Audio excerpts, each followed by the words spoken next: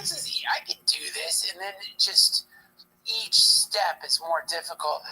Dude, it's, to me, what's fascinating about like getting stronger, and this is obvious to people like you, but to me what's fascinating is, and I know that I'm dumb, but is the revelation like shit is actually lighter now. Like all this stuff that like, you know, was causing me to like run out of breath or was a pain in the ass, it's light. It's a weird way of reducing the Earth's gravitational field. Like you are 100%. Existing on a planet with less gravity when you're stronger. This to me is like, all the aesthetic stuff aside, fuck, that is so nice. It's again, like I think people like you who've been in shape for a long time forget what it's like to not be in shape. You see us, you judge us. But you don't know like how fucking hard it is at first just to get to the gym. I do. I understand. I don't know it personally, but I do understand it. I really do. Because I see it with all other things. It's like with everything else that you put off. It's like how you cleaning your office. You know, whatever the fuck it is you're putting off. Yeah. Those things they're all the same. They're all the same. And you know you should do them, and you just don't do it. And you find some other shit to do instead. And that's what people do about the gym. And it's just, the best way to do it is the way we're doing it, because you get together with friends. And we all worked really hard today. Yeah. And we all were laughing the entire time. Yeah. That fucking sauna was so fun. I was in the middle of the sauna, and we're suffering. You know, Ari just threw some water on the rocks. And I was sitting there thinking, how fun is this? Like, we're going to look back on these days someday and go, God, we're so lucky. I know. We're so lucky. I felt so fortunate. I'm sitting in this sauna there's 6 of us in there. Hilarious people. 6 hilarious people in a sauna just laughing and talking shit to each other. Yeah. Hassan and Derek and Ari and Shane and you and me, and we're all just laughing. And I think what's really great about it is it doesn't feel like anybody's taking it for granted. Like everyone feels aware of how cool and funny it is. It's so fun. I'm just sitting after I did the last cold dip. I'm just sitting in the sauna to heat back up. Ari walks in naked. Like, what life am I in? What is this?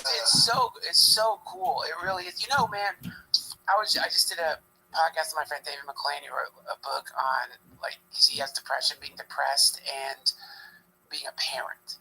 And we were talking about depression.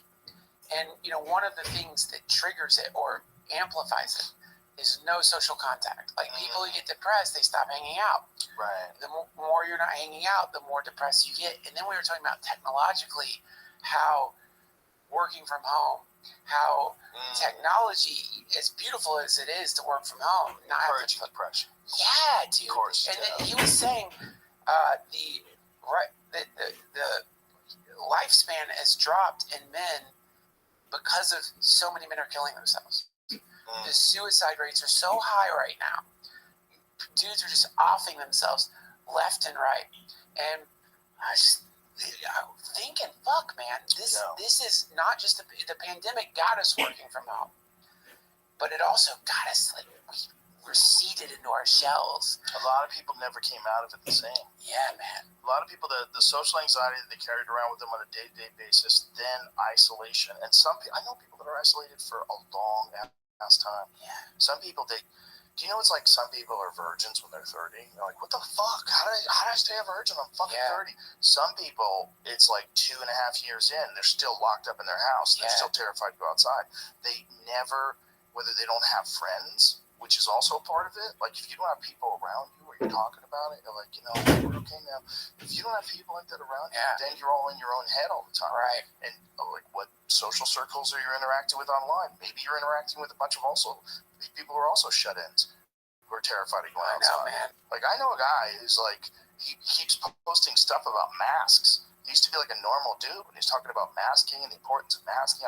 Like now, he's masking now. Yeah. And talking about masking, posting art, anything he could find about the benefits of masking. Dude. Like, what are you doing, man? I mean, at what point is it's quality of life. It's like even if COVID was like the Black Plague. Like, at some point, what's worth more?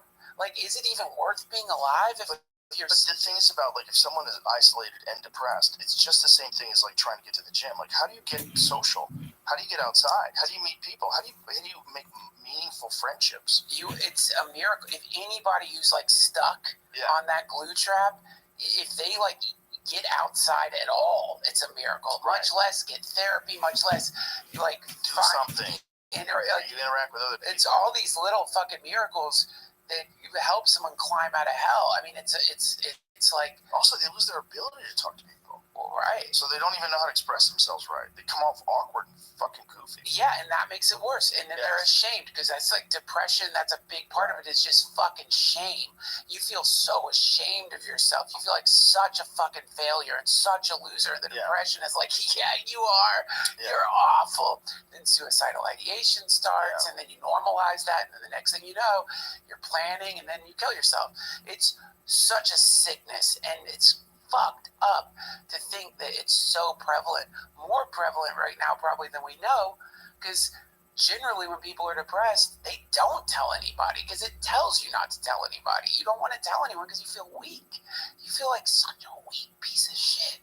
You don't want to tell anybody. Keep it quiet. This guy that you were talking to, did he get out of his depression? He started doing ketamine therapy, and it's been helping him a lot. And no, I don't think he's not out of it, but you know what? But he's like in action. He it's like he's mitigating. He's mitigating and doing a good job mitigating it.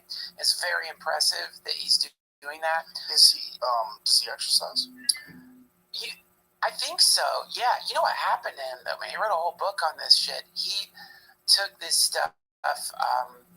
God, what's it called, man? It's a malaria pill. Do you know about this? It's so fucked up. Oh yeah. So he was in India taking this malaria medication. That stuff's supposed to wreck you. Dude, I took it.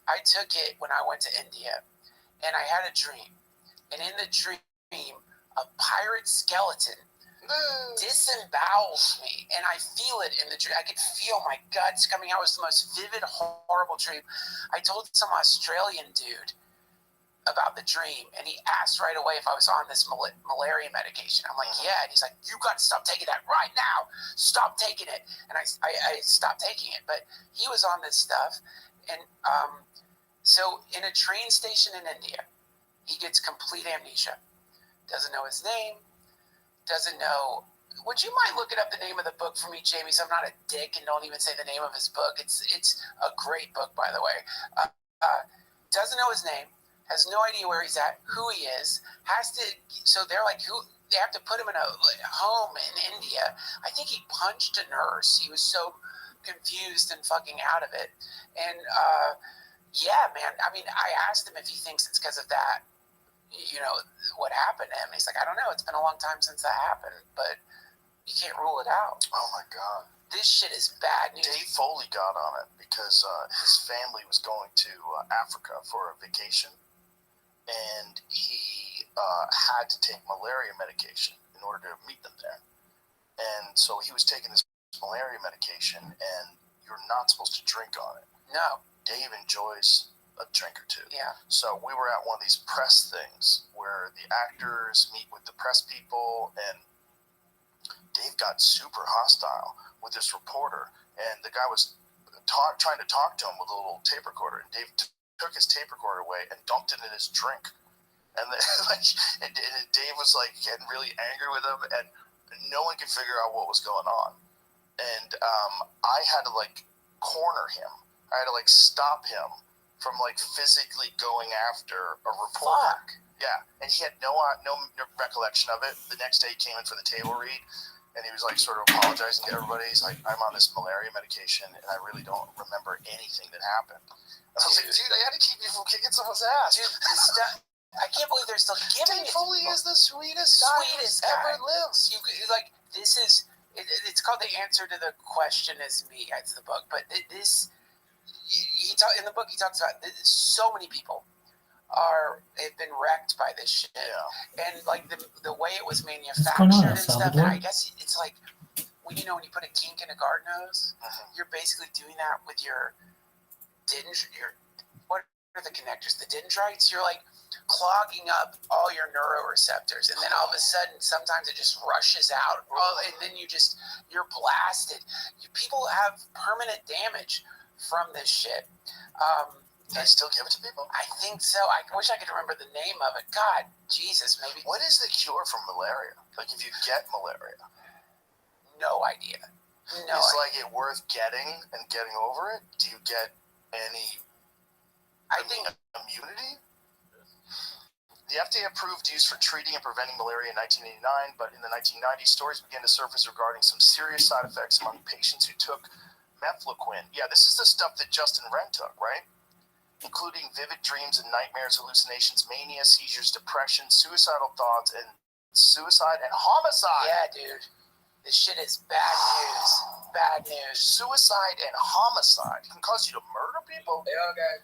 Cases of chloroquine-induced psychosis have been reported since 1958. Wow. Depersonalization, anxiety, derealization, and visual hallucinations. I wonder if that hydroxychloroquine shit they're giving people at the beginning of COVID did that. I was wondering that when I heard about it. Like, what is that going to do to people? Is hydroxychloroquine what they use for malaria as well? Put hydroxychloroquine. Because hydroxychloroquine is like, it became connected inexorably to COVID misinformation. Right? Donald Trump, you're a Trumper, you're a MAGA supporter, hydroxychloroquine doesn't work. It became like locked into that, which is really interesting. So it's an immunosuppressive drug and anti-parasite. It can treat and prevent malaria. So it's for malaria. It can also treat lupus and arthritis. Whoa, that's cool. I mean, yeah, but meanwhile, it's fucking MAGA. It's a MAGA drug. Isn't it wild that a drug can get labeled as like a foolish drug to take? Like if you told people today that you're taking ivermectin, they'd be like, what the fuck is wrong with you? Why would you take that? Yeah, that was a whole, Not a horse. Come on, y'all. Yeah. Get your shit together. Remember that? Dude, listen, as a former fan of ketamine, I would always get offended because people are like, isn't that a horse tranquilizer? And you want to be like, no. It's a cat tranquilizer. Exactly, but it's like, first of all, if you do get the animal ketamine, because they don't give a fuck about the animals. Like the human stuff is less psychedelic. The cat shit, they're like, I don't care if you trip out, it's a fucking cat. Imagine your cat just fucking tripping balls, lying there like that bunny.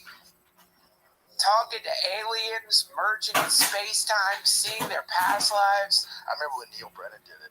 And he came up to me at the store and was telling me about it. He's like, dude, he goes, I thought, it was going to be just like, mild or something. I was tripping balls at a doctor's office with an IV drip. Dude, glory be to God. And the interesting data behind it is that experience, some people don't have it, and it is irrelevant to treatment. So if you go in there and you get it and you don't trip out, I'm sorry, but if you don't, it still will have some statistical probability of mitigating your depression. Oh, so some people don't experience the psychedelic effect? No, apparently not. What up, GB, my little Canadian slut? About DMT as well. But there's a certain percentage of population that just doesn't work. Living the dream, Maybe it's the way baby. they're metabolized. How's El or something. Salvador I don't doing? know, but it's irrelevant to El Salvador, what's new with you? When I was in my theory on it, my woo-woo theory on it was, the reason it's like treating depression is because it's reminding you you're not your body. It's reminding you Cool, Doc. that your body is just an aspect of what you are, and there's some relief from that memory of like, oh yeah, I'm not just me. There's much more going on here than just me. And then you're not depressed anymore. But no, that isn't it at all. It's having some physiological effect on the human brain that is treating depression. So it's not like a wisdom that comes from the visionary state. The weird thing about depression, when we think about it as like a disease, and we never think about it as a state of mind that can be manipulated. We think like a person has depression, like you want to be respectful, and that person clearly they have a problem. There's a medical problem. We need to get them help because they have depression. But everyone that I know that's had depression, where their life got better, their depression mitigated. Dude. Well, I mean, yeah. If your life sucks, of course, you're going to be depressed. Like, part of that must be some sort of strategy, some evolutionary advantage to someone who feels that discomfort and then acts because of it. It must be what it is. 100, dude. It's despair. It's like the way you get calluses. You're having a rough time long enough. Some physiological corollary for what you're going through forms inside of you. And so that's depression. I think is the to let you know you're doing the wrong shit. And in some way to just numb you down to like it's your body's sad attempt to like help you reduce pain. I think, it's like someone trying to. We got top dog in this bitch. You're like, Jesus Christ, leave me alone. Stop annoying me. And Rita, and Rumble Pack. What up, bitches? That's not how you living? Act and do positive things that are going to enrich my life. We got JP. Happy and fulfilled. By just making me feel shitty. We got Bobby. Shittier with every Bobby being a hoe. Yeah, dude. Just shittier. You're just more depressed, more sad. No matter what you've ever done in your life. El Salvador, entertain us. Show us what you got, baby. Dude, it's like it's another form of gravity. Like that's the other aspect of We're happy that you're here. Literally feel heavy. Yes. Like your bed feels like a magnet. Like it's so you're getting drawn into this like invisible gravity of despair. And that gravity, the more you let it grab you, the more entropic you become, the weaker you become. It's just pulling you. It's literally pulling you into the earth. It's pulling you down into the earth. It's so fucked up. Dude, I thought I had seasonal affective disorder, which is where in the winter you get depressed. But then it was diabetes. Dude, it was fucking my depression, I'm pretty positive was... Well, talk about what we talked about today with the fucking vapes. Oh, my God. Yeah, so, like, a little over a month ago, found out I had type 2 diabetes. Immediately cut out all sugar, just all sugar. And first of all, talk about that, because you start texting me, like, 5 days later. You're like, what the fuck, dude? I can't believe how good I feel. Oh, my God, I've been poisoning myself. Born again, man. It was the best, because I have ball cancer. I can't get on. What up, Pimp? We want to know what the fuck is going on, baby. That's what we want to see. Hell yeah. But, having chatted with people who have, like, enjoyed testosterone. Well, I'm watching you, motherfucker. Check it out. It's like that. Like, it was a 2-day headache. I'm watching you. I got the fucking phone right here. And then, suddenly... Baby, I'm watching you. Look at El Salvador over here.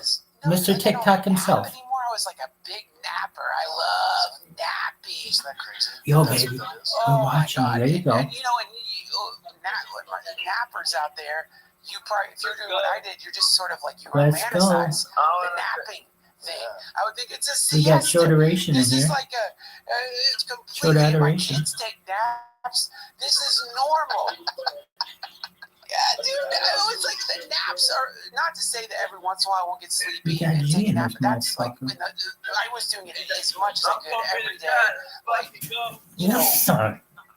all these assumptions that I was making regarding age, like, this must just be part of being old. I guess I'm slowing down now. No, you have fucking diabetes. You're like a candied apple. I am so lucky I didn't die. And so yeah, like it's one of the most miraculous things that has happened to me ever. It's insane. Like this, it's part of the reason that like I'm like regularly exercising, because I just oh my God, dude, mood swings. I was having these fucking mood swings and insulin spikes. And insulin spikes, but I'm thinking of seasonal affective disorder, maybe some like undiagnosed mania. I guess this is just, I'm in one of those moods again. Now that I've been like taking my fucking blood sugar, I know this level, this is what I feel like, and I can tell when it's up just by like how I start feeling. And so yeah, the vaping story, I keep thinking of Tony Hinchcliffe relentlessly roasting me for interviewing people about my diabetes. I don't want to do it much longer. He's so, I love it when he starts fucking tell us more about your diabetes. But yeah, I went on a family trip where I was vaping like much less than I do, and suddenly my blood sugar starts leveling out. Like I would wake up, which is the important number when you wake up, your fasting blood sugar would be like non-diabetic normal. Get back to Austin, and then because I'm in my studio, start vaping like an idiot again, and all of a sudden the blood sugar starts getting fucking weird, and I'm thinking like, what did I eat? Like, what have I put in my body? Because I'm just cut out all sugar. Like, what is it? Is it like, what's getting into me? Is it the milk that I put creamer in my coffee? I'm so dumb. I'm like smoking cherry cola vapes. What could it be? What could be the culprit behind this? And then so like I quit vaping and So we found out today. We Googled it today. Yeah. That a lot of these vapes have sugar in them. And shocker. Alcohol, sugar, or sugar alcohol. Yeah, I mean, totally. I mean, it's. What are you saying? You want to go toe to toe with the man? Yeah, of course. El Salvador, how you living, baby? Like, what do you think that flavor's made out of? No, you just. What are you doing? You want to go toe to toe? You want to go nose to nose, eye to eye? I know. I'm watching you, dude. You're like a little kid. Go. That pacifier is weird. Dog, we're all watching you. You got a whole fucking crowd. Passport's watching you. Bobby's watching you. Chatteration is watching you. Tempura's watching you. You're going to be waiting a long time. Ma'am, check this out. We got El Salvador over here. He wants people to watch him. Dog, we got girls watching you now. You got girls watching you. Yeah. International girls, dog. Hell yeah.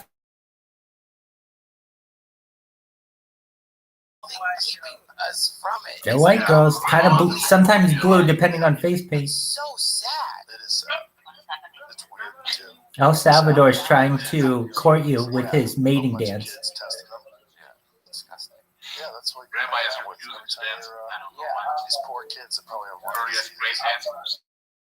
You, I'm an amazing dancer. Factory testing vapes. When I was in the throes of vape addiction, I saw that. Get me a partner. It's nice. Like, they're meticulously inspecting all of them. Someday, you got it. Deal. El Salvador, we're watching you. Dance, motherfucking dance. Yo, dog, I swear I've never watched someone dance more in the last 10 minutes than you. So go. It's a valid concern. Yeah, you're not getting anything, but you can dance. That's cool. With the Food and Drug Administration struggles to control unauthorized flavor vaping products. I mean, maybe somebody will. Health authorities have raised alarms about the flavored disposable vapes, especially due to their Yeah, Bitcoin Obama does a better job. El Salvador, do you know Bitcoin? Sounds like propaganda. Oh, you know who Bitcoin Obama is. Good for you, dog. See, maybe they paid people to do this just so they can get video of TikTok. Oh, that's tight. You're from Nigeria? This is fucking RJ Reynolds is losing money. dude, I can't even That's imagine. I can't imagine. They probably took a big hit when people started Bro, vaping. Yeah, I mean, primitive fucking cigarettes, but they don't fucking blast your blood sugar, man. That's the thing. Like, Yeah, those vapes, you're getting some sugar. Wait, If you're I'm sucking on gonna it show like you you my do, or you're hitting that bad you boy saw all day me long. doing it. Ooh. Just bad news. I'm such an addict. You're just fucking puffing away.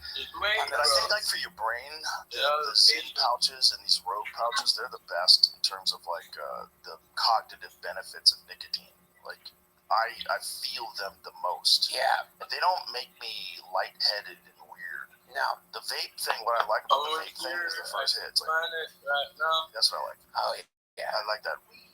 You know what I used to like it? I used to like it right after I got done working out. So I would do all my shit in the morning, then I'd be driving to work. Take a look at it. I'm starting to drive. Yeah, everything's beautiful. But that never comes back. Yeah, do You more. only get that like for the first hit. But then you always want to try to recreate it, so you try to recreate it again, but it's never there. It's never there. Never fucking there. Never there. Yeah, never there. Yeah, I mean, for all my vape friends out there, I'm not shaming you. If you don't have diabetes, Yeah. Keep vaping. Yeah, if you don't have diabetes, whatever. Don't keep vaping, but I mean, if you don't have, it's like if you not a good habit. It's a weird habit because I don't think it does much for you. Well, I think there's really something to there's something to nicotine. There's without a doubt there's a cognitive benefit to nicotine that's actually been demonstrated. They've done some. El Salvador, you got a challenge here. Nicotine also Bobby thinks he's better than you are. Bobby thinks he's better than you are. Bobby thinks he's better than you are. The benefits of nicotine. Yeah, we want to see it. With all, whatever your favorite consciousness expander is, I just love the ethic of personal responsibility. Like, you have to be responsible for yourself. You have to recognize when you have become imprisoned by the damn thing. And I'm so good at pretending I'm not imprisoned by. That's what I'm talking about. Exactly. Like all of these, I don't really keep harping on this dumb idea that I had just out this morning. Is like, it's these gravitational fields, right? And like, inevitably you become sucked in to this thing or that, and it produces astounding imbalance in your life. But the imbalance, you can trick yourself into pretending the imbalance isn't really there, and that's. Addicts are very good at that. So it's denial or whatever, ignorance. So you ignore imbalance. You ignore, like you don't check in with your body, or you assume that your shitty feeling is normal. You normalize the day-to-day shit feeling, and then to begin to like pull things out of your environment and see how you feel when they're gone. It's very hard to do because you're glued to the damn thing. It's a pacifier, whatever it may be. So it's like, I'm lucky, man, because like without diabetes, I'm a dad. I can't have a fucking stroke. I can't have a heart attack. Right. So that was all I needed to like wake you the fuck up. Wake me the fuck up. You get trapped because it doesn't feel like it's impacting you that much every day. Every day, it's like maybe you can take a bigger one on the ground.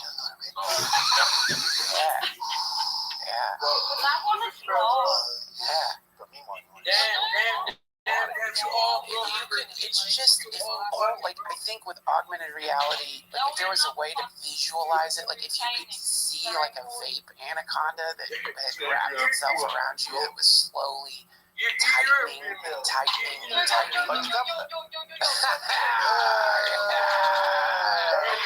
Don't tread on me. Literally. Yeah, man. I think that it's a really. I do feel like built in. I like Universe as class.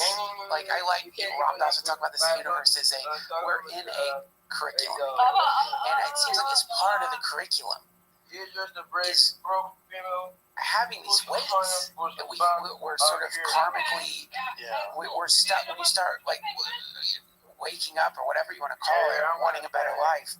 The first thing you notice is like where you're stuck, where you're trapped, and then every time you just lift that up just a little bit, you get this sense of something. What you're feeling is freedom. Like it's like you've been in a dark room and a window opens up for a second, and you get this little glimpse of light. And then you start like freeing yourself here and there, a little bit here and there, and then all of a sudden you're in a different universe. It's a different reality, and I think that maybe that's built in to the thing that we're in right now is that you're supposed to have some encumbrance. You're supposed to have some stupid shit you're doing repetitively that's hurting you, not because the universe is evil, but because it's there to teach you. It's like it's your friend in a weird way. You need a force to act against in order to progress. Yeah, exactly. And if you really believe that we're here to create artificial life, which I kind of do, you would need these forces. You would need things that motivate you into action. Yeah. These are those things. And so, anytime I shift my thinking when it comes to whatever the fuck I happen to be like stuck in, to like, oh, this is like a trainer. Like this thing is your coach. It's your guru. You want to talk about the real guru? It's your fucking vape addiction. It's your over drinking. It's like that thing is teaching you better than any book or any person could. It's in the moment demonstrating to you all the mystical truths, which is, you're stuck in it's called samsara. You're stuck in this loop of suffering, this endless loop of suffering that you are imposing on yourself. That C.S. quote, the gates of hell are locked from the inside. Isn't that great? Anytime you want out, you can get the fuck out. Ooh, that's a good one. It's a good one. For many people, it's true. But many people gossip. It's not true. It's not like it's gates of hell. Just the existence you find yourself.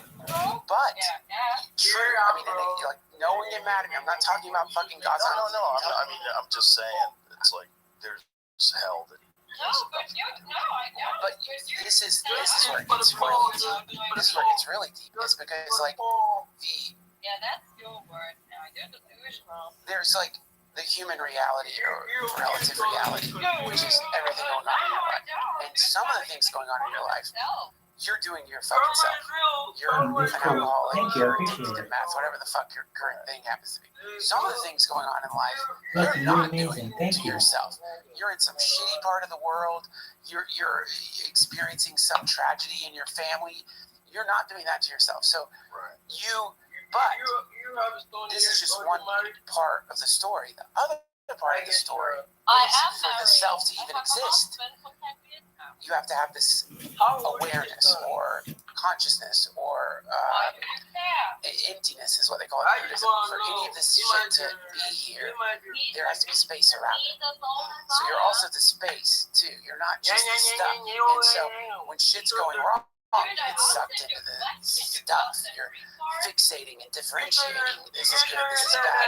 To try to protect yourself, you lose track of the other side of things, which is this infinite, transcendent, perfect field of awareness.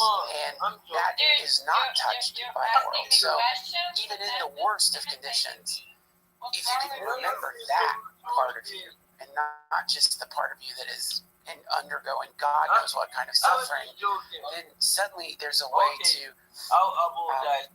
manage the situation without being so reactive anymore. And that's the thing people forget is that other side. That's and it's easy to forget. It's easy to forget. I mean, in the old days, the only way I found it was through like high doses of LSD, where suddenly you're no longer encumbered by your thoughts. You're no longer fixating on the human incarnation.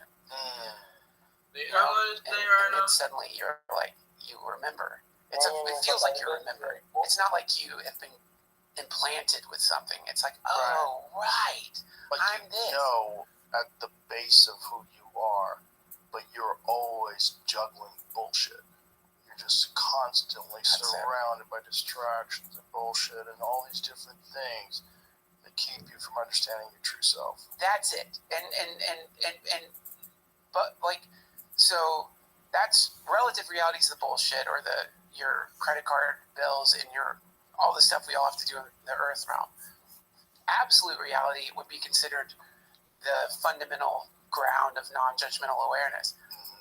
But if you get too caught up in that one, like if you get too caught up in earth realm shit, you become neurotic, fixated, paranoid, freaked out, angry, insecure, lost in a desire for people to see you as something that you're probably not. If you get too caught up in the other side, though, then you like detach from the world, and then another kind of imbalance happens. That's called eternalism or absolutism.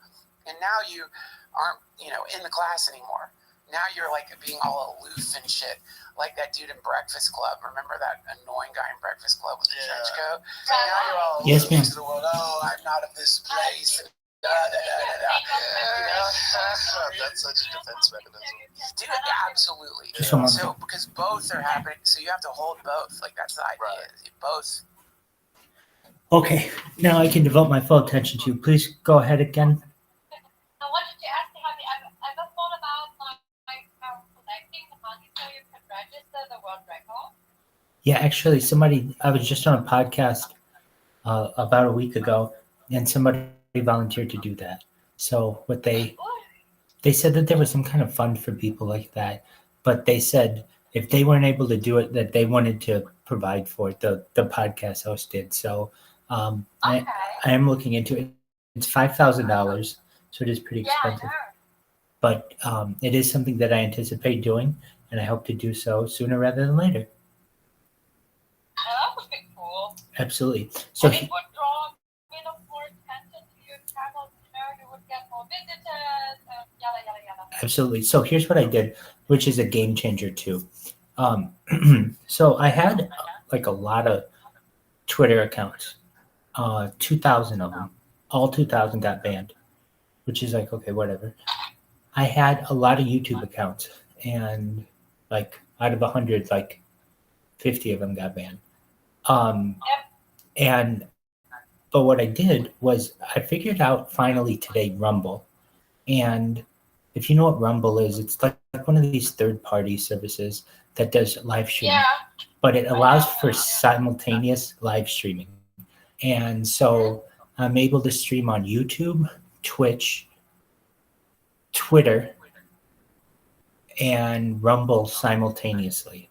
And so instead of me having like 5 YouTubes going out right now, I have like 5 YouTubes, 5 Rumbles, 5 Twitches, 5 Twitters. Like basically it's 5 times more. So it's like 25 different streams. And so what does that mean? I have to wait another like 24 hours or so for more accounts to be verified through Google. And then I think I'm going to start to do this on phones as well. So basically, to just do exactly what you're saying, get more eyes on me, get more communication out there, and more opportunities of people to connect. I mean, I can tell you that this Rumble Studio is an amazing piece of software. It is built in the browser, but it allows you to stream to more than 5 simultaneous platforms at once, and that's a huge benefit. And also, the cool thing is the chat comes in for all 5 different ones. So I can see if somebody's talking to me on Twitch or on YouTube or on Rumble or on Twitter, and so that's very helpful.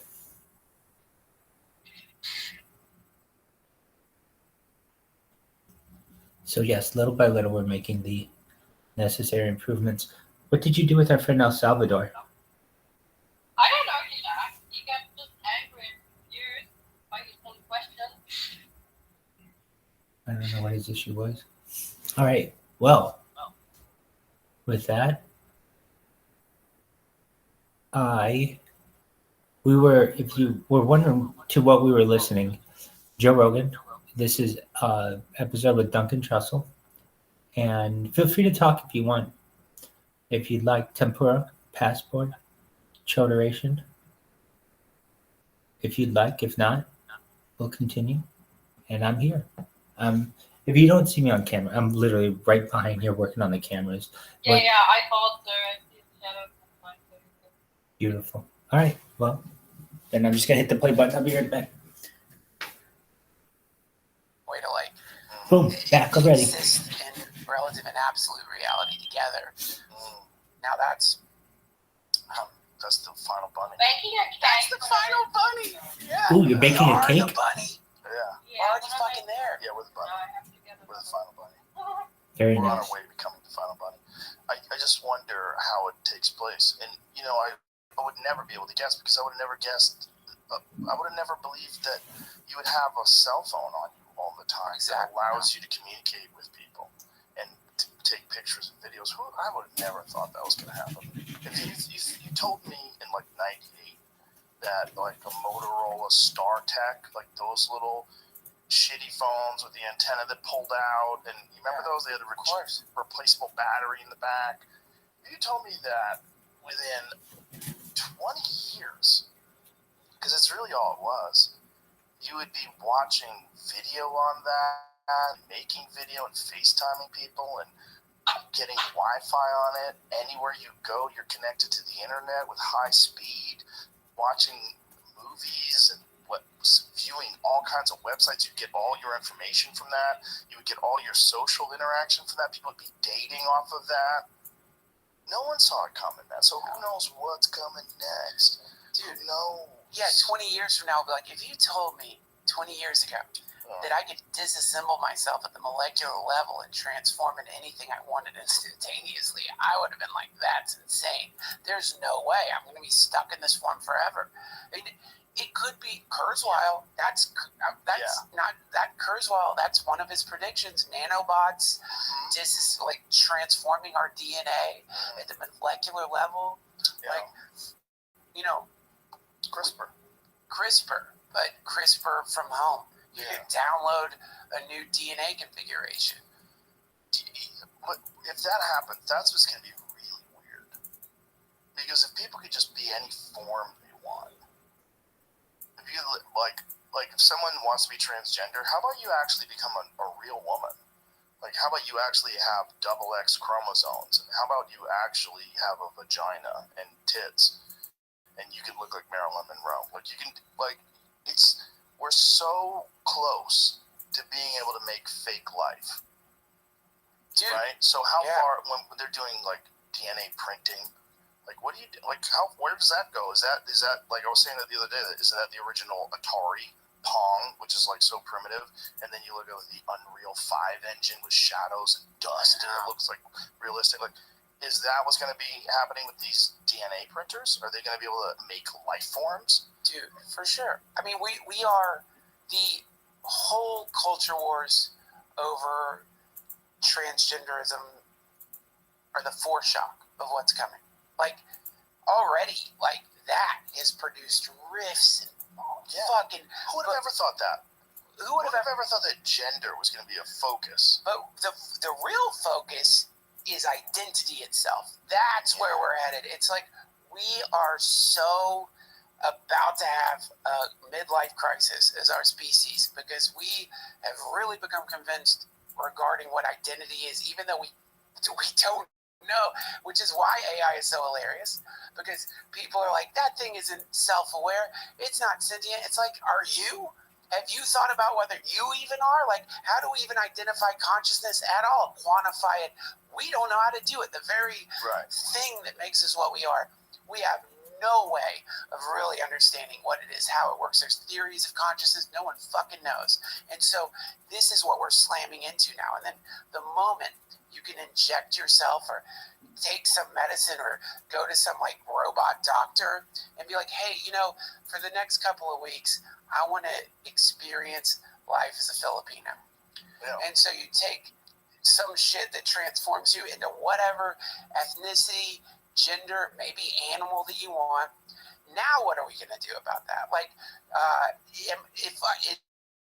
what if I just want to experience life as a Native American? If I do that, is that cultural appropriation? Of course it is, because you don't have a mental history being a Native American. But if we can download that into you as well, Duncan, there you go. Then you're okay, because then now you're not trans anymore.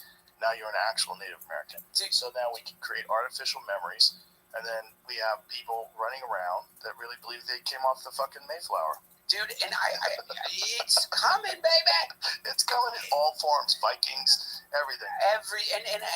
And at the root of it, I think, is a general insecurity in most humans, because most people at some level understand you're not really what you say you are. You're not really your body. You're not really some constant identity. You change all the fucking time. Right. You might work really hard to maintain some stable, this is me thing, but you know that's not really what you are, who you are. And I think this is, for a lot of people, this is unpalatable. Yeah. And so, yeah, man, I think we're about to smash into the most hilarious era in human history, arguments over the human's right to become anything they want. Right. That's going to be really weird.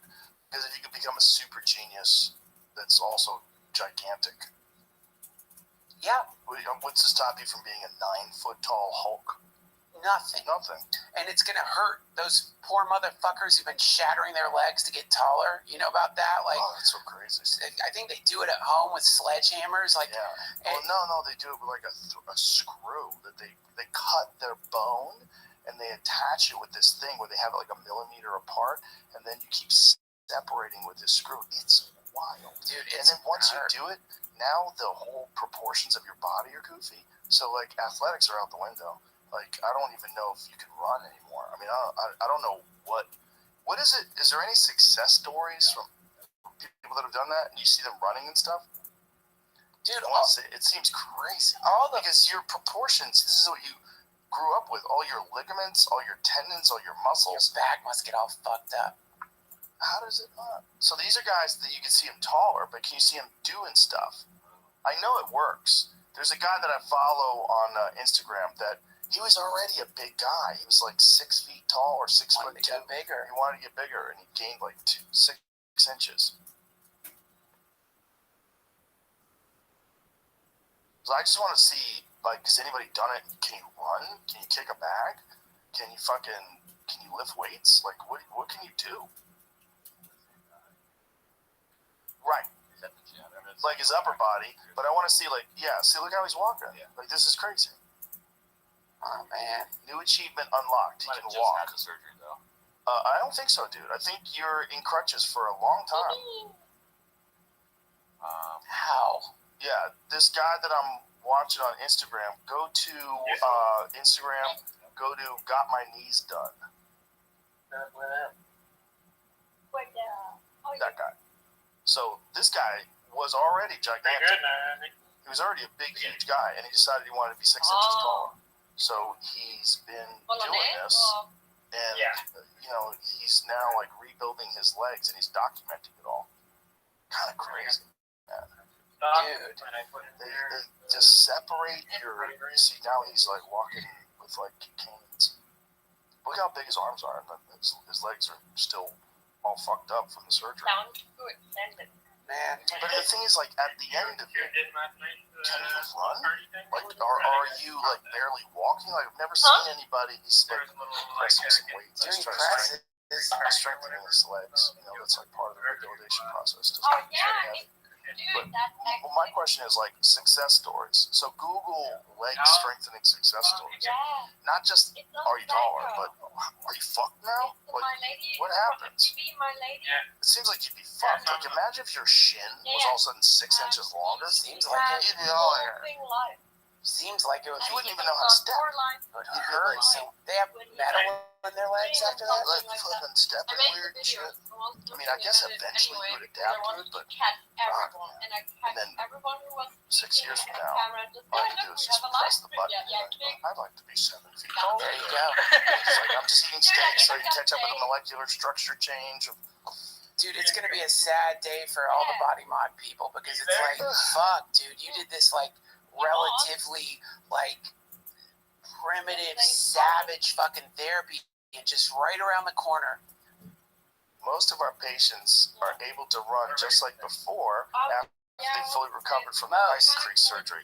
But it's important to know that everyone's journey is a bit different. In the beginning, you might find your endurance isn't what it used to be, of course, or you might run a bit slower, or even notice your walking style's changed a bit. This is all normal. The key is to be patient with yourself and listen to what your body's telling you. Sometimes you might need a more physical therapy, or you might need more physical therapy, or in rare cases, another surgery to address any instances or issues that arise. Then I want to see. Can you just show me? Can you Google post leg strengthening? Across that border trying to get there. Don't have a passport. No passport. Leg lengthening surgery gone wrong. It's the same guy here. And the same for me. I mean, I have like to. It's really weird. To in advance. You know, that's extreme. with a neural lace, the dream would be instead of getting leg lengthening surgery, you change your brain so you don't care how tall you are.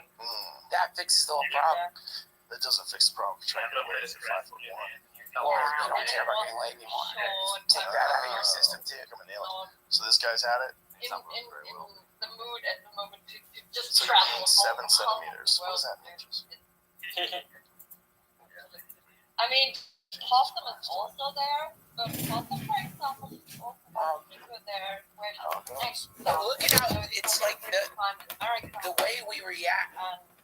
If I would go, I would like to take my husband with me. You know, it's kind of unfair that I would travel to US and not because he's fixed on work or whatever. Yeah, for sure. I mean, other people would say, yeah, I don't care, but no, that's not how we work. No, you're married. Yeah. Yeah. And in a working relationship, you don't do such things.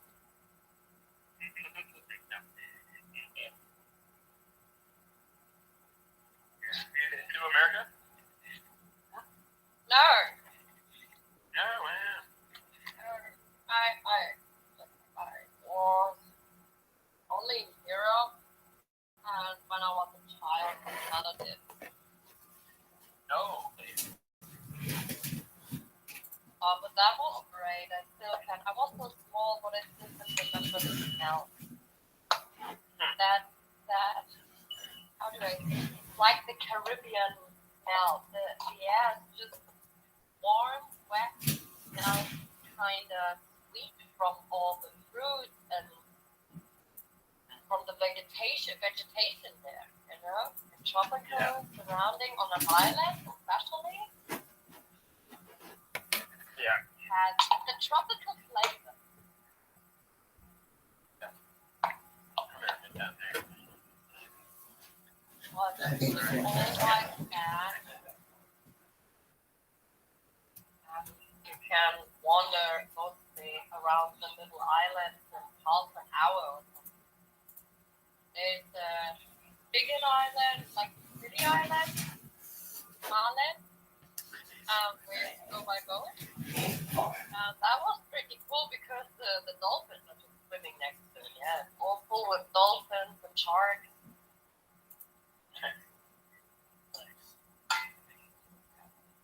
I think, meanwhile, the place is super high, luxurious, you know. Yes, yeah. I see Where the you trend. have your white van outside, kind of like that. Yeah. Yeah.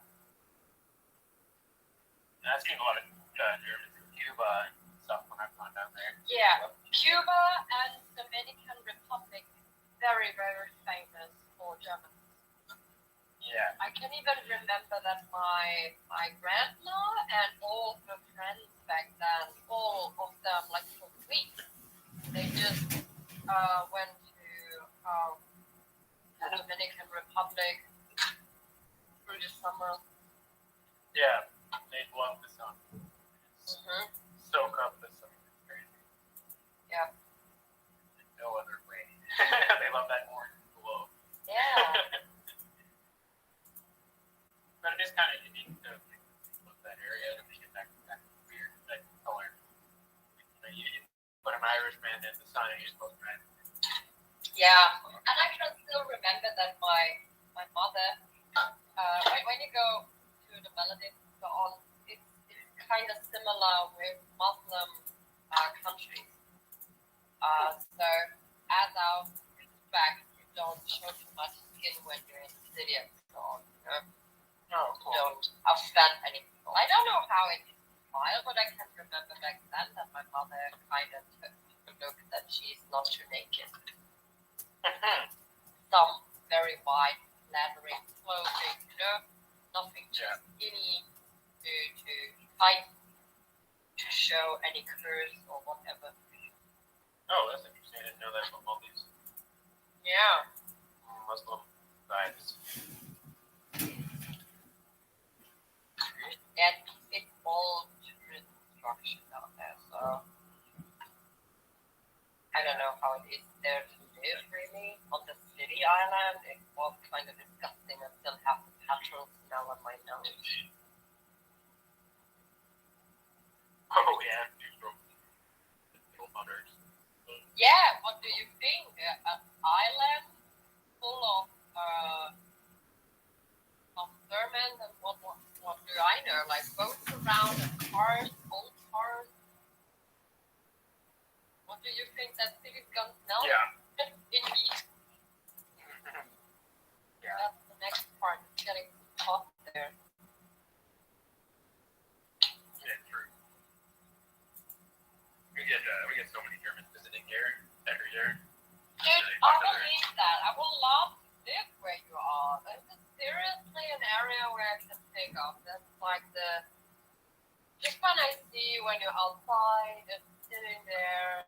Dude, that's exactly what we kind of looking for. Would you dare to find something like that here? Or it costs like, I don't know how much. The area where you live is known here for very, very good earning people. Outside the city, going down to, not right away to the mountains, but kind of down the area. Close to a lake, so every house is on directly on the lake, and yeah, that's kind of expensive, dude. Nobody can get that. No, those doors closed like 30 years ago. So much, yeah. So many places have become luxuries for sure. Fortunately, this town I live in is pretty chill. That's the only thing where I kind of would say if I would go completely free. Like no real house with a that like really that. America, I think, is a good country for that.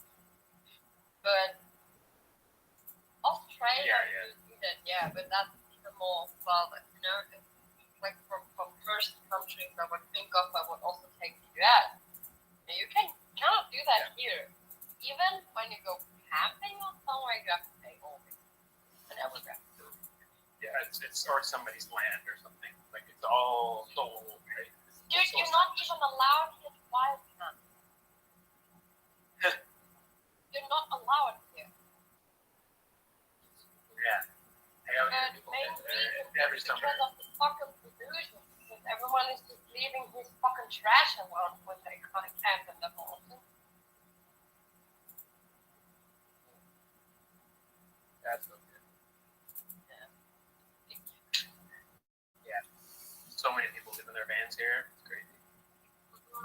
Because it's like there's a surf culture, so like just put on a surfboard to the roof and do the whole summer, or then they go to the mountains for the snow.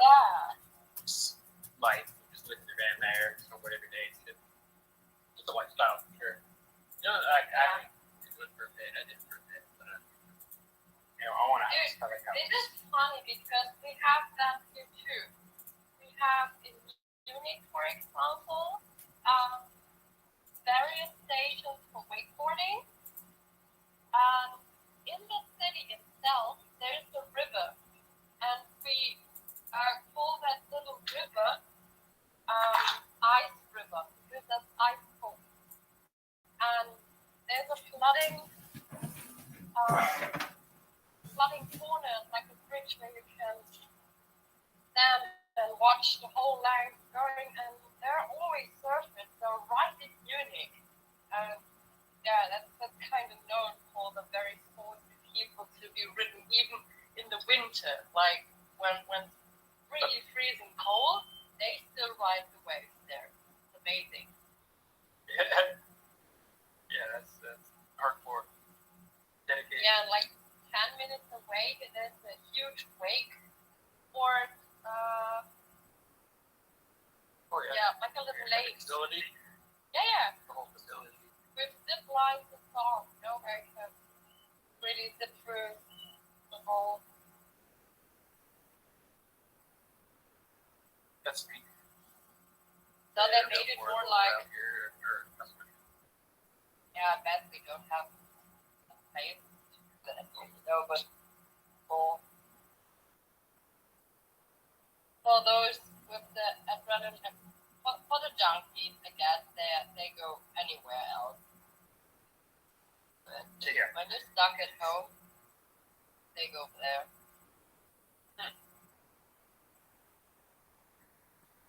I'm not big into adrenaline myself.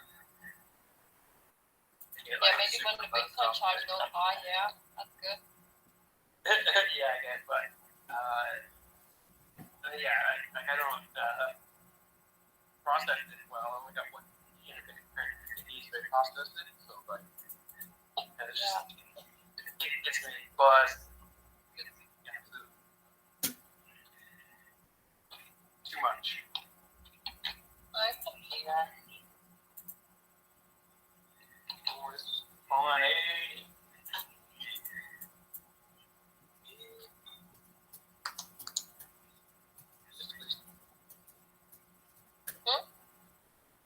Bunch of oranges.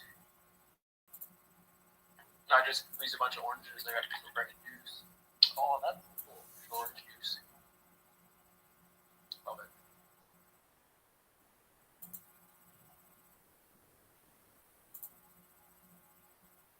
So I guess you drink whip balls?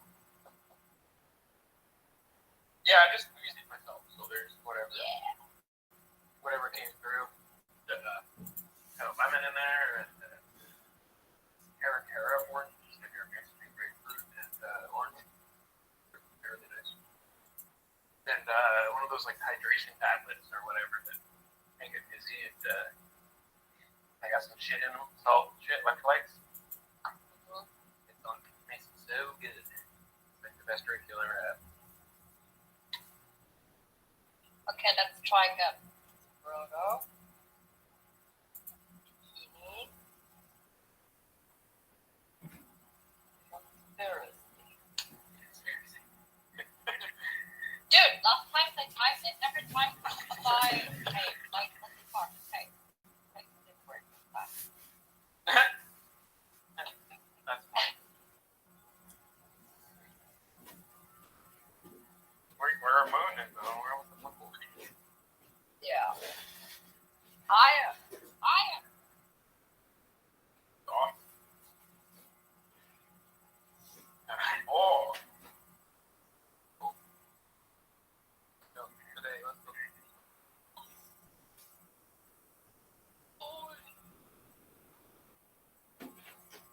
Yeah. People are gonna get I want the whole. Don't get peppermint.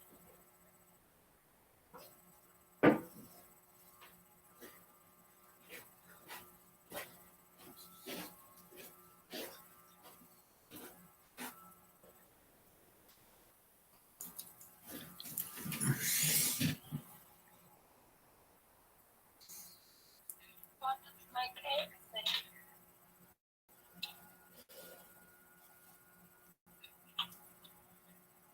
What cat? Should I cook it too? Cat.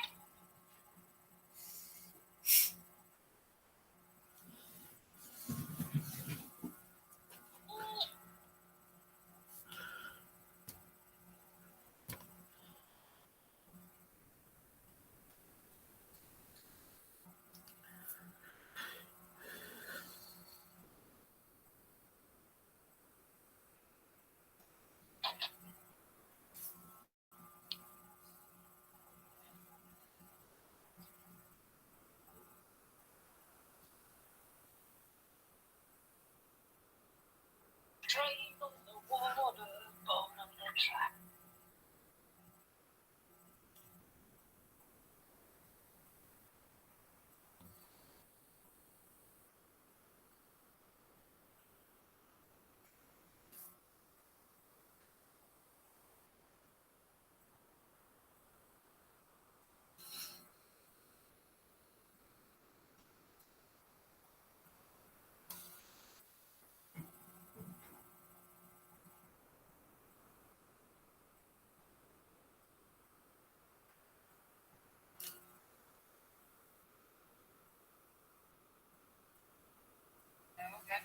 Quiet though. Yeah, my phone I if I know go back. I'm literally kind of looping sometimes, but so many people are in the PC, but nobody's home.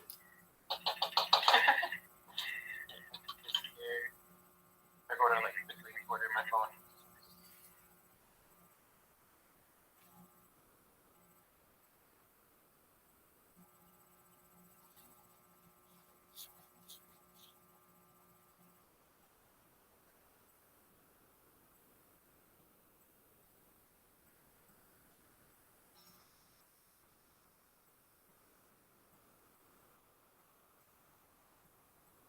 We react to people doing that is like we recoil.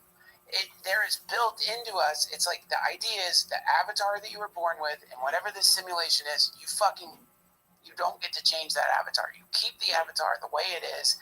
There's what you could do, like shifts to the avatar by losing weight, gaining weight, getting muscles, dye your hair, get a wig. But the moment you start changing that avatar, like extreme ways, people are like, you can't do that. You change your avatar. Well, I'm just worried about these people, the long-term consequences of this. I'm not worried about, like, if there was a way they could do it and just do it. I mean, I'm just thinking, how many success stories, like, what is the long-term history of this? Like, how many people have done this? Like, what is it? What's the effects on your hips long-term? Here's a guy. This guy did it a long time ago? Yeah, he's doing squatting, running, and some, like, high knees and stuff. Wow. It worked.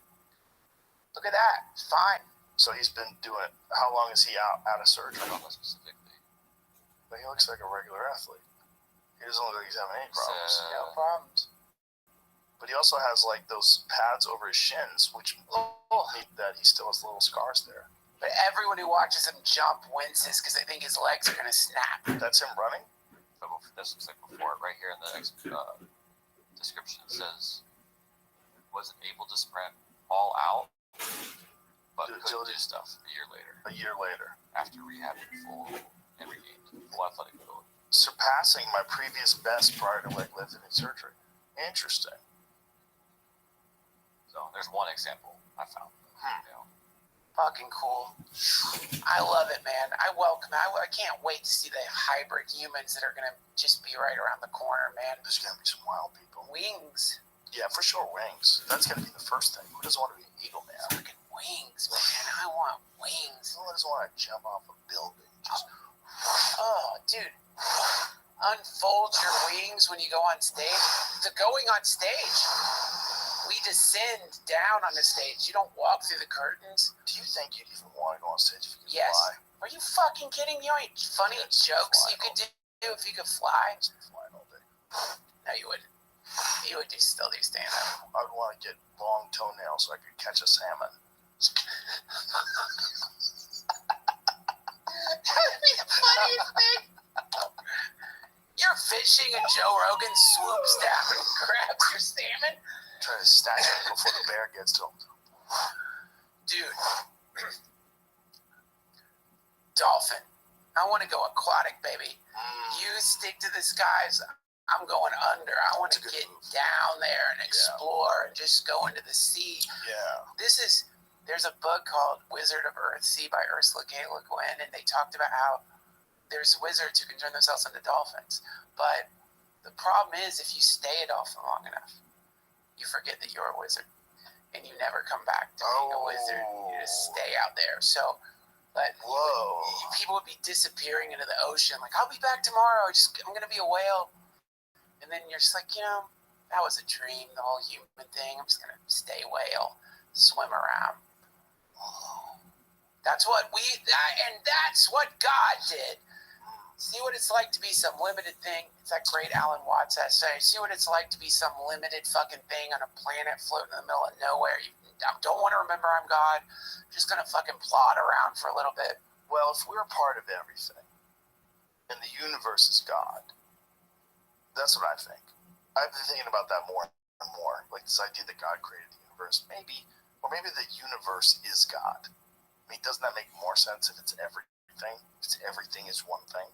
Yeah. And then your role in it as a thing, as an intelligent thing, is getting whatever you are to a point where you transcend physical space. Yeah, man. Yeah. Or you become the final body.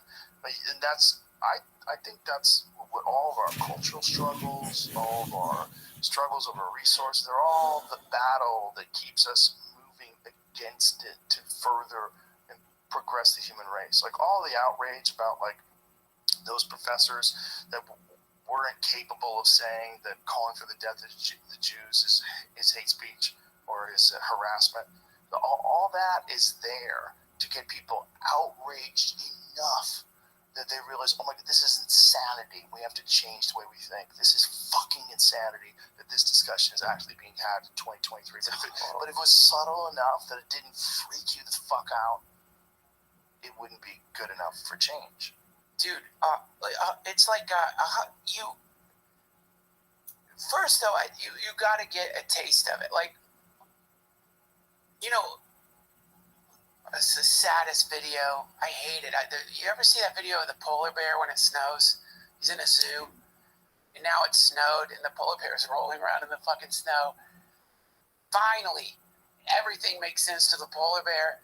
It's designed for snow. Right. There's snow. It's been in this snow-free environment. Yeah. So if we're the universe and simultaneously singular individuals, then we're made to be much more than we are. And if you're all squashed into your fucking body, the moment you just get any kind of respite from that, you remember, you're going to be nicer to people. Like if I'm living, if you and me are living, we're tight friends. But if you and me are living in a bachelor pad, how long before we start fighting, man? How long before we start irritating the shit out of each other? Well, you and I lived together for 6 months. You had a big ass house. But we didn't irritate each other. No, I'm saying if you take any, I don't care, take the Dalai Lama and Ram Dass and put him in a tiny little fucking room. Right, they'd eventually get on each other's nerves. So if you're living in a compressed reality where you've become convinced that you are all you are, your body is only you, then naturally you're going to panic. Naturally you're going to feel claustrophobic. Naturally you're going to be a dick. So if suddenly you had a realization that no, you're everything. You're more than that. The next thing spontaneously that will emerge from you is kindness, compassion. It might not be like, you might not become the sweetest person on earth, but shit people say to you is not going to hit as hard. Because like if you were in a dream where somebody was insulting you in the worst way possible, and you thought it was real, you're getting your feelings hurt over and over again in the dream. And then you remember, oh, I'm going to wake up. This is just a dream. That insulting thing isn't going to hurt as much. It's not going to hit you as hard. You're not going to take it personally. So you're totally right. It's like the moment people start remembering what we are, everything will shift. Everything will change. Everything does change because everyone's fucking suffering so much. You know, these fucking professors, whoever the fuck it is, whoever's belting out outrage and anger and whatever, you can be certain of one thing: they don't feel great. They don't. There's no way. No fucking way, and that's sad. And also, how many of them are medicated? Oh my God, it's so normal for people. Whether it's in academia or just in many jobs, to be on SSRIs, to be on anti-anxiety medication, to be on mood stabilizers, to be on this or that, and Adderall, and I have ADHD, it turns out, just need a little bit of Adderall. And how many of these people they're not even capable of stepping off whatever path they're on to rationally or objectively assess whether or not the way they think makes any sense at all. Dude, they're on a runaway train, just wee down the tracks. Yeah, man. And they're running major educational institutions. Yeah. Legacy ones. Dude, I think this is the status quo. This is how it's always been. Anytime you are in the world, you're around people who are sleepwalking. That's just part of it, because part of being in the world is you sleepwalk at first. Because you're waking up from infinity. You're like a fucking baby coming out of infinity. So you're sleepwalking at first. You get culturally conditioned. You get programmed. And then somewhere along the way, maybe you start realizing, wait, I don't have to be like, this isn't me. I don't have to be like this. Right. By the way, so I can get it off my fucking mind, can I pitch my book? Please do. It's like eating me alive because it's making me feel like a fucking asshole. I have an audiobook that I did with one of my friends, Raghu Marcus, who runs the Ram Dass's foundation, the Love Serve Remember Foundation. He was with Ram Dass in India with Neem Karoli Baba, this great saint and guru. And he's been my friend for years. And so we recorded this audiobook called The Movie of Me to the Movie of We. That's it. It's just an audiobook. You could even think of it as like a podcast, basically. But he's just so brilliant, and he's just been living in this like world, and was lucky enough to meet this person who like was incredible. What is this book about? So this book is about, well, it's kind of what we're talking about. It's like I know you know this experience because you're so generous and you give. But if you're not giving, if you don't like, if you get too caught up in like serving yourself, if you get too compressed in the identity, you start defending, you start trying to like always placate yourself. So, but the moment that you start helping, the moment you sort of expand your idea of who you are beyond your body, then at least in my experience as a like professional, selfish person, suddenly you feel this liberation. It's the most incredible thing. And so this is just like, we just talk about all the stuff at these Ram Dass retreats that I go to, and all of the like sort of mystical teachings that have emerged from all over the world that sort of point in the direction of how to sort of get the fuck out of this movie that you're in, where you're the main character. You're the main fucking character. It's a shitty fucking movie. You don't even want to be in the role. It's this guy Krishna Das came up with an idea, which is that you wake up in the fucking morning, you're the main actor in a fucking shitty goddamn movie, and you're not just acting in the movie, directing the fucking shitty movie. Then you're writing reviews about how much the movie sucks. That's the movie of me. And so the moment you sort of step outside yourself and realize we're sharing the stage here together, or even better, we're the same consciousness. It's gotten confused by the proximity of our bodies. Then the movie changes, and instead of being Evil Dead 2, it becomes I don't know, whatever you want it to be, rom-com. Yeah. Porn. There's a mystery that some people have solved. And they've solved it like temporarily sometimes. Sometimes they fall back to the old way of thinking. But the mystery can be solved while you're alive on Earth. That at least for moments, for brief moments, the universe reveals that there's this inescapable connection of all people, of all events, of all life, of all thought, of all love, of all hate, of all of it is in this insane cycle of giving and receiving and energy going back and forth. And we look at it in terms of like cultural conflicts, we look at it in terms of pollution, we look at all these different things, but what's really going on is this fucking insane connectivity that it's very difficult to be aware of as a biological organism with an imperative to stay alive. That's literally burned into your DNA because your being is the product of millions of years of things clawing and scratching to get to this point. And we're still so burdened by our origins that we can't abandon war. We can't abandon the one thing that scares the fuck out of us more than anything in life, and should. The one thing that's killed more innocent people than anything ever, and we can't even imagine a world without it. That's the wildest thing about being a person. The one thing that everyone would agree, think of all the horrible things that happened in that October 7th event, right? All the slaughter of women, children, rape, horrible shit. We can barely imagine a world where that doesn't take place sometimes. And in war, that's the kind of thing that takes place.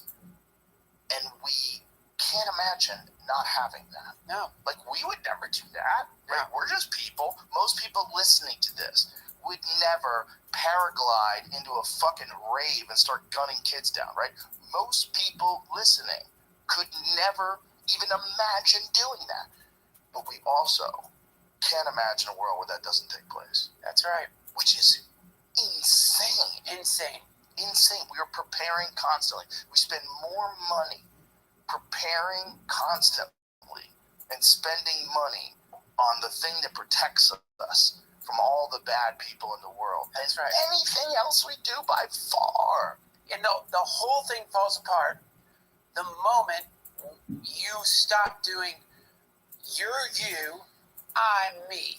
You're bad, I'm good. These are other me's. They're the good me's. You're the bad me's. Yes. And the bad me's have got to go. And Crazy. so that's the recipe for conflict, war, fighting, just a general shitty life, is that you think that this person over there is different from you. Even though that fucking person over there is you in a different incarnation. Okay. With this philosophy, what do you do at the border? I love you, man. What do you do at the border? Oh, that's great. Thanks for having me on the show. Right? Wouldn't you just let everybody in? Well, you know, man, Right, but you can't. weren't you the person who told me that the samurai to kill somebody has to love him first? Did you tell me that? No. Okay. No, that's definitely not true. They killed a lot of people they don't even know. All right, well, then I'll throw that out of the fucking shit I say when I'm stoned. Again, I hate this, but I have to. I gotta come back be in too. with You're samurai fucking thing. kidding. Sorry. What do we do on the border? Yeah, what are we doing about the border? We were just talking about how easy these conversations are to have. That, you and I first became friends when I would call and get my availabilities. That's when we really got to know each other. It was over the phone. Because I would call and I'd say, I'm in town Tuesday, Wednesday, and Thursday. And you'd be like, hey, man, did you see this documentary? And then we would just start talking. We would talk for fucking an hour and a half. 2 hours. It was so cool, man. It was such a fun beginning of a friendship. You don't know the first time. You don't remember the first time I met you, though, I don't think. When? So I was with Corey Como. She was a talent coordinator at the time.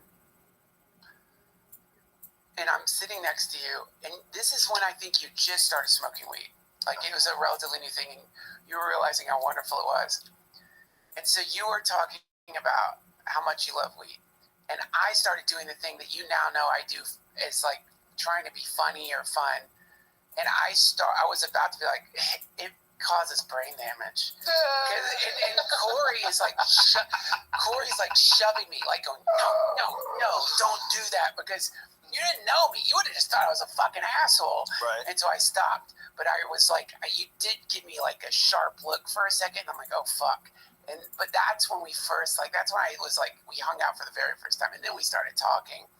And, dude, I'll never forget this car ride.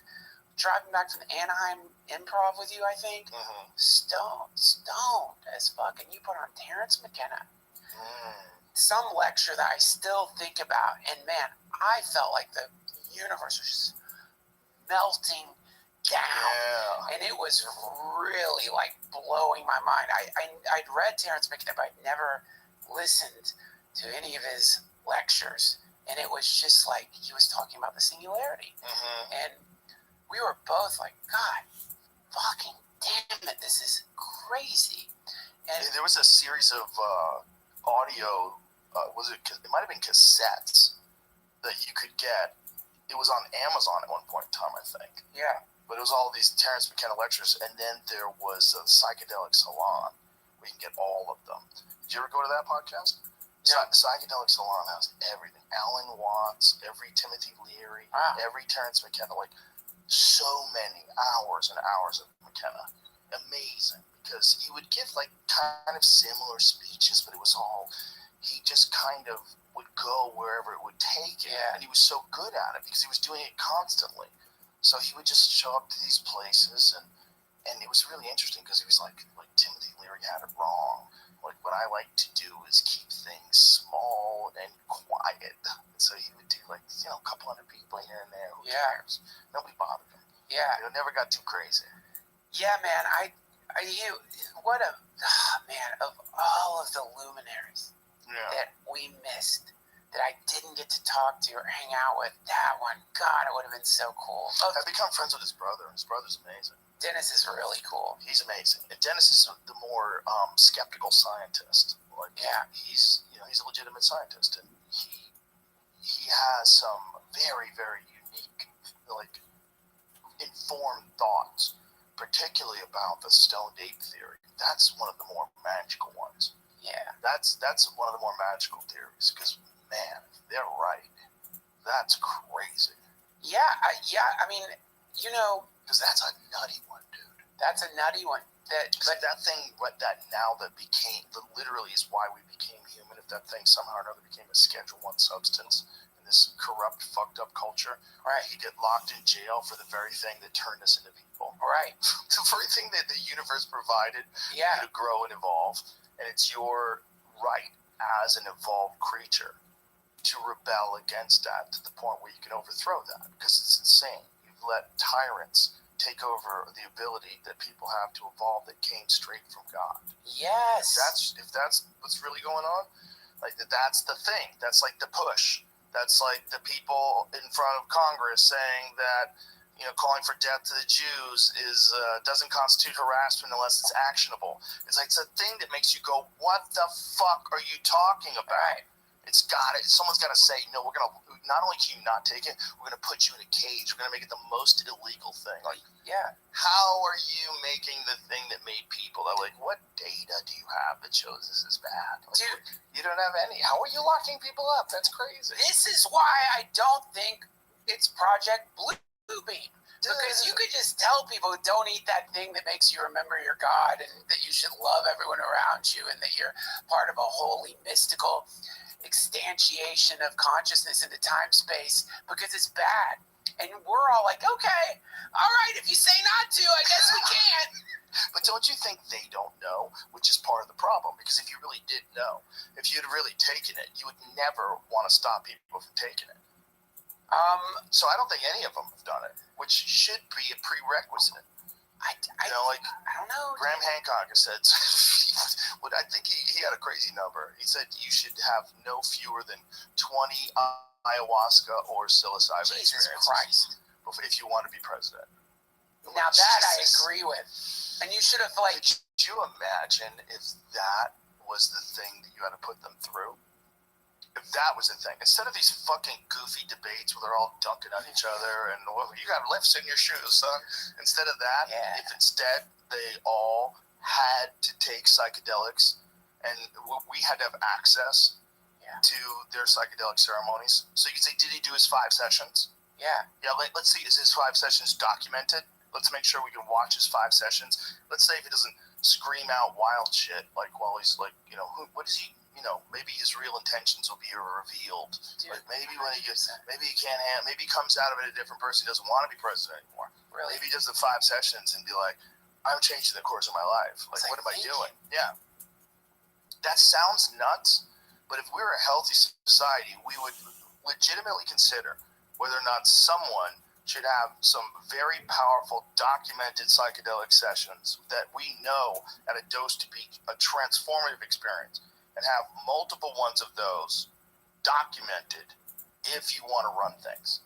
Dude, and you should probably have to keep up with it too. You probably have to do it every 6 months. I think that should definitely be on the agenda. But let's start with just get them drunk. I want to see what you're like when you're hammered. Right. You know a lot about a person when you're around them when they're hammered. Dude, some guys get super goofy when they get drunk. Yeah. They say some stupid things. Yeah. For whatever you say, we won't hold it against you. But I want to see your energy shift when you're hammered. What are you like? Are you a bully? Or fun drunk? Fun drunk? I want my president to be a fun drunk. I don't want a fucking angry drunk president. Right. Then you move on up the list of drugs and to just, what is their consciousness like in different psychedelic states? Right. And then from that we can make a true judgment on whether they'll know more about themselves and why they wanted to do it in the first place, if they still want to do it after it's over. Because a lot of people think they want to be president just because it's hard to do. Like, there's a lot of things that are hard to do you shouldn't do. Right. You know, like, there's a lot of jobs that seem like they're good, but it's just hard to do.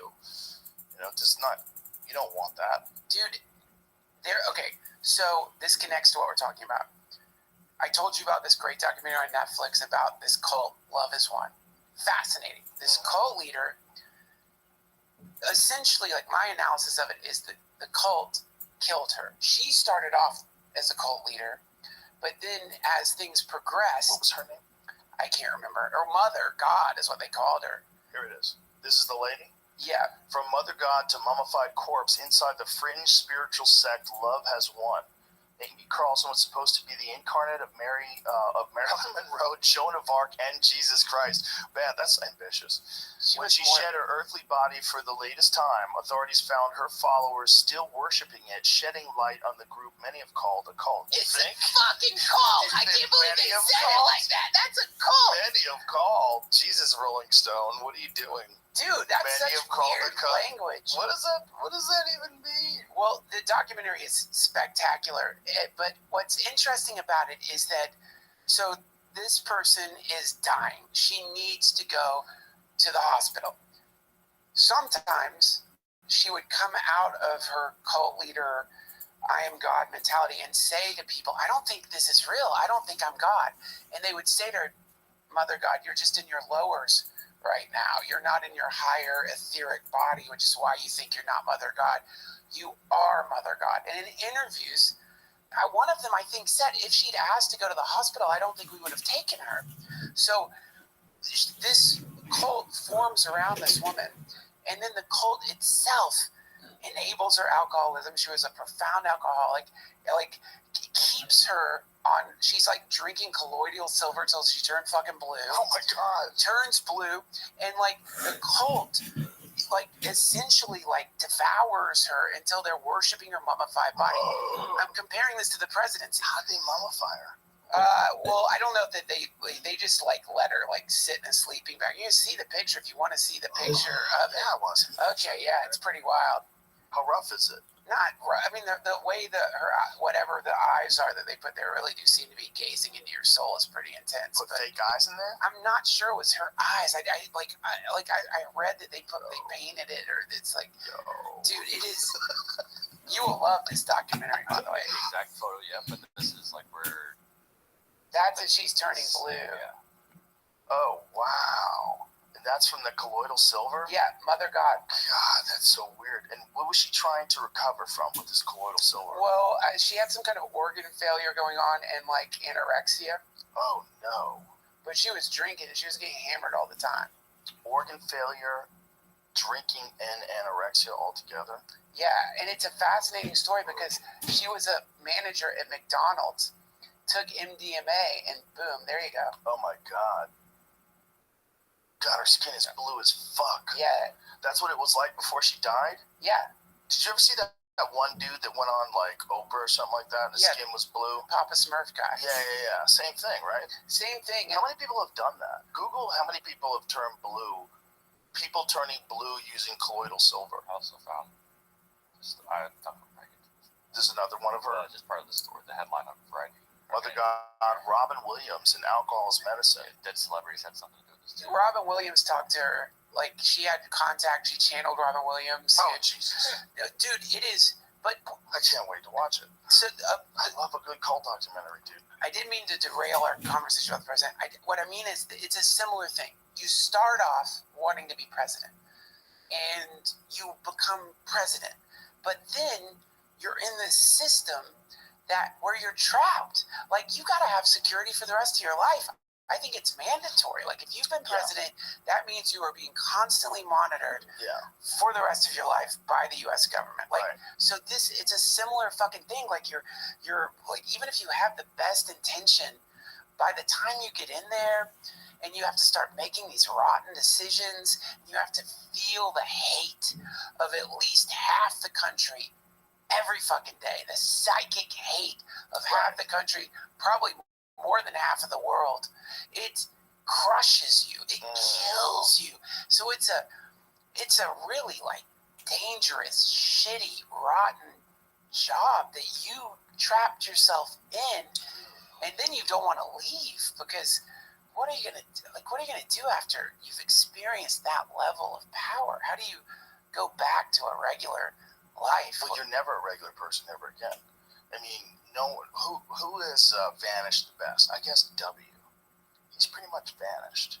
I mean, but well, look what he started doing. He stared doing those paintings of people in the military in the war that he started. The weird paintings. I think Jimmy Carter did a pretty good vanishing act. Like he kind of dropped out. You didn't hear about him that much. True.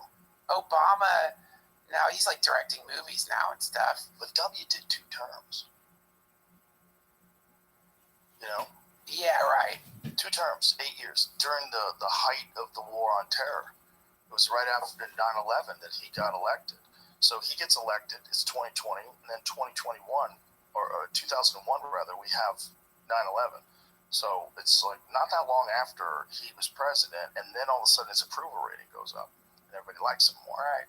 And for 8 years, this guy was involved with Dick Cheney in this war that now everybody thinks of as a fucking catastrophe. Yeah. And he's just kind of melted away. He's just painting somewhere now. Just where people with machine guns like stand around, keep eye, up for everything. Because for sure there's someone coming for you. Like for sure there's somebody out there who's like, I'm just going to kill him someday. I'm just going to get to him.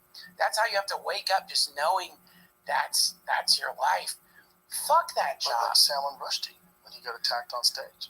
It's like 20 years after the fuck bomb. Yeah. Some guy came on stage and stabbed him. If you were like Dick Cheney, you can't go anywhere without worrying someone's going to get you. I mean, they made a movie about you were fucking, what's his name, Batman. Christian Bale played you. Yeah. I mean, what? Yeah, dude. And it's not favorable. Right? It's not a favorable movie. What did you guys do? I mean, what did you do?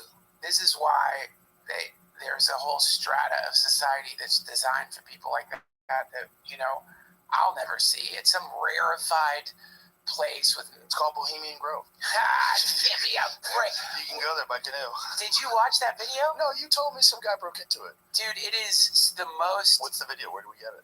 Google guy breaks into Bohemian Grove. It's and truly not Alex Jones and John Ronson. It's truly disappointing. 90s. But and I think they definitely get high there because I think he saw a sign in one of the cabins that said no marijuana. I didn't know that's. This might be someone introducing it, but the one I saw, which is first-person POV of the guy going through the Bohemian Grove. This isn't it. No, this isn't it. It's at night. They might have. It was on Instagram. They might have already zapped it. There it is. Our guy sneaks into infamous Bohemian Grove. That could be it, but I guess a lot of people have done this. This is something that 2 days ago. Yeah, this is it. That's it. He got in deep. Okay, this must be it. Okay. So this is him. He's wearing a mask. And how's he sneaking in through the woods? I heard it was a kayak, but maybe not.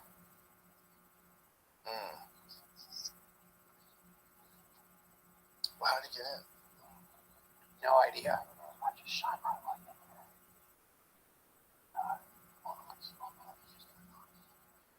Whoa.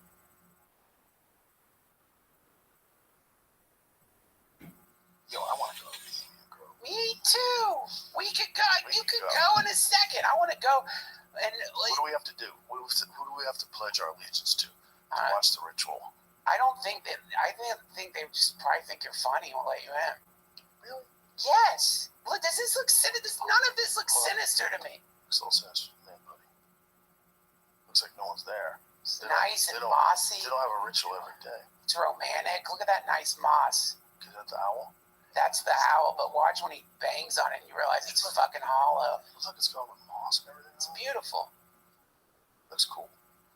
So when is he banging on? Look, this is inside the fucking owl. Okay. Not a stone megalith like I thought. Looks like got a little space in there. But it seems like it's made out of cement, dude. Whatever, it's hollow. Like an Easter egg. Remember when you go to those bunnies, when you get an Easter bunny, and Yeah. it's hollow, you get upset? Like a putt-putt golf course, like a fucking thing at a putt-putt course. No offense, Bohemian Grove members, I do want to come. I'll take your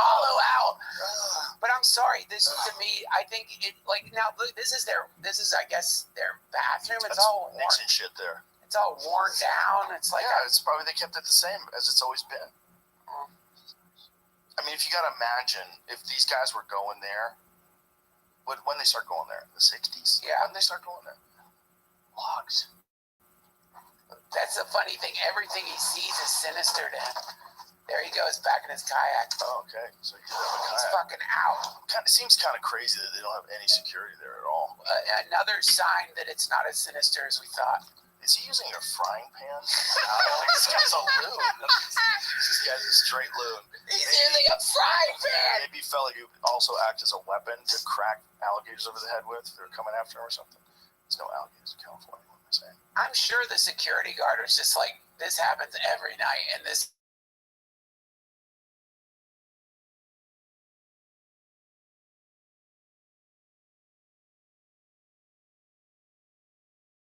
The Nixon, hilarious.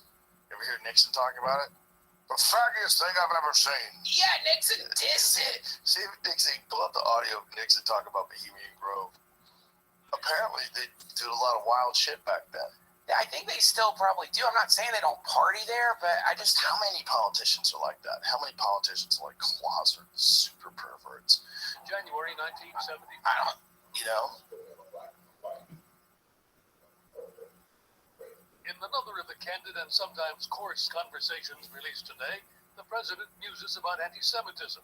He's talking to evangelist Billy Graham and worries about reaction to the Washington visit of Israeli Prime Minister Golda Meir, because Israel has just shot down a Libyan passenger plane. Almost in this area about the bombing, you know? We all know. I'm sorry, I don't know where this is. Oh. Probably hard to find. It's probably a little clip. Yeah, you gotta find the Bohemian Grove part.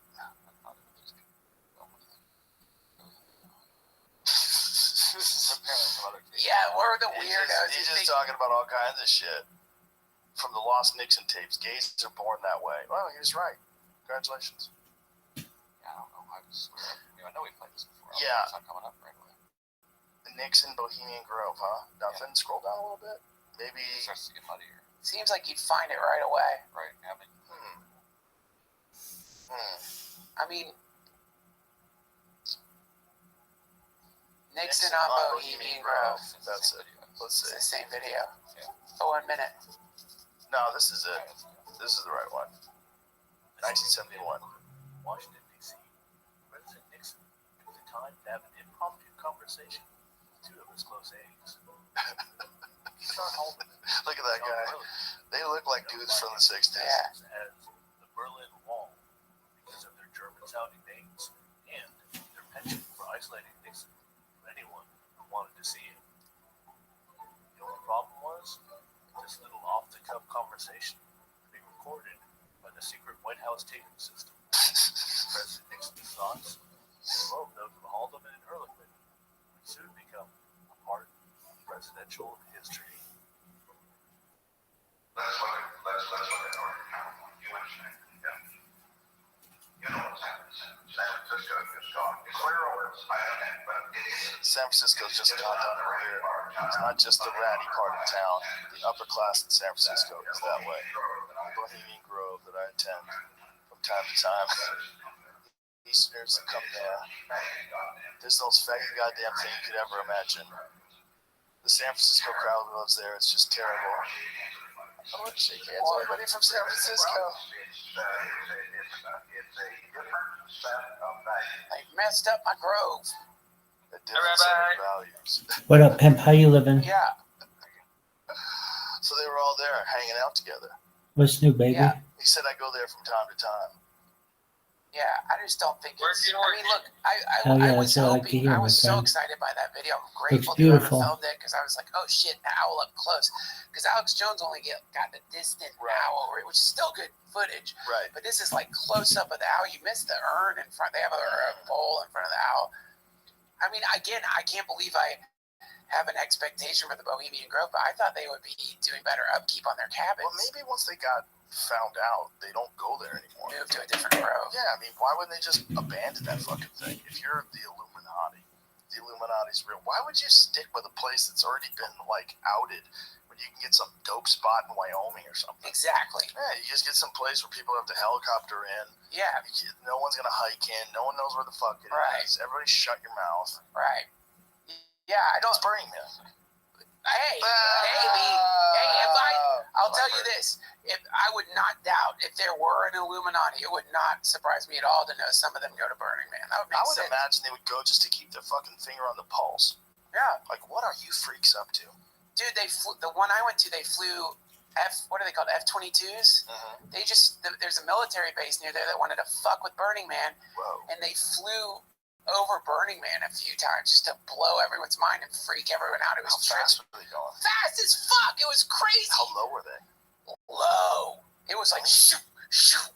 Like it was so. I mean, I was pretty high. So. But yeah, it was so funny looking around at the faces of all the burners after like high tech military aircraft just flew over. I think they just wanted to look at the festival, probably. No, they were fucking with those people. They're having fun. I would do that if I was a fighter pilot. Definitely fly over. Why wouldn't you have fun with those fucking dirty hippies? Clean your feet. They're not all hippies. Oh no, there's a lot of different kinds of weirdos that go to those things. But it is interesting, like how significant it is a part of people's lives that they go to Burning Man. Like, it becomes like a thing that they look forward to, like their Olympics every year. It's one of the best things I ever experienced as far as like festivals go. I mean, changed my life for the better for sure. It's incredible. I mean, it really. I know that you will never go, but if you did go, you would get it, and that's what I love. I get it. It's got a force field around it, a cultural force field where people have an idea about what it is, and you can't really have an idea about what it is because it's too big. Right. Your idea about what it is correct, like for a piece of the pie, but you really can't You can't know all of what it is, other than like this incredible expression of art and an incredible like temporary example of like humans can do this too. We don't have to blow shit up. We can drive around in fancy art cars, dressed like weirdos with like playing like awesome music and like just have fun together. Like that is possible too. And the fact that it's hard to get there and a difficult terrain definitely helps strain some people out, so the people who come there are really fascinating. I mean, I'm telling you, man, it's like the force field where people are like, that's where douchebags go, or that's where annoying ass fucking hippies go. Yes, you're correct. They're there, but that's not all that's there. And so it's a mystical. I mean, I'm telling you, it's a mystical place. It's one of those mystical things I ever encountered. Well, that's probably what's going to happen somewhere, just like the United States of America. Like the United States of America is only 3 people old, you know. Like if you just stop and think about what these people decide to do to escape the confines of society that they found themselves trapped in, and all the tyranny, they escaped. And they came to a new land, started new, and there's a lot of not a happy story in all forms. No, a lot of fucked up things went down, but the idea that can never happen again seems kind of silly.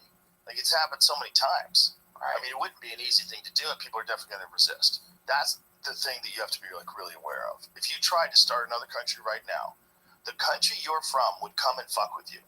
They do not want you doing that.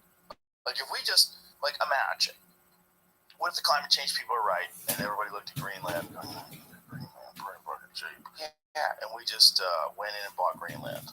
You know, like, remember there was a joke that Trump was talking about buying Greenland? Yes. He promised that he wouldn't do this. He put a meme up. It was hilarious, of a giant, like, Trump tower that says Trump on it because I promise I won't do this to Greenland. Yeah. So funny. Like, who the fuck is that much awareness? Yeah. As a president to do that. But if someone bought Greenland, and if climate change does keep happening, and, like, all of a sudden Greenland, like, becomes nice. Yeah. Becomes a good spot. Temperate climate because of where it's at. It's like the rest of the world's a little too hot, but Greenland's perfect. And then the people that escape what's wrong with how the United States has been run, what's wrong with money in politics, what's wrong with money, industrial complex, be able to advertise and control politicians, and all the shit that you saw over the last few years, and all the shit you see with war, all the shit you see right now. If someone started a new one, yeah, good luck. I mean, you need space colonization for that to have. Like, you need some kind of... Or a disaster. Or a fucking disaster. Giant disaster. Like a big one. Like a big, crazy asteroid impact type deal where everything's fucked. Collective consciousness shift. I mean, I know that's like such new age bullshit to say, but like theoretically, if there was some shift in consciousness, then maybe there would be you would really have to have like a complete shift in like value, and then if that happened, you could see some new way of running things. Well, don't you think that shift is happening right in front of our eyes? It's hard to see because we're looking at it through the lens of a person who exists day by day. But if you just went back to when you and I, when did we first meet? Dude, 2012? No. Pre-2012, because we were talking about the Mind Apocalypse. When did you first start working at the store? Late 90s. Oh yeah, I've been there for a long time, dude. I'm really bad with... 2012 was nuts. Like, I've known you from the 90s. Dude, I'm so bad with time. Like, I think I met you in like 99 or something. 99, probably. 99. Something like that. 99, 2000. Back then, marijuana was illegal, and the only way to get a hold of it in California was you have to have a medical license. Right. So we used to get medical licenses to get it. And the idea of psychedelics at all being accepted in any positive way was alien. Right. You never heard about PTSD being treated like MAPS wasn't. They hadn't done their studies yet. Right. The MDMA, they hadn't done the psilocybin studies. You hadn't heard about ibogaine for helping people get off opiates. Opiates weren't even a problem then, right? It wasn't. There was not a thing that people were talking about. To go from that to where we are now, where there's states that have decriminalized it. And then it was there was a proposal for California, but Newsom rejected it because they didn't have like a protocol in place. So come back when you have like some sort of if you're going to use it for therapy, some sort of a therapeutic protocol, which, you know, probably makes sense. Like not just decriminalizing it, but decriminalizing it and setting boundaries for use. Like this is how you should do it. Right. If you weigh 150 pounds, this is what you need. I guess it's not even weight dependent apparently. Apparently mushrooms are not weight dependent. No way. Yeah, but I don't know how they know that though. Like, how many studies have they ever done with dosing people? That are 100 pounds up to 300 pounds. How many studies have they done that? But the thing is, they're doing those studies now, and you can get ketamine from a fucking licensed therapist now. Right. And people are traveling on a regular basis to go to South America to do ayahuasca. It's really common. There's ayahuasca tourism. Everybody talks about doing it. Right. There's so many people that are microdosing. There's so many people in Silicon Valley that are microdosing and openly talking about it. It's a different world than it was just from the time you and I met. Right. So it's happening right in front of us. Right. It's just not moving at a pace that corresponds with our understanding of it. Right. Like we're saying, like, how can you say it's illegal? Like, how are you making it illegal? It doesn't make any sense. This is a thing that's made by people to control other people. And in this one, you're not helping anyone. Right. You're hurting people. It's overall known that this is a fact. Right. But it's taking time for that idea to be accepted. People have to die. Generations have to pass. New ideas have to be cemented in people's heads because they're so ideologically entrenched in what they initially believed. Right. That's why it's so hard for vegans to go back to eating meat. Like, they can't. Slow drip, baby. I mean, look, again, it's like, this is the other thing is like, if you judge a tree by its fruit, I love what you're pointing out there. If you look at the fact that this is happening, the implication is there are people in positions of power recognizing that there's just no fucking way we're going to legalize acid and mushrooms and MDMA, you fucking hippies. We're not doing it overnight. Give us some time. There's people who clearly recognize that and are slowly turning the dial and shifting into whatever the future of humanity looks like, where we're not encumbered by draconian consciousness limitations. So the implication is there's people in positions of power who are 100% for humans having access to their birthright. And that's exciting to think about. I wonder who those people are. No idea, but I'm glad they're out there. We're in such a weird time. Yeah, man. What a great time. It's all happening like right in front of us. It's just all at once, and so many things and we have so much access to it. And then we also have so many lies. And it's all of it just slamming into each other left and right in front of us like little ideological car accidents. I know. Just like the truth and fiction and narrative and bullshit and what you want to believe versus what's really true. Oh, yeah. Oh, I get grabbed all the guys time. and good guys and fucking bang, bang, bang, bang. Yeah. And the way one group of people looks at one thing versus the way another group of people, and they all both seem kind of like rational. Yeah. How are you guys so far apart in your ideas? How are we so divided about so many unimportant things? Yeah. When the important things are not being resolved. Like, none of the important, like, if you really wanted to control people, you would want to keep them doing what we're doing. Just constantly arguing about the dumbest shit. The things that we can't, and having very little understanding of what you're really fucking passionate about. Right. And you just still yelling it out anyway. Yeah. I mean, yeah, you want to, and also you want to make them feel completely impotent and completely out of control and helpless. Yeah. And the only way you can do that is by again and again make them think that they are a limited, temporary, organic body that when it dies, it's dead forever. Make them feel like this is all there is, so you better fucking go for it. And going for it means grinding and hurting other people to get your fucking whatever it is you're looking for, because that's all you got anyway, man.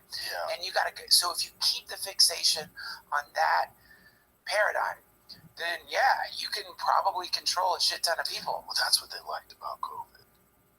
One of the things they liked about it was that they could control you. If they could get you to get vaccinated, if they could get you to do that, they could force you to do a thing. That's a level of control they've never had over adults before. It's a new thing. You know, and if it's profitable and it's also this thing you're forcing people to do, boy, that gets sketchy. Boy, that gets sketchy. Well, yeah, I mean, but there's so many other. It happened. Did you ever see the video of someone bitching about seatbelt laws? Yes, I love it. It's from like the 1970s. I'll never wear a fucking seatbelt. Basically, communism. Can't have a beer after you get home from work. Yeah. That's what the guy's talking about. I feel like there's been endless iterations of this sort of flexing where you're like, you can't do that anymore. Yeah. Well, it's just the insurance. That's the seatbelt thing. It's just people are dying, and it's like costing too much money. They made laws. But they care about you. Our willingness to accept regulation. Exactly. Our willingness to accept regulations. I'm trying to pull up this. So I'm looking for this this thing because it's wild hearing him say it. Yeah, here it is. And you hear Fauci actually say it. It's just like, wow. Why would you say that out loud? Like This is not what you should be saying. Like, listen to this. Because this is what everybody suspected, that they thought this way. Talk about someone who faded out. Whatever happened to him? He just disappeared. He's in a coffin somewhere, waiting for the... It reveals what he really wanted out of all those COVID mandates. Once people feel empowered and protected legally, you are going to have schools, universities, and colleges are going to say, you want to come to this college, buddy? You're going to get vaccinated. It's been proven that when you make it difficult for people in their lives, they lose their ideological bullshit and they get vaccinated. Dude, if that was in a movie, it'd be cheesy. That's like they don't know the hot mic is on, the villain gets revealed. Yeah. What the fuck? I never saw that. Isn't that wild? Isn't it just wild that he thinks that way? That's why they fucking turned his mic off, dude, because they're like, hey, what the fuck are you doing? We only say that at the Bohemian Grove. Well, you can't say that out loud. Read Robert Kennedy's book. Robert Kennedy's book is more terrifying. And I've always said, if it's not true, why isn't he getting sued? Because if it is true, you should all be freaked out. And I know millions of people have read that book now, but it's not reviewed. You don't hear it talked about. It's not like a thing the mainstream media brings up. Just the actual facts that he's laying out, just not even from COVID, from the AIDS epidemic. Just go back and listen, just read that book or listen to the audiobook. And just the stuff about ACT is wild. And using the same language He was using it. The AZT is both safe and effective. Using that same language for something that fucking killed people quicker than anything. Dude, if only they had been. I feel like if they'd been honest when they came out with the vaccine, and been like, it's. That's no way. There's a chance it's gonna fuck you up. That's not what they do. They never do that. But never. then if they'd done that, that's so. They can't start doing that. Okay. They've never done that. And not only do they not do that, but they're allowed to run multiple studies. And if they can find one that they can rig in a way that some sort of a finagle shows some kind of positive benefit, that's the one they run with. And they can have 8 studies that don't show it, or 8 studies that show it's bad, and they just push it away. And then on top of that, what gets even weirder is when someone goes to review these studies, they don't get the actual data.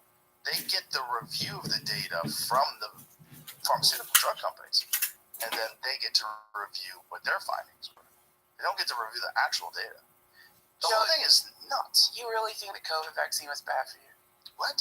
I'm just kidding. I don't even think that. That's not even what I'm saying. What I'm saying is they have a standard way that they handle any kind of medication. Yeah, dude. That's how you make the most money. I mean, it's when, like, you know, that collision between profit and medicine, it's such a dark place. It's so dark when you're at the hospital and you realize they have a motive to keep you here. Like the doctors, they've done their oath.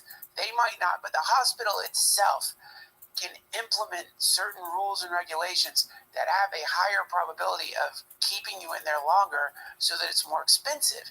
And that's where it gets fucking weird. And when it comes to pharmaceutical companies or anything that's profiting off of sickness, it's like, you know, it's like I don't know if there's what do you call the sugar industry? Big sugar? Big sugar. Big sugar.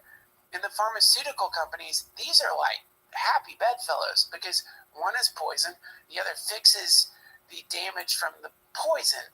And so when suddenly there's a profit motive behind it, ooh, shit's gonna get weird because the lobbyists for the pharmaceutical companies theoretically they would not want regulation on weird dyes and shit that Big Sugar is putting in stuff because that is going to reduce the profit for whatever medication they use to treat the damage from the fucking dyes. Isn't that nuts? Do they work together? Do they have meetings about this? How much have they thought it through? You know, we're going to see a big dip in our insulin profits if they regulate how much sugar is in Oreos. Like, there's going to be a direct hit on our fucking industry if that happens. Do you think they do it that far? I don't think so. I pray that they don't, but it wouldn't surprise me. Wouldn't you do it if you had an obligation to your shareholders? You're supposed to make the most amount of money possible. Isn't that part of your job? That's what you tell yourself, I guess. You would have to do it that way. Yeah, you have to say, like, let these people eat their fucking sugar. I want to buy a yacht. Yeah. Let them eat their goddamn sugar. You know, just say the cereal's fucking good for you. Cereal's good for you. It's fucking great for you. It's great for you. This is a healthy... Do you know one of the biggest drugs, emerging drugs, like for the last few years, been blood thinners? No, I didn't know that. Yeah, how much of an increase in the prescriptions for blood thinners have there been over the last few years? What is that? Someone was talking about it because of strokes. Someone was talking about it. I need to find out if it's true, though. It's one of those things that I was watching this YouTube video with some doctors discussing the uptick. They were also talking about heart medications. Heart issues and the uptick in heart issues. So scary. It's a large uptick. It's an uptick that if it was anything else, people would be really looking into it. If it was diet, if all of a sudden like some new food was introduced into the food system that we never ate before, but then all of a sudden there's a corresponding big uptick in all-cause mortality, people would start thinking like, I wonder if it's this new thing that just got introduced. Like if it was anything else. Do you remember when, okay, so I don't know if you remember science class, but I remember one of the things that I thought was exciting about science was it, or maybe I just had a good teacher. It was like, anyone can be a scientist. Like that's the whole beauty of the method. Right. This is a way to interrogate reality, yes, to find out what the truth is. And you know, anyone, you don't have to wear a fucking lab coat. Anyone should and could use this method to differentiate superstition from reality, cognitive bias from reality. It's very exciting suddenly to be like, oh yeah, I don't have to be Isaac Newton to be a scientist. I can just use these methods in my own weird little experiments. And then something happened where suddenly the articulation of what you think is the truth, even if you're fucking wrong, became off limits.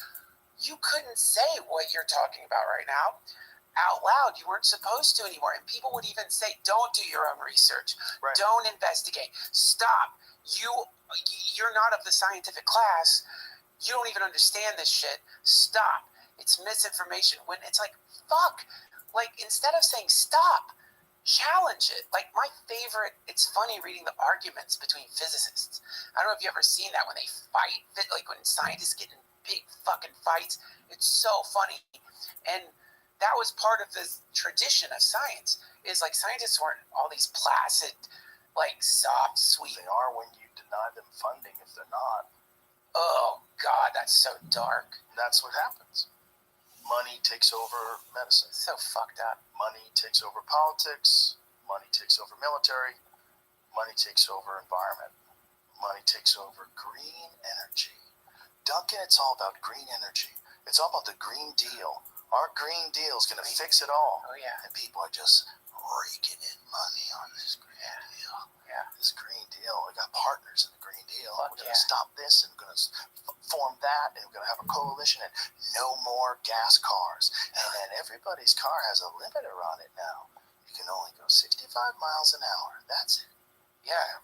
That's going to reduce deaths. Don't you want to reduce deaths? And we want a kill switch. I mean, what if a bad guy's running away? We could just stop him. Shut the car off. No more police chases. What if you have a bad tweet? Stop your fucking car. And we just decide to stop your car and don't even tell you why we stop your car. Pulls over and says, fucking retweet it. It's not, or revise. I would like that for my own funny Is there tweets. something you'd like to fix? Like he pulls over and the thing just says, is there something you'd like to fix? That tweet wasn't funny, Duncan. Yet again. Is there something I should fix? Perhaps one of your tweets. Okay. Yeah, please delete the offending tweet. Okay. Continue. Then you can drive again. Yeah, man. That's not outside the realm of possibility. If some guy got arrested and went to jail for shit posting a meme about Hillary Clinton, about the voting thing. You know that one? Yeah. Where the guy said, you don't have to vote in person, do 555. We found out that guy, apparently, I believe this is true. He just posted it. The guy who got arrested. I don't think he created it. Yeah. When I was digging through that yesterday, posted a meme. He did post it, but I couldn't tell in the wording of it if he asked someone to make it for him and then he posted it. I couldn't. I believe he said that he didn't make it. I believe he said that in an interview. But what if he asked someone to make it for him? Right, that's possible too. Yeah. Or paid someone to make it. Right, totally possible. Dude, that would be different. You could say, I didn't make it. Yeah. The fucking e-car thing, man, it's just like, dude, I don't want to have something monitoring me all the fucking time like an e-car. Or, like you're saying, I don't want the ability for someone to turn this shit off. Or I think they already have it in some cars. I think they have it with OnStar. I think that's one of the capabilities. See if that's true. Does OnStar have the capability of shutting off a car? A gas car? It's a hot pursuit. Gas car? Oh, I believe so. I believe it's a computer program because it allows you to start your car. It'll open. You can have a friend of mine locked his keys accidentally in his Suburban. He called OnStar. OnStar unlocked his car, so he could go in and get his keys. On their website. Yeah, so it's part of what they sell. Okay, what's it sell? It's like if you're getting carjacked and kidnapped. When a woman's SUV is stolen with her mother and grandchildren inside, OnStar helps save the day. So OnStar shut the car off. So that's great if it does this. If a woman got kidnapped with her cute little kid, I want to know if those are real people or if those are crisis actors. OnStar stops fleeing felon and stutter. Yeah. So OnStar already has the ability to do that. So that kill switch that everybody's asking for already exists if you have some cars. Is it just a GM that has OnStar? Is OnStar only General Motors, or is it like just a car thing? I feel like it's like a General Motors thing. I think it's Cadillacs. Yeah, I wonder if they allow it in other cars though. Is OnStar in other cars outside of General Motors cars, or is it only? I mean, the good news is no one will ever hack that and use it for other things. Never. It's completely safe. That will never be used against what OnStar's using it for. It'll only stop kidnappers. Available and Another brick in the wall. Yeah, I remember being at a Pink Floyd laser light show when I was in high school. And it was the saddest thing, man, because another brick in the wall, We Don't Need No Education comes on at a laser light show, which is already depressing because it's definitely not Pink Floyd and it wasn't even that good a laser light show. And there's a security guard. He's probably in his 20s. It's a shit job. He's got to be the security guard at the laser light show. And then, the crowd turns on him. I'm the security guard? Just because he was in a security guard uniform and that song comes on and everyone starts raging against this guy. It was so weird. It's like, what? Are you going to start attacking this guy? He's like... That's a problem with uniforms. Yeah, dude. Uniforms allow you to assume a position of power over people, but also you become the enemy. Like you're wearing the uniform of the authority. That's and you're just a person. Most cops are just fucking people. All cops. They're just people. Yeah. Just humans. But you put them in a fucking outfit and you give them guns. Like, you want to talk about a responsibility that's difficult to handle. Oh, God.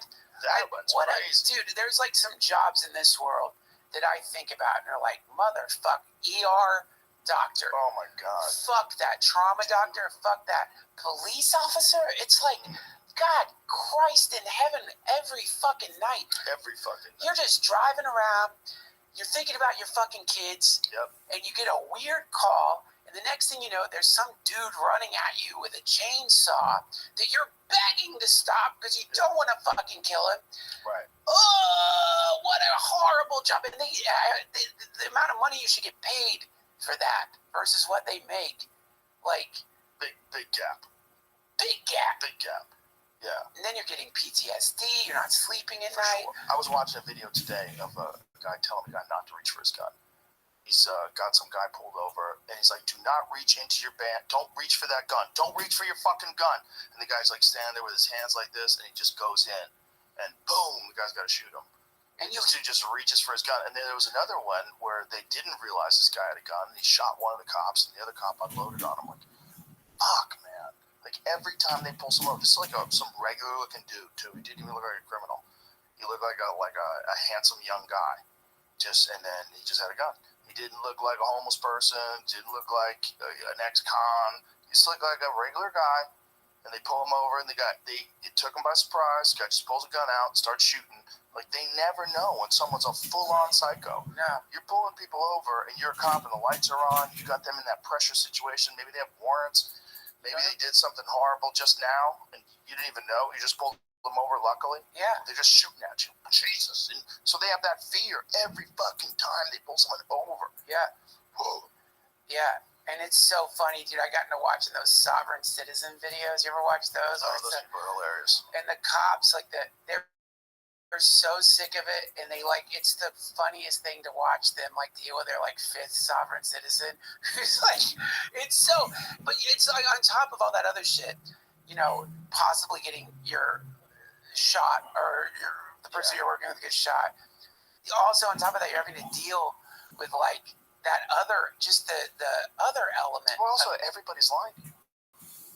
Naturally, everywhere you go, you're running into people that have created problems, and when you talk to them, they're lying. That's got to be 90%. Have you ever had a drink, sir? Are you drinking tonight, sir? Why is she unconscious? What happened here? What's this blood coming from? Who hit this person? What happened here? Yeah. All day. Yeah. Every day. Every day everyone's lying. Sucks. And everyone looks at you like you're the professional enemy, especially if you have to work in an area that's crime-ridden. Dude, there's a great app people can get, man. I can't remember the name of it, but when you get pulled over, you're about to get popped, you just start the fucking app because it tells you what to do, so that you don't you don't have to infuriate the fucking cop. It's just exactly what you say, which is basically I'm gonna need a lawyer, am I under arrest, all this stuff, but not so you don't have to remember all the shit. And so because what that does is if you do get busted, that if you do this just the right way, then you have a higher chance of whatever the fuck you did being sort of dismissed, thrown out. I can't remember the name of the app. Take the right steps. You took the right steps because it's good to know those. Incriminating. Good to know those steps because, by the way, that's the other fucking thing. Like, their job is not to like suddenly befriend you at 3 a.m. when they fucking pull you over and be your best.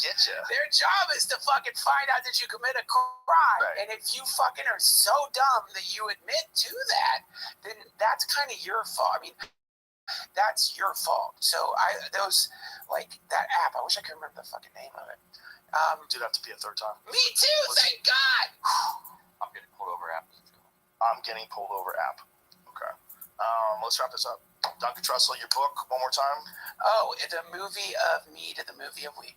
It's an audio book, not a book. It's available on Audible. Audible, yeah. And, it's only on Audible. It's not really a book. Okay. But it's on Audible, the movie of me to the movie of we. And then your podcast. The Duncan Trussell Family Hour, and I'm going to be at the Denver Comedy Works in January. Please come. You can find the greatest clubs ever. It used to be the greatest club before you fucked everything up with the mothership. But you can find all my dates at DuncanTrussell.com. All right. Beautiful. I love you. Love you. Thank you, everybody. Thank you, everybody. Bye.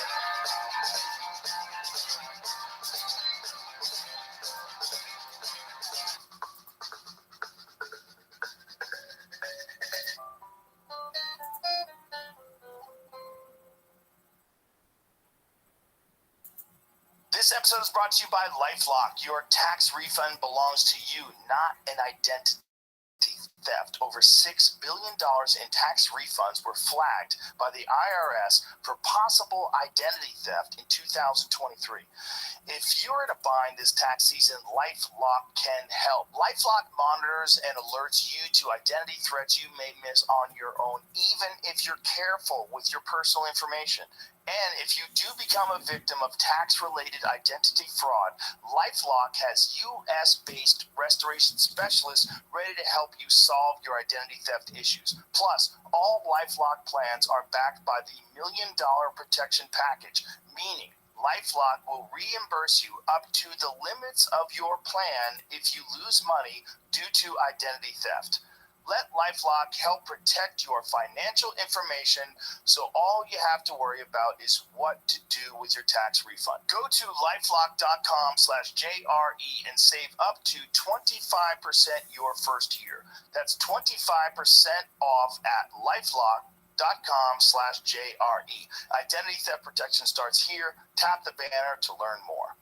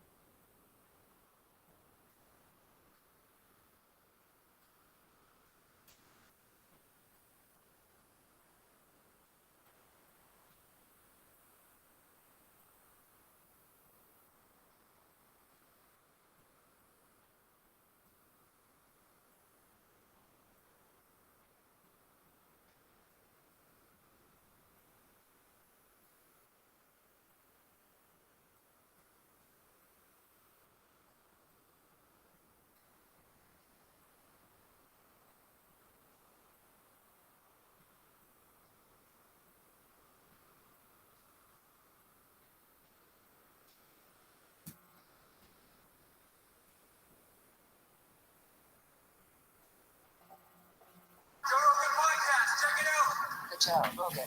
experience. Drink by day, Joe Rogan podcast by night, all day. What's up, man? We're back. What's cracking? Same stuff, new day. Yeah, sort of. The war on peptides is going on right now. It is. This is interesting. It's to explain it is going to take a little bit of time, but I'd love to dig into it. Let's explain it, because there is no reason why they would be banning these things other than for their own profit. You got it. You That's get the gist of it. Only reason. So there is no danger that these things are causing. There's no public health concern. There's no people dropping dead. But meanwhile, people are dropping dead from the ones that they have sanctioned. Yeah, and so I like to tell people what you're seeing is a symptom of a disease. And the same thing we do in healthcare. We don't talk about the symptoms. We don't treat this. We unfortunately do treat the symptom and not the root cause of the disease. And so to diagnose what the real issue is, we've got to dig a little deeper into the history and what's going on there. And it's a pretty insidious disease, and it's spread throughout all of the government. And that disease is private industry and its influence on the federal government and the decisions they make. And we're going to talk a little bit about large language models later in the future of what I think healthcare is. But one of the critiques of large language models is it's only as good as the data you put in. And I would argue that humanity is no different. It is only as good as the data that you put in. And so if the federal government and the FDA is going to allow an open door policy with big pharma, they're going to come to the conclusions and decisions and policies that benefit big pharma. And so if we take a little walk through history, you'll see time and time again how this has happened. So I'm going to jump way back first, if you're good with this. So you go way back. There was a small little company that reached out to the Third Reich and said, hey, we need 150 participants for our clinical trial. The Nazi regime shipped 150 healthy Jewish women to this pharmaceutical company to test its products. Literally, within 6 months, there's letters back to the Third Reich from this pharmaceutical company saying, thank you so much for your cooperation. The women arrived in great health and working order. Unfortunately, none of them made it through the initial phases of our trial. They killed 150 women. We kindly request that you send us another 150 women. That little company became Bayer, which is now a mega pharmaceutical company. And I say that because, right, that was the 50. It would have changed by now. That was forever ago, right? The world's a different place. We would never allow that today. Jump forward post-World War II. I talked about this on RFK's podcast. Eisenhower had that. Can I pause there? You said it was the 50s. It couldn't have been the 50s. Well, the 40s, sorry. And so Eisenhower jumped forward to, is there a way to turn the volume down? Yeah, there's a button or knob right there. There we go. So jump forward to Eisenhower's speech, his famous speech about the military-industrial complex.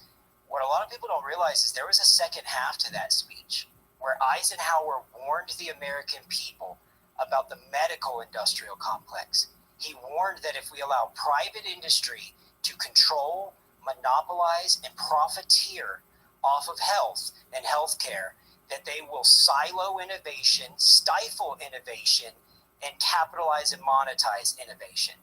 And I would argue that's 100% what we've seen, and it's continuing. So, and the reason I want to walk the public through this is because to understand what's going on, you've got to see the history of how it's happened.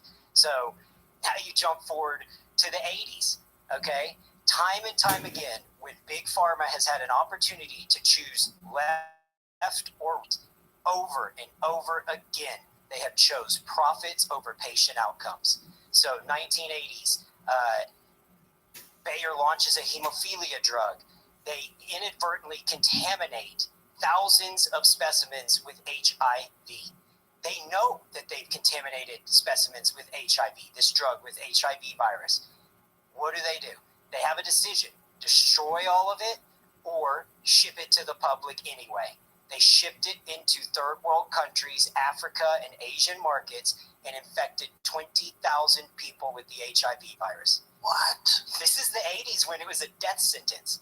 And so I say that to set the groundwork for why would they ban peptides? Look at this from this article. The division of the pharmaceutical company Bayer sold millions of dollars of blood clotting medicine for hemophiliacs, medicine that carried a high risk of transmitting AIDS to Asia and Latin America in the mid-1980s while selling a new, safer product in the West, according to documents obtained by the New York Times. Holy shit. And to everything I referenced, Jamie, because this was something last time, I am going to mention a lot of controversial stuff, so I've listed reference after reference after reference on the Ways to Well website. Anything that I reference will be on there as well. But so jump forward, they infect all these people with HIV. Okay, in the 80s, compounding pharmacies and specialty pharmacies and generic manufacturers attempted to create HIV treatment options that were affordable for third world countries. Because at the time, it was like $14,000 a month for an HIV treatment to keep you alive. Nobody could afford that in those countries. So what happens? Does big pharma, in a market they can't sell, in a market they can't touch, in a market where they inadvertently infected, or I would say almost knowingly infected 20,000 people with HIV, they then lobby with the U.S. government, file and sue the shit out of all of these companies that were attempting to make cost-effective generics. It caught it up in litigation for 3 years before finally they bent to the will of the American people and the feedback of the public. There was outrage over this. And finally, after 3 years of litigation, Big Pharma said, basically, screw it. Go ahead and give them the HIV. Let them make these HIV meds in these countries that aren't buying our product anyway. And so I just say all this so you know the people we're dealing with, right? And then you jump forward to the opioid crisis, which was predicated by the Valium crisis of I think that was the 40s or 50s. And so time and time again. And so how does the FDA come to these conclusions? It's because a majority of their funding comes from private industry.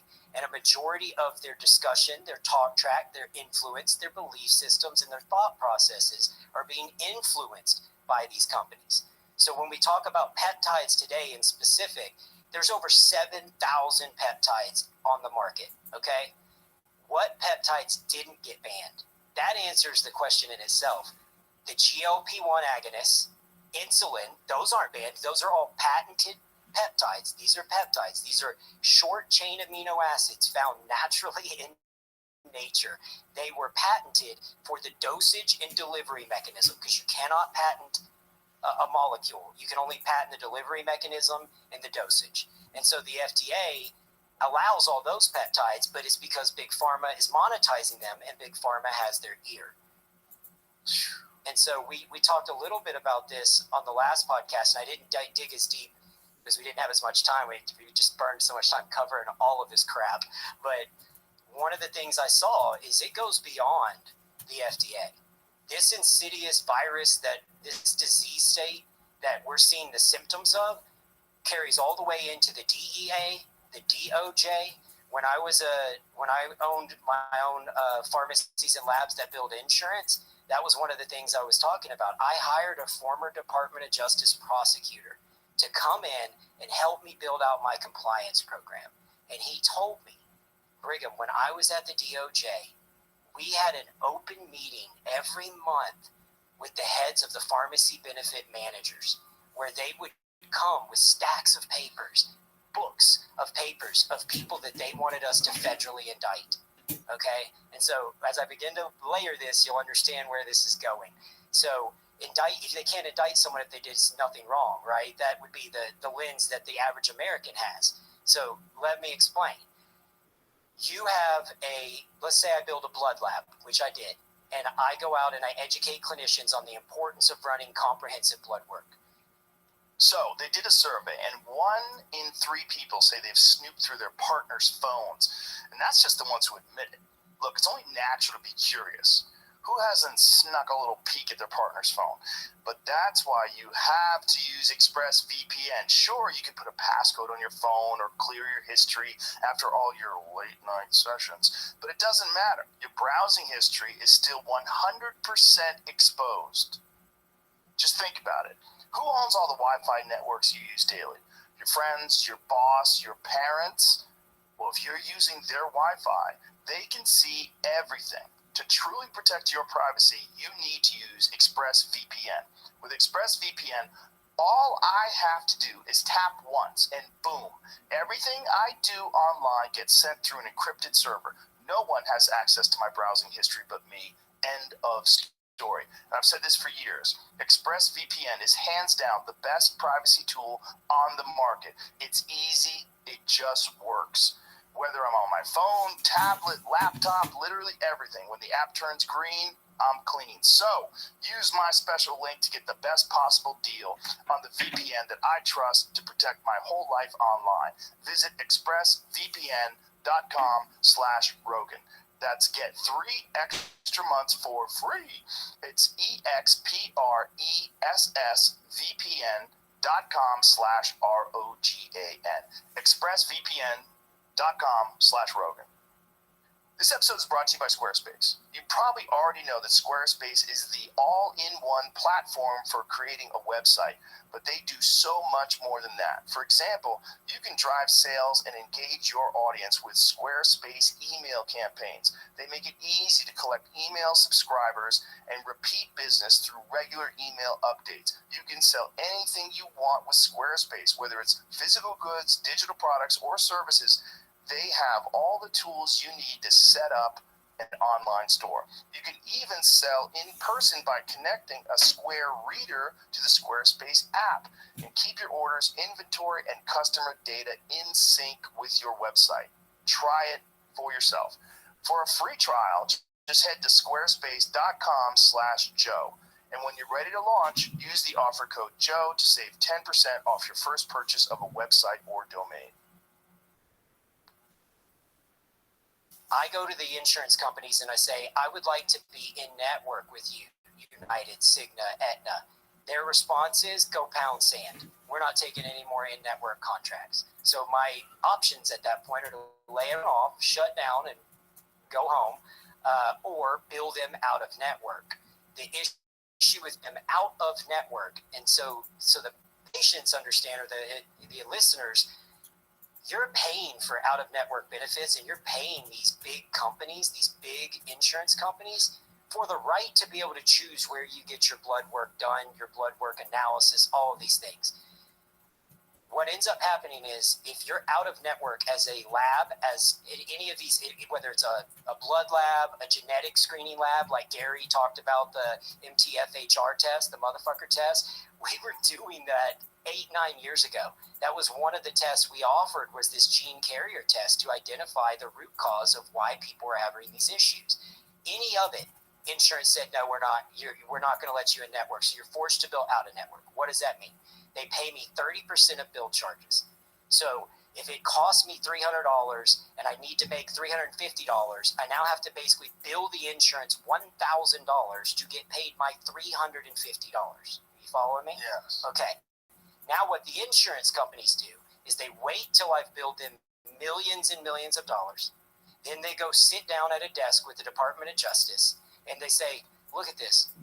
This motherfucker billed us $1,000 a test on a test that should have been $350, right? And I'm not blaming the Department of Justice. They are acting upon the information that they are given, right? They are being fed bad information by bad players, and that leads to bad decisions. And at that point, if they bring forth a case on somebody, you're done. And so it's a terrifying space. And it's in every branch of the government. There's such a long reach of the ability to impress upon people so they're almost influencing decision making through enforcement rather than through legislation, right? So the checks and balances are being cut out from under the American people because there is no checks or balance. Does that make sense at all? And so this is what I explained again on RFK was, But if you didn't do anything wrong, you have nothing to worry about.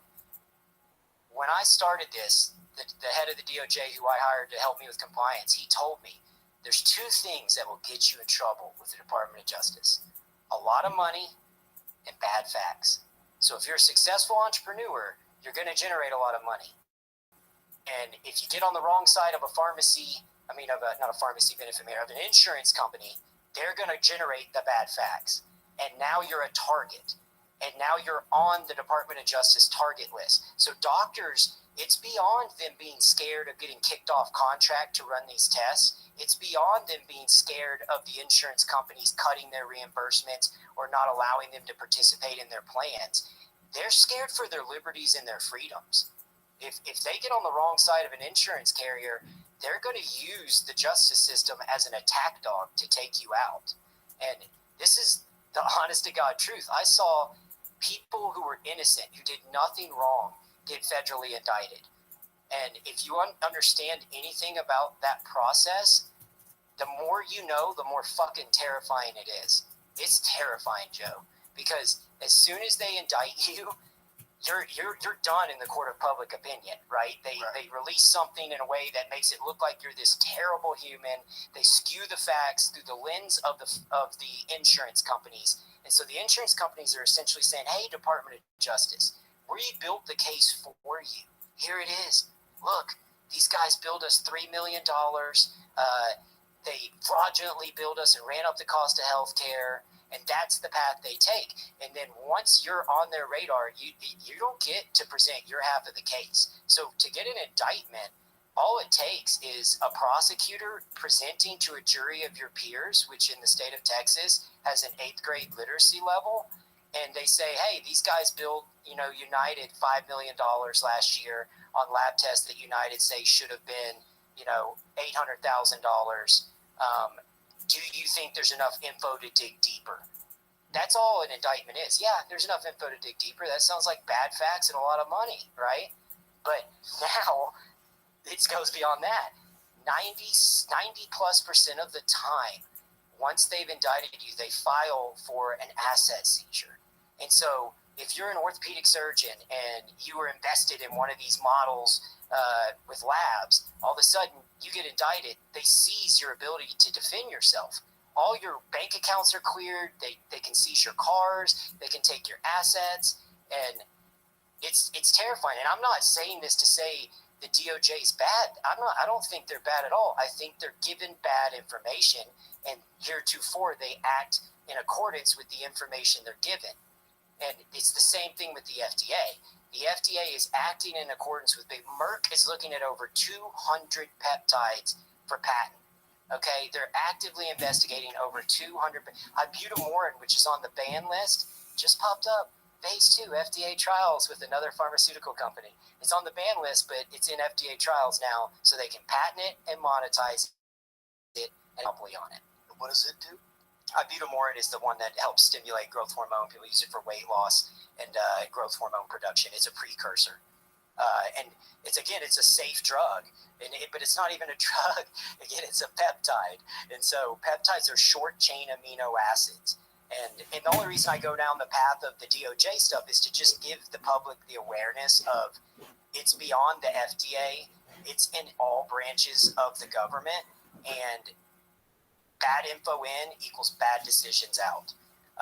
And so I think that this is, if you look at it from a different lens, I go, okay, when I try to sit in the seat of an FDA decision maker, I look at it and say, to play devil's advocate, it's one of two things. Do you think the peptide's dangerous?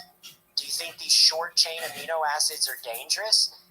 Because if so, you're allowing Big Pharma to use them.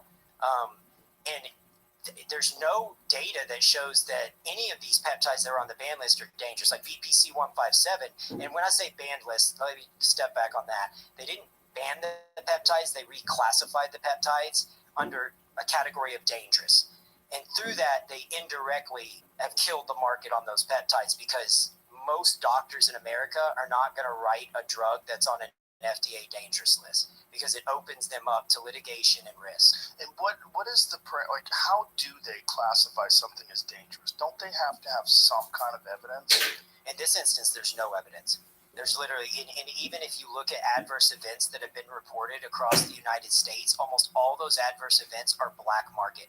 Any adverse event regarding BPC 157 is literally a black market product that somebody bought from China or Canada that's filled with potential particulates or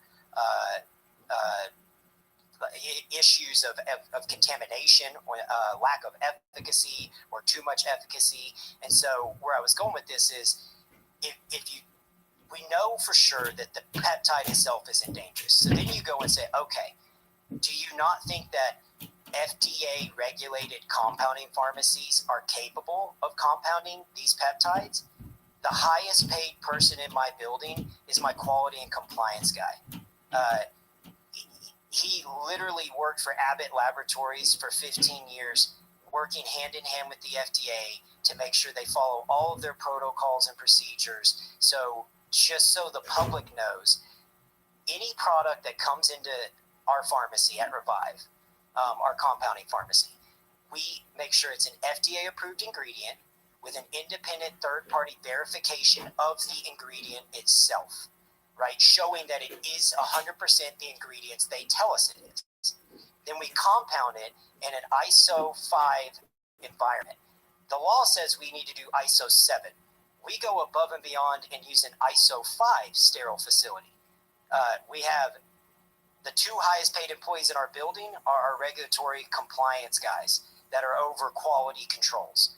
Okay, so then from there, whenever we compound a product, we send every single batch off to be independently third-party verified by an independent lab, unaffiliated with us, and we file those records away. Everything is documented. Every aspect, from the chain of custody of the ingredient to the chain of custody of the drug to the delivery to the patient, all of that is documented. So it's either one, you're saying the peptide's dangerous, or two, you're saying compounding pharmacies are incapable of compounding drugs that aren't dangerous. And if that's the case, then why are you asking us to compound hundreds of drugs that are on FDA backorder lists because your buddies at Big Pharma aren't going to compound them because they don't make enough money. They don't generate enough revenue. So half the stuff that's on a crash cart used in the hospital system is made by mom and pop compounding pharmacies. It's like, so the safety is there, the efficacy is there, the sterility is there, and the peptide itself is safe.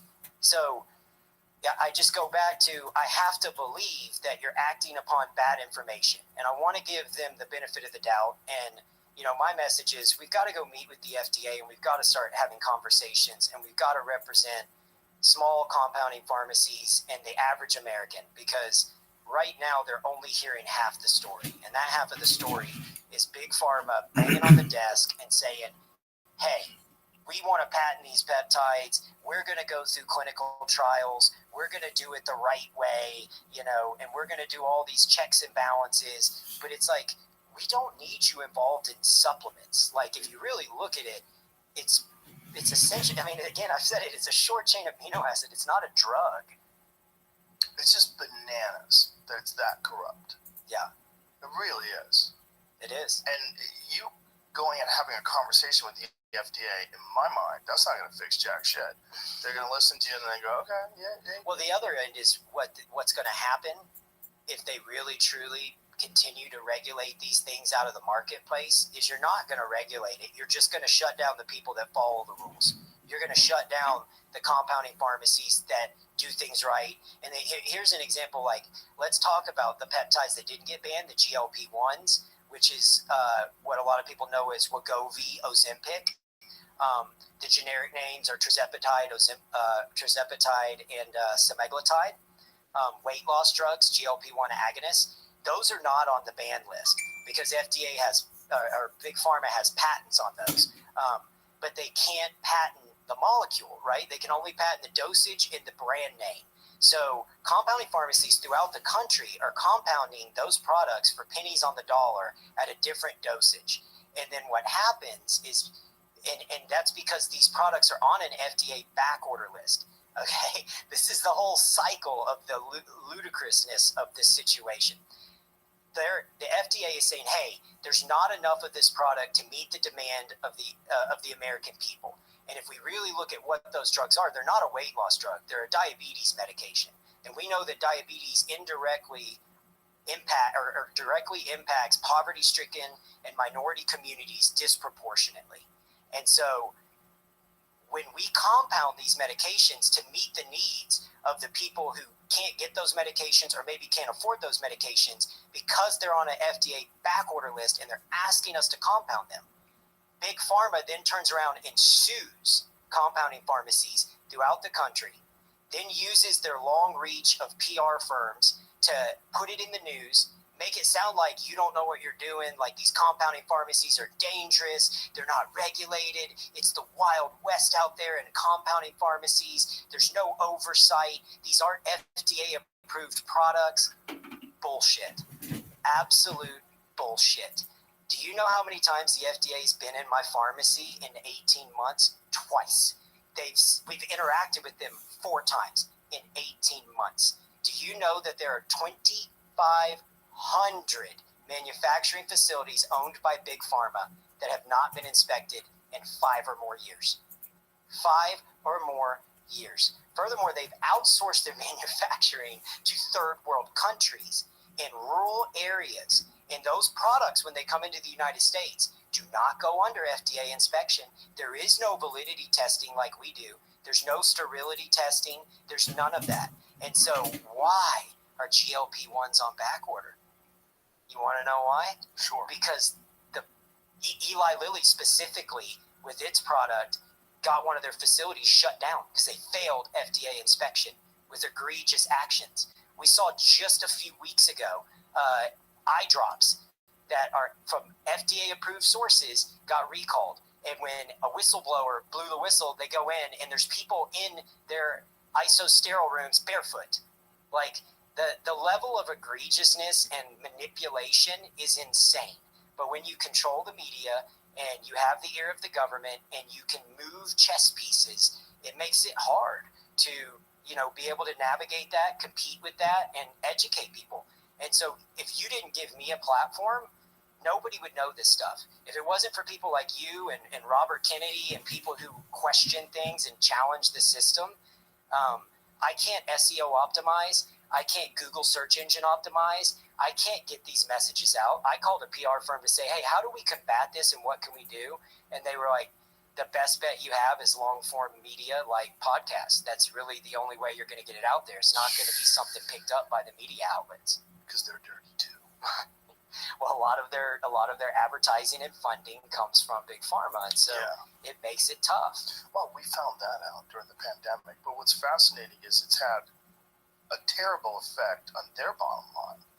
Because people watch them shill for these pharmaceutical drug companies and not report adverse events and not report the dangers of shutting down schools and all the harm that it's doing to children, all the harm that it's doing to business, because they didn't report on that, people lost faith in them. Yep. Like radically. CNN showed recently its lowest rating since 1991. Well, look at what they did with you with the vaccines, and I don't know if you saw it now. Two different articles in the last 60 days probably. One is that people who have been vaccinated multiple times over, I think, the age of 60 are at an increased risk of being hospitalized with COVID was one of the articles. Yeah. And then the other article was that 2 of the heads of the FDA that approved the vaccines now went to go work for Moderna. In the last 40 years, the last 40 years of the FDA, 2 heads of the FDA have not gone to work for industry. 2. Only 2. That's nuts. That's insanity.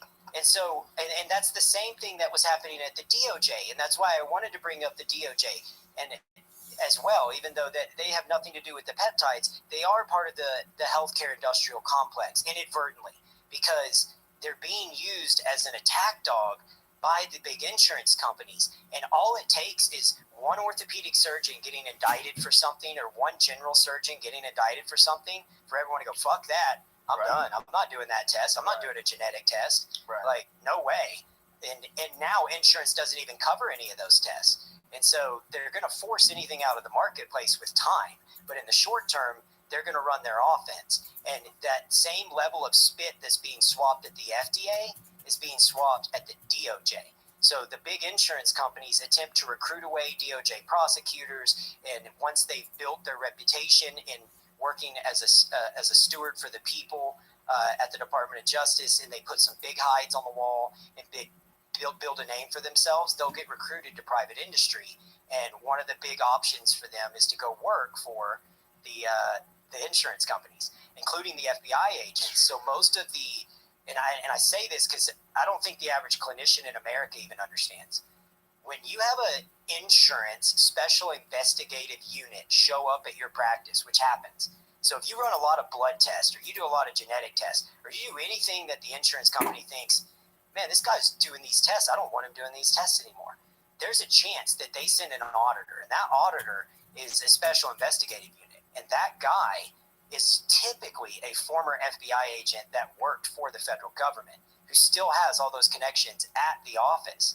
And so there's just so much cross-pollination. And again, it's not me saying the DOJ is bad or the FDA is bad. I'm saying when they're given bad information, just like AI, information in, information out. Like, why would they be upset at people running tests? This episode is brought to you by DraftKings Sportsbook. With all eyes on the NBA, now is the perfect time to get in on the action with DraftKings Sportsbook, an official sports betting partner of the NBA. New customers who deposit $5 or more can get a no-sweat bet up to $1,000 back in a bonus bet. What's a no-sweat bet? It's like getting an offensive board. Missing your first shot, you get another chance to score. You heard that right. Get a bonus bet back in the amount of your original bet if your first bet doesn't hit. That's amazing. Go download the DraftKings Sportsbook app now and use the code ROGAN. New customers can get a no-sweat bet up to $1,000 if your first bet loses. Only on DraftKings Sportsbook with the code. The crown is yours. Tap the banner or visit this episode's page to learn more. Must be 21 or older. Indiana only. One no-sweat bet.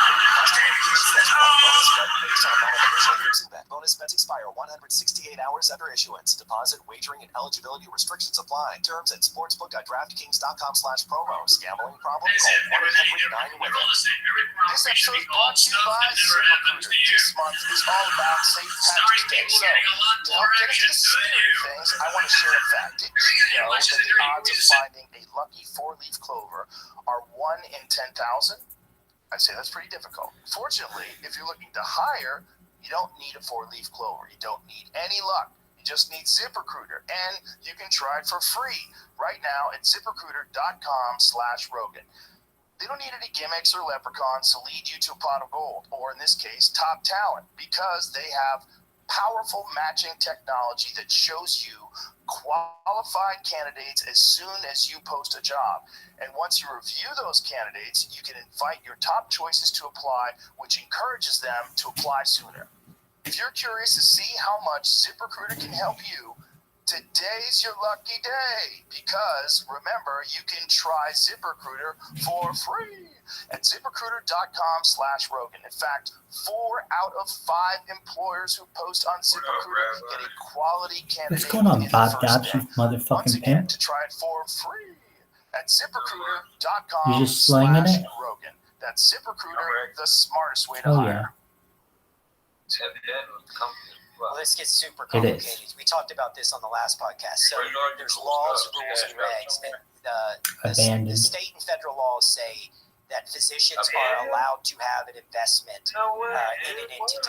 So a lot of people don't Couldn't know take that. it with Like, me. when you go to a surgery center, there's a good chance that surgeon owns into that surgery center. Okay? If you go to if you Yeah, I have did a everything I clinician, could. It's a small miracle we're even talking right now, my friend. They could not get their GLP-1 semaglutide, so they reached out to me and said, "Hey, can you get my dad semaglutide?" And I'm like, "Yeah, we make it at the pharmacy." Yeah, The I was doctor fortunate was to get assigned to our pharmacy, and it's most likely because he had a relationship with another pharmacy, right? And so that physician may have been invested in that pharmacy. As crazy as that sounds, the law says they can, as long as you don't pay them on the value or volume of their referral. They're allowed to have a passive interest. So think of it as investing in a stock, right? If I work at Abbott, I mean, if I'm a doctor and I prescribe a drug from Pfizer, I'm still allowed to invest in Pfizer stock, right? What I'm not allowed to do is receive direct remuneration in accordance with the value or volume of my referral. Disclosable It cannot be location. an arrangement where you say, I'm going to give you $100 per patient, right? That's a kickback. That's illegal. That's a violation of federal and state law. However, if there is an bona fide investment opportunity and 100 clinicians buy into a hospital and then they operate at that hospital, the law says they're allowed to own into that hospital and own up to 40% of that hospital. And so, again, I always like to give both sides of the story, and I said this on the last podcast. There are bad people doing bad things throughout every aspect of this. It's not insurance companies are all bad and clinicians are all good and lab owners are all good. There is egregious stuff happening at all levels. And there are indictments that the Department of Justice bring forth that are 100% justified. No arguments there. But oftentimes, the baby gets thrown out with the bathwater. And oftentimes, the insurance companies are able to skew facts in a way that put innocent people in bad positions. And that's all I'm trying to say. And so it's so deep and runs so deep, it'd take us 7 podcasts to cover all this stuff. But I mean, it's real. It's not foo-foo stuff. It's real. It's happening every day. And most people have zero idea this is happening. Most people just look at the recommendations, whatever it is, whether it's been discussed in the media, whether their doctor tells them, and they don't have any idea what the influence behind that is. Correct. It's tough. I mean, it's tough. It's nuts. But the side effect profile's safe on the peptides. Like, there's the efficacy, like, time and time again. I cannot tell you how many patients and clinicians who buy BPC for their patients throughout the United States have had phenomenal results with the healing factors. And I attached some links on the way to our website about BPC and studies done with healing spine injuries, with healing joint injuries. And there's even a study on safety, and it wasn't in humans, but the safety study was in mammals, dogs, and mice. And yeah, it literally talks about how there was 0 side effects seen, irregardless of dosage. So this study is gastric That's just BPC. That's the the full name. How do you say it? Pentadecapeptide. Pentadecapeptide body protection compound BPC 157. Its role in accelerating musculoskeletal soft tissue healing. Yeah, it works, man. Really does work. It's insane how well it works. Yeah, it works. And so what's sad is, so as we talk about, there's just so much to cover. Sorry, I did this last time too. But as we look at it, go wild. As we look at it and we say, okay, what's going to happen? So one of 2 things: either the FDA will hopefully meet with compounding pharmacies and have the discussion, and we can dive a little deeper and hopefully bring them to the light and bring awareness to this, or they ban these things. And what's going to happen is exactly what happened with the opioid epidemic. People are going to turn to black market, right? We had more opioid-related deaths last year than ever in the history of the United States. More people have now died of opioids than the Vietnam War. It is killing young Americans left and right. It's because you allowed Purdue Pharma to push a product into the market that never had safety trials, right, as far as addiction goes. They piggybacked onto a previous indication of their cotton system, get it into the marketplace. All these people get addicted. Boom. Let's over-regulate. Let's make it really hard to get opioids. Now everyone turns to black market. And that's exactly what's going to happen with peptides. People are already buying it off the internet. They're buying it from China. They're buying it from black market sources. They're buying it from non-human use sources. And that means that there is no oversight. They do not go through all the protocols and procedures that we go through at our pharmacy. Like all of the safety nets, all of the checks and balances, all the things that I just went through about how we do it are gone. And so now, yeah, you do risk adverse events. You do risk issues because who knows what contaminants in that. Right, especially if you're getting it from some country and they're cutting corners and just selling you whatever they can. And so the fallacy, though, the biggest fallacy is that if it comes from a big pharmaceutical company and it's in the American market, that it's safe. Because time and time again, they've misrepresented the safety, they've misrepresented the efficacy, right? And you go beyond that, they've also misrepresented their compliance and regulatory and their quality controls, right? Where I was going earlier is they've outsourced 30% of their manufacturing to outside of the United States to third world countries where it's cheaper to manufacture. In fact, a lot of them are manufacturing in rural areas of India, where sometimes there's no running water at the hotels. So if I'm an FDA inspector and I can choose to go down the street and inspect a compounding pharmacy in Austin, Texas, or I've got to get on a plane and fly to a rural part of India, and now I want heads up before I come. Right? When the FDA shows up at my building, they show up and they say, we're coming in and you're going to let us look at everything you're doing and we're going to follow your employees around for the next 3 weeks and we're going to see if anything they've done is incorrect. That's the level of scrutiny we face. The level of scrutiny Big Pharma faces is we moved our facilities overseas. You got to give us a 3 months notice to go into those facilities. And then when you get into those facilities, there's a book called Bottle of Lies. It's an investigative journalist. I mean, and it'll blow your mind. Like when the FDA showed up, they were burning records. That's with 3 months notice. They were burning records. They made up their efficacy data. The data was all falsified over and over and over again. These things have happened. And I don't remember the author's name, but the book is called Bottle of Lies. And she dives deep into that. She was an investigative journalist. Jesus Christ.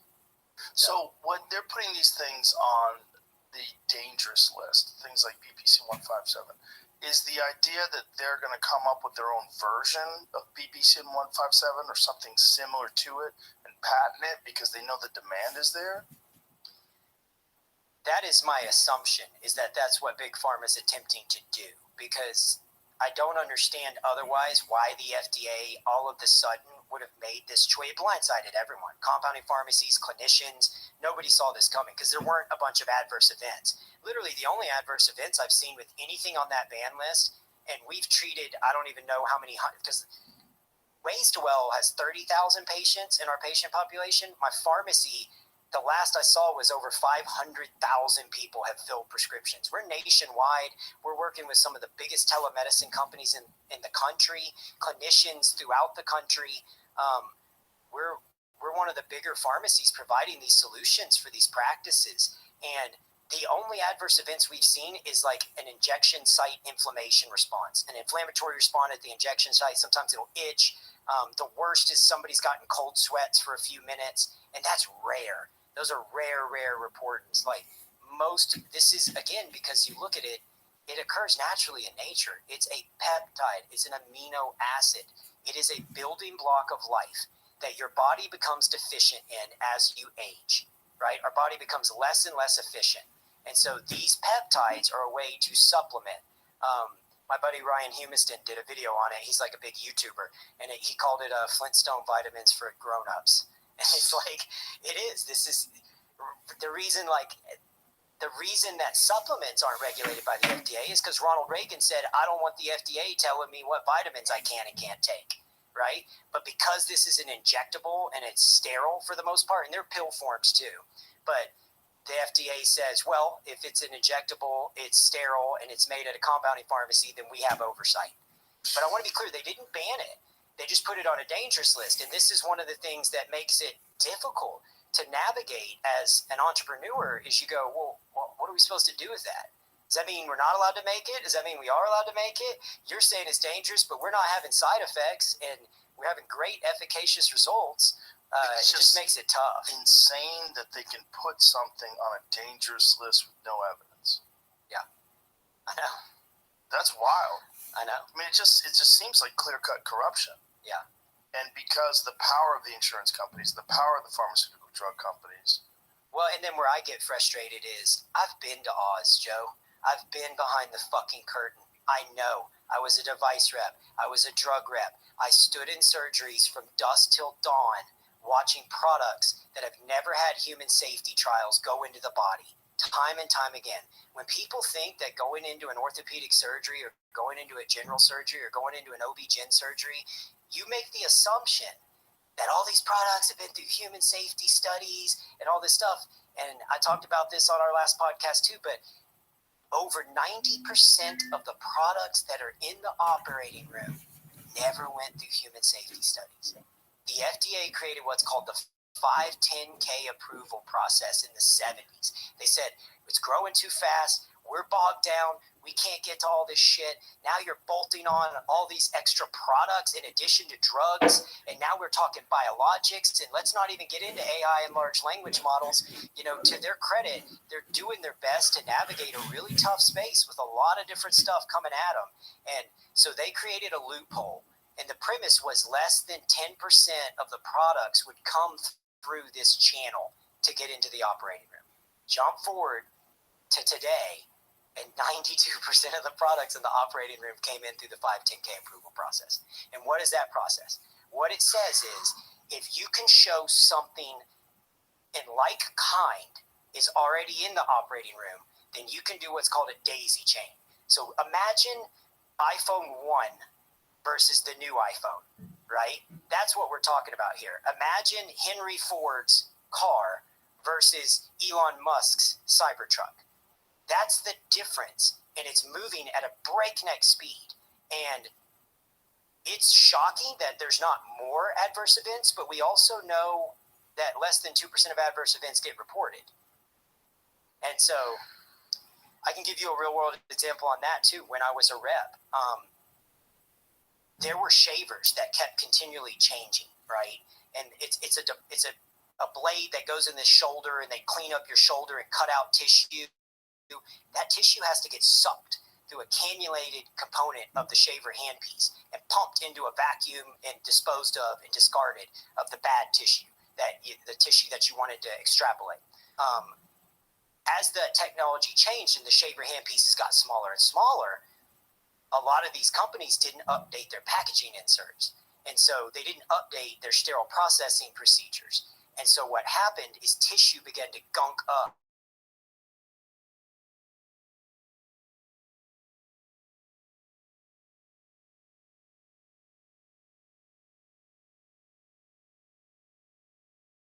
I went in and helped that out what was going on, and I took a camera and I scoped every cannulated piece of equipment that I could find.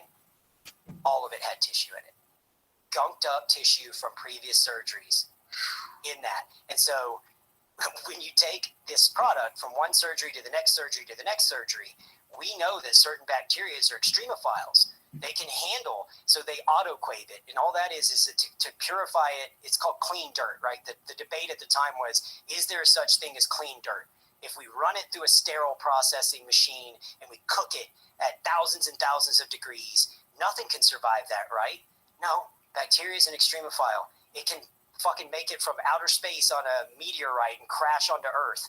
You know, These are some of the most resilient life forms in the history of existence. Well, prions, the things that cause mad cow disease, you could cook them at thousands of degrees and they stay alive. Well, and this is where it gets even scarier. So whether we're talking about, like with stem cells, one of the big things that's happened is when they throw out adverse events, even with the stem cells or biologics products, almost all of those adverse events have nothing to do with the product and everything to do with the chain of command. So look at how rigorous the chain of command is on me as a compounding pharmacy. I told you, step by step by step, check, balance, check, balance, check, balance. None of that exists in big medical. None of it. I was a device rep with shavers, pumps, equipment, implants in my trunk of my car in 110-degree weather. It wasn't just me. Every rep carries. They put drugs in the trunk of their car and drive around and give them to clinicians to use for samples. But those products aren't being climate controlled in the way they're supposed to be. There's no chain of command. There's no chain of custody. They're not following any of those protocols. And even the storage facilities that almost all of these implant companies are using and device companies, they're not paying for climate-controlled storage typically. They're sticking them in a storage shed, and then a month later, that product's going into surgery. And so I'll give you another crazy, and I'm saying all this not to bash one company or bash anybody in particular. It's just the truth, Joe. It's the fucking truth. And when the FDA says we're worried about safety on a peptide that's a naturally occurring amino acid, I call bullshit. Because I go, then where were you when all this other stuff was happening? I was in a surgery at the Houston Zoo where I watched a shaver handpiece being used on a tiger, and it had green tape wrapped around it. Okay, and I thought, oh, that's interesting. It had green tape. Jump forward 2 months later, I'm in a human surgery, and I see a shaver handpiece with green tape.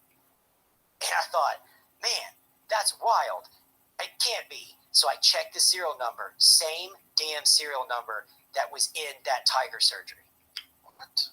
Same serial number. At the time, what was happening is if a loaner went out, it would go out to an animal surgery, veterinary clinic. There's no way to differentiate, right? So a count number is an account number, right? And so they ship out a loaner, and they would use that, and then they'd ship it back. But okay, but they're going to process it, clean it, sterilize it. You never should be doing that in the first place. But I've already told you now how the packaging inserts don't explain properly how to clean out these instruments. And it's not one company. It's not one product. It's thousands of products. So a human patient could have been potentially contaminated with bacteria from a tiger. 100%. 100%. You never, like... And so I just say this because when they're throwing stones or people are like, peptides are dangerous or stem cells are dangerous, it's like, this is nature, and the rules and the regs and the restrictions and the safety nets and the protocols and the chain of custody and the hoops that we jump through. Like, let's go to the cellular options. Whether we get a biologic, whether cellular or acellular, okay, when it ships out, they say what time it shipped. It ships on dry ice, stored at frigid temperatures. When it arrives, we have to sign for it, and then we immediately unbox it and load it into a cryo freezer and document each lot number, what time we put it in the freezer, and within 30 days, if we don't use that product, we discard it. Even though there's nothing that says it's not viable or it's not going to be as good, that's the protocol, because we're going to go above and beyond and follow the most rigid safety protocols. And that does not happen in traditional medicine. The average American is assuming that if they go into surgery, that's safe. But these stem cells, man, who knows about that? That could be dangerous. And the truth is, everything's risk reward. It's all risk reward. Jesus Christ. It's just so gunked up. It's just so corrupt that it feels helpless when you're discussing this. Cause like, there's this feeling that the more you dive into this, and the more you describe things, and the deeper you expose the corruption, the more it's so confusing because it doesn't seem like there's a way out. Well, and you asked me last time, you were trying to ask me to articulate how I started Wastewell, how I started Revive.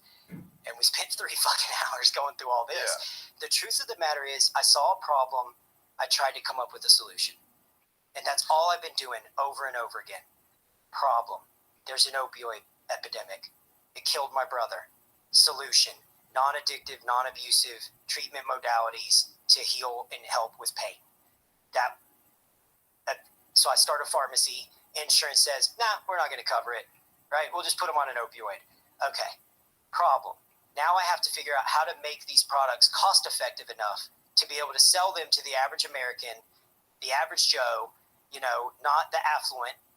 Everybody needs to be able to afford these treatments. So I built a 503A serial pharmacy, and we began to make products that were in the gaps. Anything I saw that insurance didn't cover, wouldn't cover, was egregiously price gouging patients on, is what we would make at our compounding pharmacy.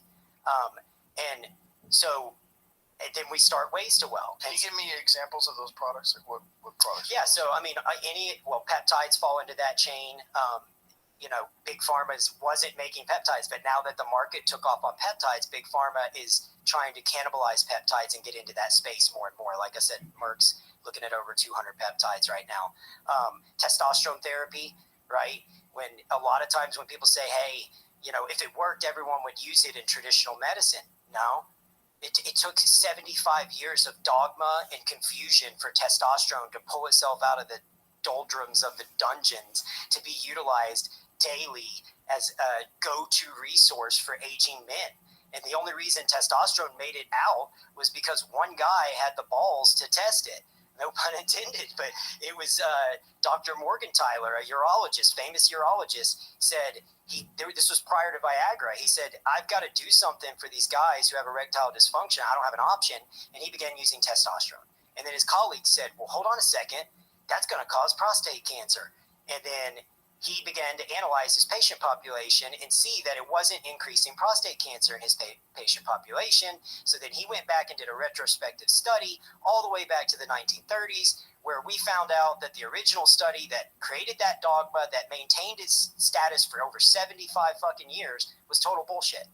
It was a patient population of 3. 2 guys dropped out of the study. One guy had levels that went up and down on his prostate levels, and it was all debunked. And now it's proven time and time again, if testosterone was increasing prostate cancer, we would have seen a huge spike in prostate cancer. What we're seeing is about 14% of men develop prostate cancer. And so as we walk through... What do you think the reason for that is? For what? Why do 14% of men develop prostate cancer? Well, 14% of men in general patient population develop prostate cancer. General. Thank you for clarifying that. Right. Yeah, not population. Correct. And so the thought was, if we increase certain levels, that we would increase the risk of prostate cancer. And so the challenge becomes, if you really go back and you look at the study, the guy who stayed in the study was chemically castrated. He had a testosterone level of 50 nanograms per deciliter, which is considered chemically castrated, so non-existent.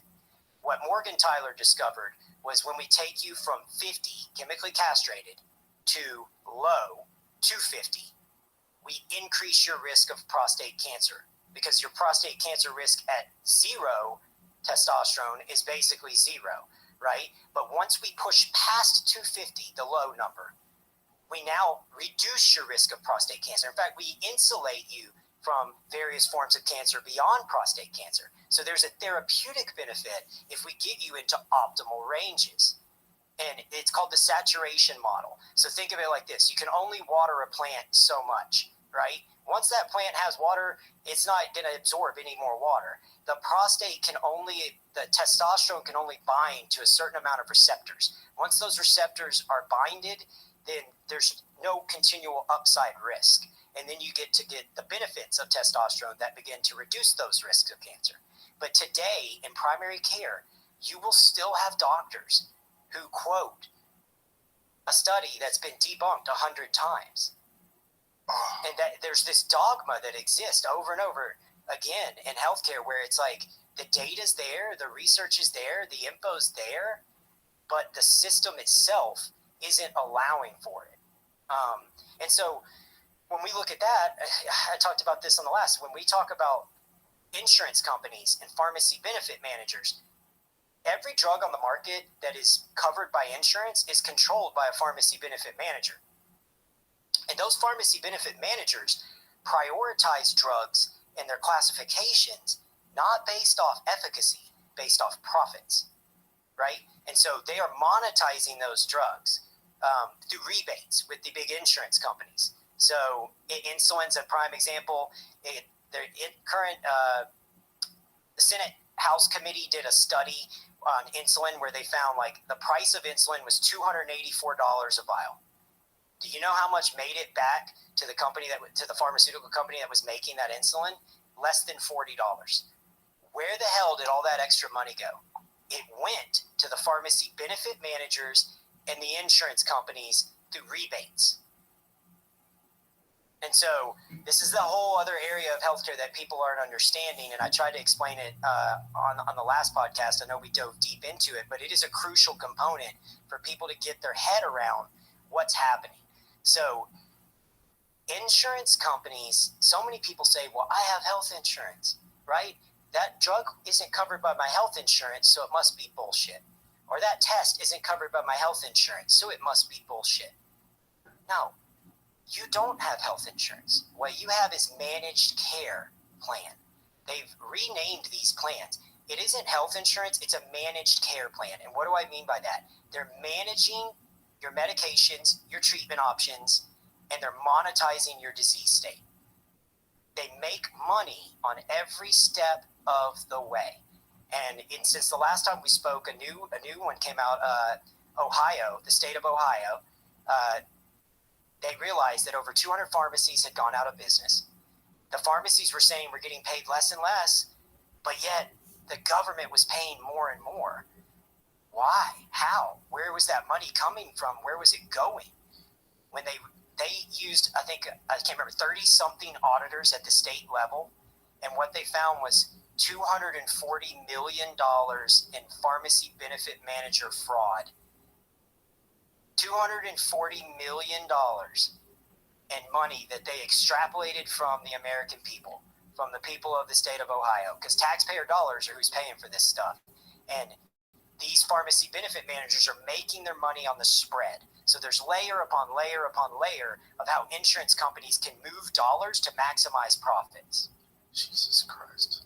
Does that make sense at all? It makes sense, but it's just like the more you talk, the more disheartening it is. Well, I mean, there's two different views on it, right? There's optimists are usually successful, and pessimists are usually right. I am very optimistic about the future of medicine. I'm very optimistic through large language models, cash pay model. I didn't want to get into that without first setting the tone for the listeners on how we're here. Why did we go to cash pay? Why is Ways to Well not in the insurance model? Why is Revive not in the insurance model? Because the insurance model no longer exists. That model is meant to monetize your disease, right? So Gary talked about this. You come in. Let's say I come in, and I'm going to give you a perfect example. I'm a mom. I'm stressed. I have anxiety. I'm not sleeping at night. I go to my primary care. That primary care has 6 minutes with me. It's not their fault. They're doing their best to navigate a shit system. They write me an Ambien and an antidepressant or an anti-anxiety, and they push me out the door. And that's their go-to treatment because that's the tool in their tool belt. The difference is if somebody were to come in the door of Ways to Well, or any of these cash pay clinics, I don't even want to make it about Ways to Well. There are hundreds of phenomenal clinics across the country. Peter Attia is a prime example. He's going to take the time to ask the question, to do the deep dive, to peel back the layers to the onion.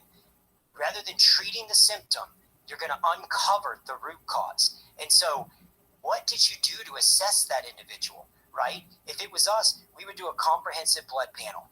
We would identify, is there a hormonal imbalance or any sort of imbalance in their biomarkers? Not going to happen in the insurance model because of what I was telling you. The doctors are scared. They're scared of getting kicked off the insurance. They're scared of ending up on a DOJ desk because the data's being skewed, the info's being skewed, all of it. It's one half of the narrative. So that's one reason they won't do it. So that's the biomarker test. Okay, let's look at the other thing we would do. We would run an EEG to assess if you have insomnia, anxiety, depression, all of these things. Another way to dig into the root cause, separate from biomarkers, is an EEG. To run a brainwave test that tells us, is your brain neurons firing at the posterior of your brain to the prefrontal cortex of your brain? And if you're losing data from the posterior to the prefrontal cortex, what you find is people with depression, with anxiety, with all these things, they're losing 40 to 50% of that neuropathic firing from the rear of the brain to the front of their brain. And this is a simple $200 test, okay? Then you go to what Gary brought up. You can do a methylfolate detoxification test, MTFHR, the motherfucker test is what they call it. And it's a gene carrier test. 40% of people in America suffer from that gene, right? There's 4 other genes that are part of that test that we do. Any one of those genes can change the way your body processes and detoxifies. They're never going to do that. That isn't covered by insurance. You could do a pharmacogenetic test to see if that individual is even capable of metabolizing the treatment that you're writing them. Do they have a cytochrome P450 variant? Will this even work? How are they processing their food? We can do a gut biome test. We can identify, do you have a food allergy? Is your gut biome in good working order? Not covered by insurance. Do you get where I'm going? Yeah. There's 7 or 8 things we should be doing before we ever write you a fucking drug. For sure, 7 or 8 easy things, and you're not talking about $1 million. Like, I bet all of those tests combined come out to less than $1,000 bucks. And I know that's a lot, but you know, how much do you spend on your car payment? How much do you spend on your house? You're spending a portion of your life in that. You're spending 100% of this existence in this flesh vessel, and you only get one of them. What are you going to do with it? Are you going to put your life in the hands of these fucking assholes that are here to extrapolate money from you and manage you into chronic disease? And I'm not saying the doctors are. The doctors are just using the tools that are in their tool belt. They're using the data and the tools that are in their tool belt. This episode is brought to you by ZipRecruiter. This month, it's all about St. Patrick's Day. So, to help get into the spirit of things, I want to share a fact. Did you know that the odds of finding a lucky 4-leaf clover are 1 in 10,000? I'd say that's pretty difficult. Fortunately, if you're looking to hire, you don't need a 4-leaf clover. You don't need any luck. You just need ZipRecruiter, and you can try it for free right now at ZipRecruiter.com/Rogan. They don't need any gimmicks or leprechauns to lead you to a pot of gold, or in this case, top talent, because they have powerful matching technology that shows you qualified candidates as soon as you post a job. And once you review those candidates, you can invite your top choices to apply, which encourages them to apply sooner.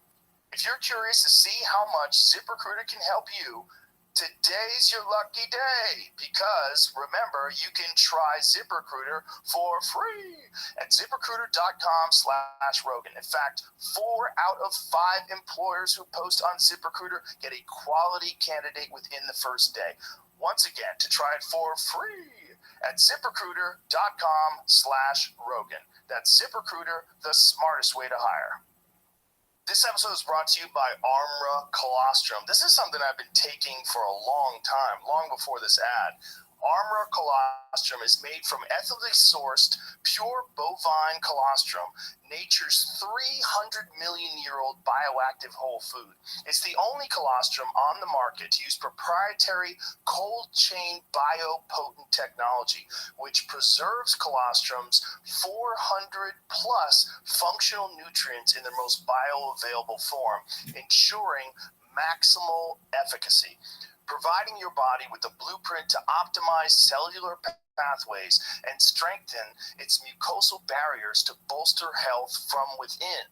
But Armra Colostrum's benefits don't stop at immunity. Because it works at a foundational level, strengthening the barriers and regenerating the cells, people taking colostrum can experience a reinforced gut, radiant skin, fuller hair, improved mood, improved performance, and much more. With over 5,000 published studies documenting the power of colostrum, head to tryarmra.com/Rogan and take 15% off your health revival with code Rogan. And that's all they know how to do. And they don't have the time, and they're stressed, and they're overworked, and they're tired, and they're just trying to make it. And they're beat down. These people are beat down. And how many of these doctors even know about these tests? A lot of them don't, because again, a lot of it's not covered by insurance, and so if it's not in their wheelhouse, and so when you went back to, wait, doctors have investments. When I owned a blood lab, one of the things I learned is that clinician's so busy, if there's not a carrot at the end of the stick to have the conversation, to do the deep dive, to explain to them the methodology and the clinical protocols and the why, they're not going to mess with it, because they're just, again, trying to make it through the day. And so those were pathways to be able to educate a clinician and give them some insight into why they should be doing these tests clinically. But yeah, even today, like if you talk about cellular therapies, if you talk about peptides, most primary care clinicians in this country have no idea about peptides. or they'll say it's bullshit, or they say they don't work, and they'll say the same thing with cellular therapy. You can't get stem cells in the United States. You can't get that. It's just this dogma that has created a misconception. Infrared, that's another example. You and I were talking about infrared beds and red light therapy. It is viewed by a lot of the doctors in this healthcare system, and I say healthcare loosely, it's sick care, as pseudoscience, bullshit, chiropractic stuff. But if you look, infrared and these technologies, photo light therapy has been used since 1903, 1905. The guy won a Nobel Prize. Huberman does a 2-hour breakdown on this stuff. Infrared is not bullshit. There are over 60 studies that show infrared works. There was a study done in Europe that showed infrared improved vision in people over the age of 40. Like using 3 minutes of infrared 3 days a week, returned vision and eyesight. There's nothing that has done that.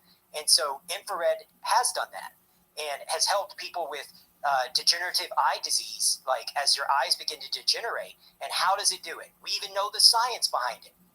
It literally, when you're taking NAD drips and you're doing all this stuff, you're doing it to try and get your cells to produce more ATP.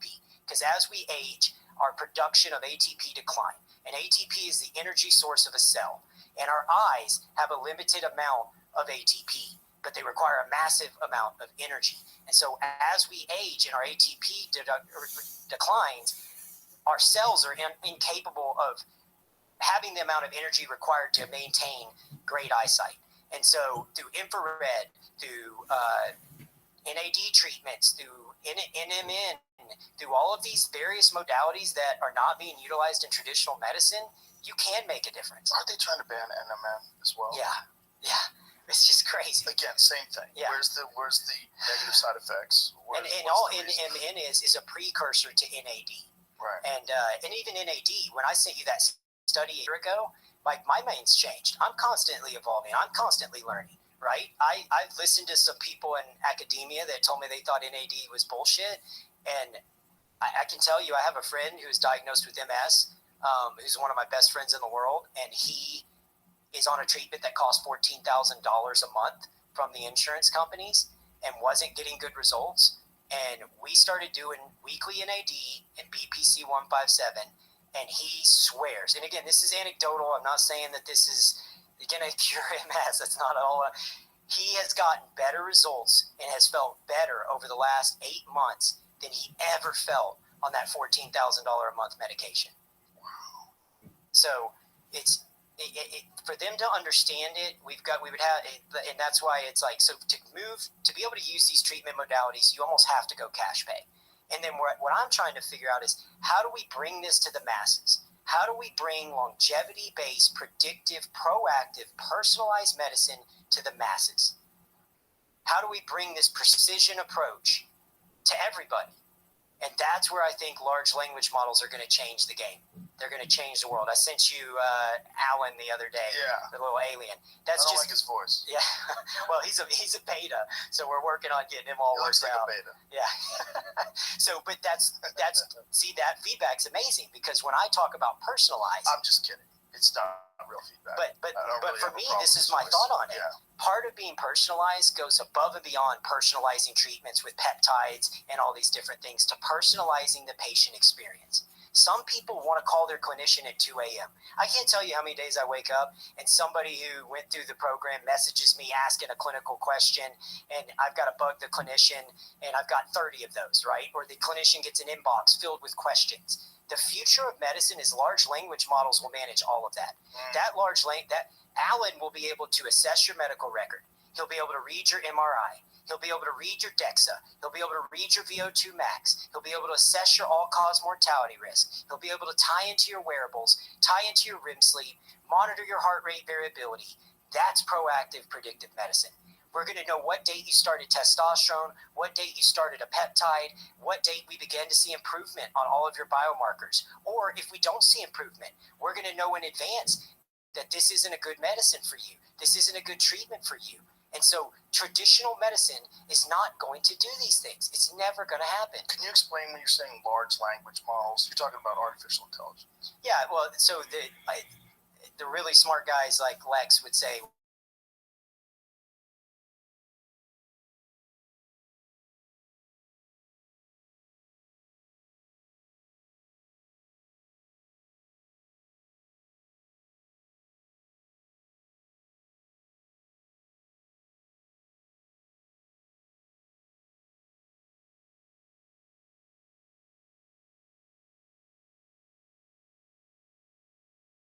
as well. So I was told that he has a fiduciary duty to the board to disclose if the Chat GPT makes a leap, is what they call it. Mm-hmm. And it made a leap.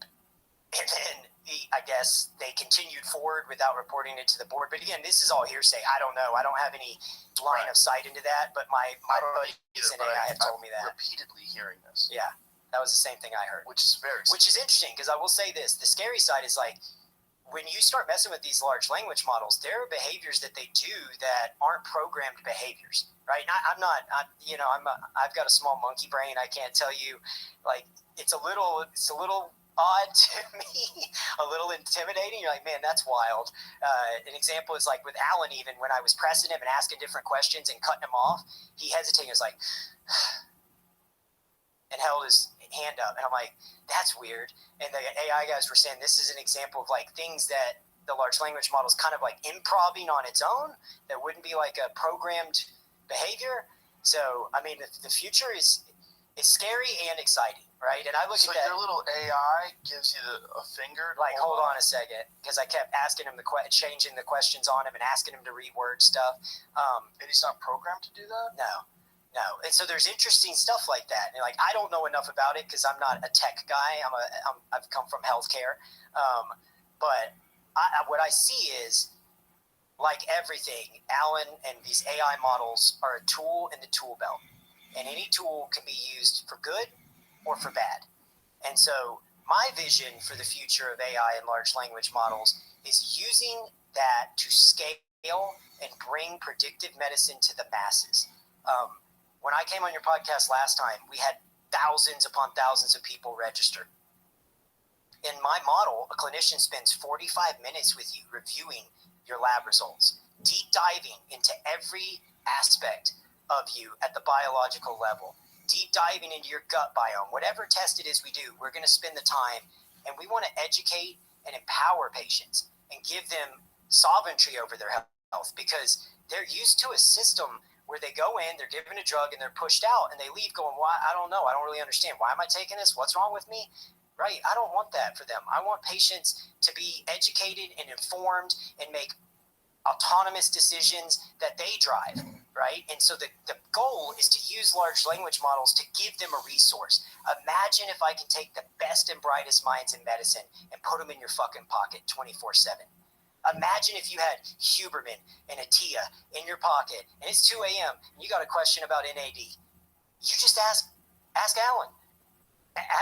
The large language model is going to know all that, and he's going to be able to tie it to your medical records, and he's going to be able to tie it to the pharmacy and know what date your prescription shipped. And the only reason I'll be able to do that, and when we go back to data in, data out, right? In our LLM model, it will be a closed infrastructure.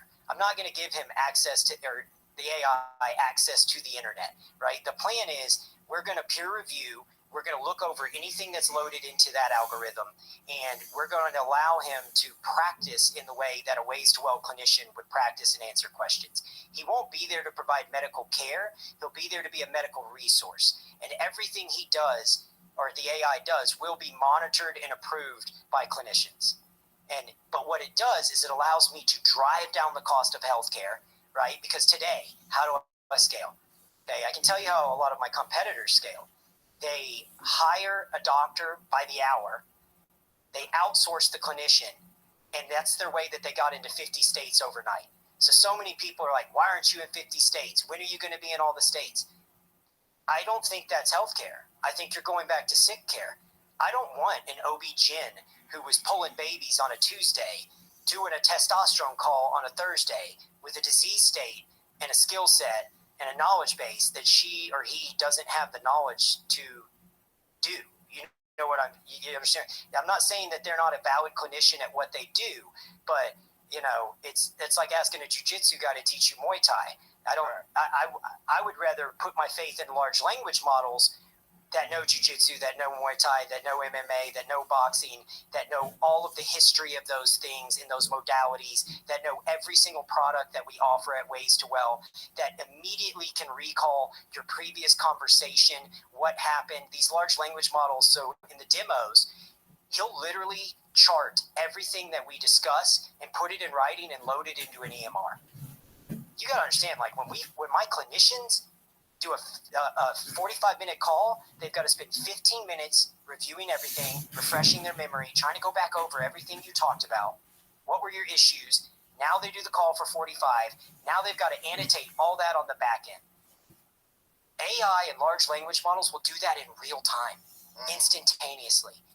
I can only see 6 patients per day per clinician in my model because I'm trying to provide them with great care. I'm trying to bring the Peter Attia, the high-level care approach, but make it affordable for the average person.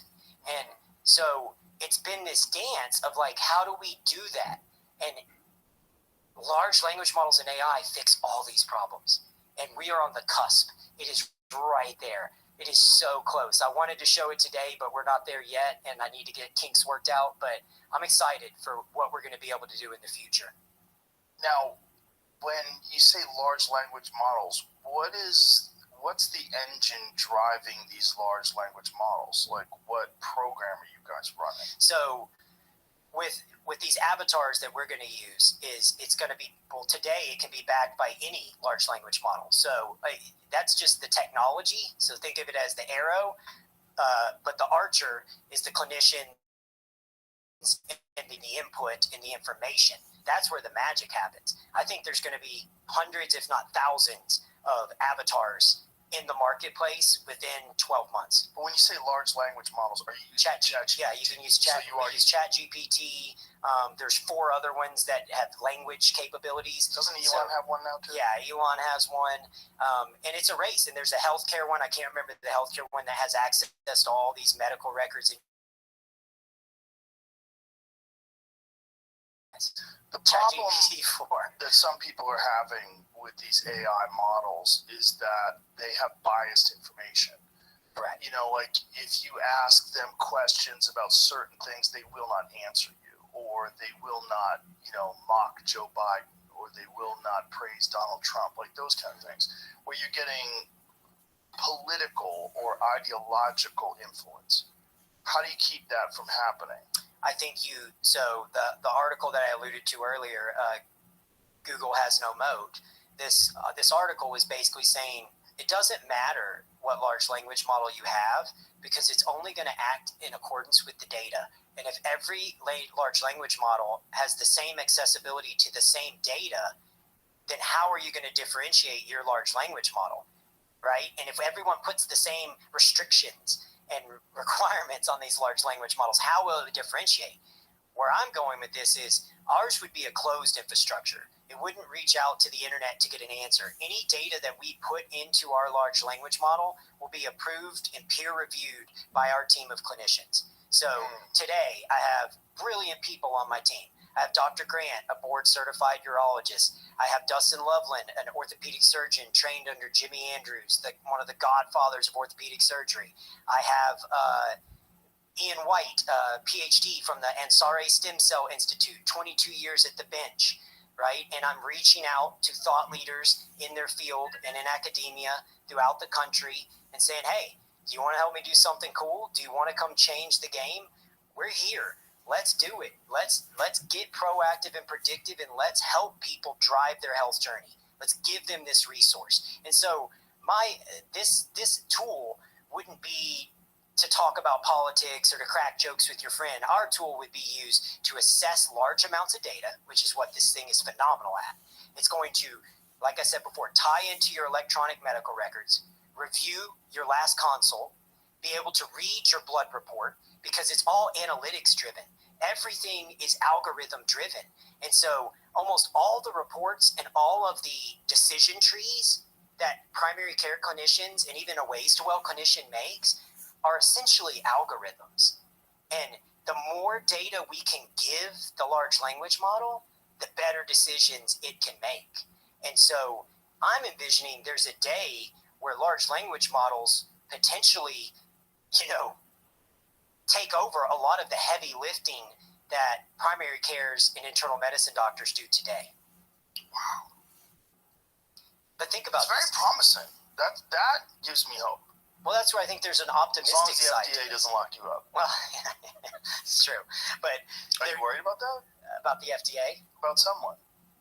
Yeah, no, I am. I was very nervous on the last call. I don't want to pick a fight with the federal government. That's just not a fight, that I'm willing to take on. And that's partially why I got out of the insurance model. I described it this way. Joe, it was one of the worst years of my life, man. I lost my brother. I built this company. I had 156 employees. We were days away from selling this thing, the previous company, for over $30 million. And I was the sole owner. And literally days before, insurance cut all of it out from under us, quit reimbursing everything, got rid of all the genetics testing, all of any compounded medication, any of it gone overnight. I had to look 150 fucking people in the eye and say I came up short.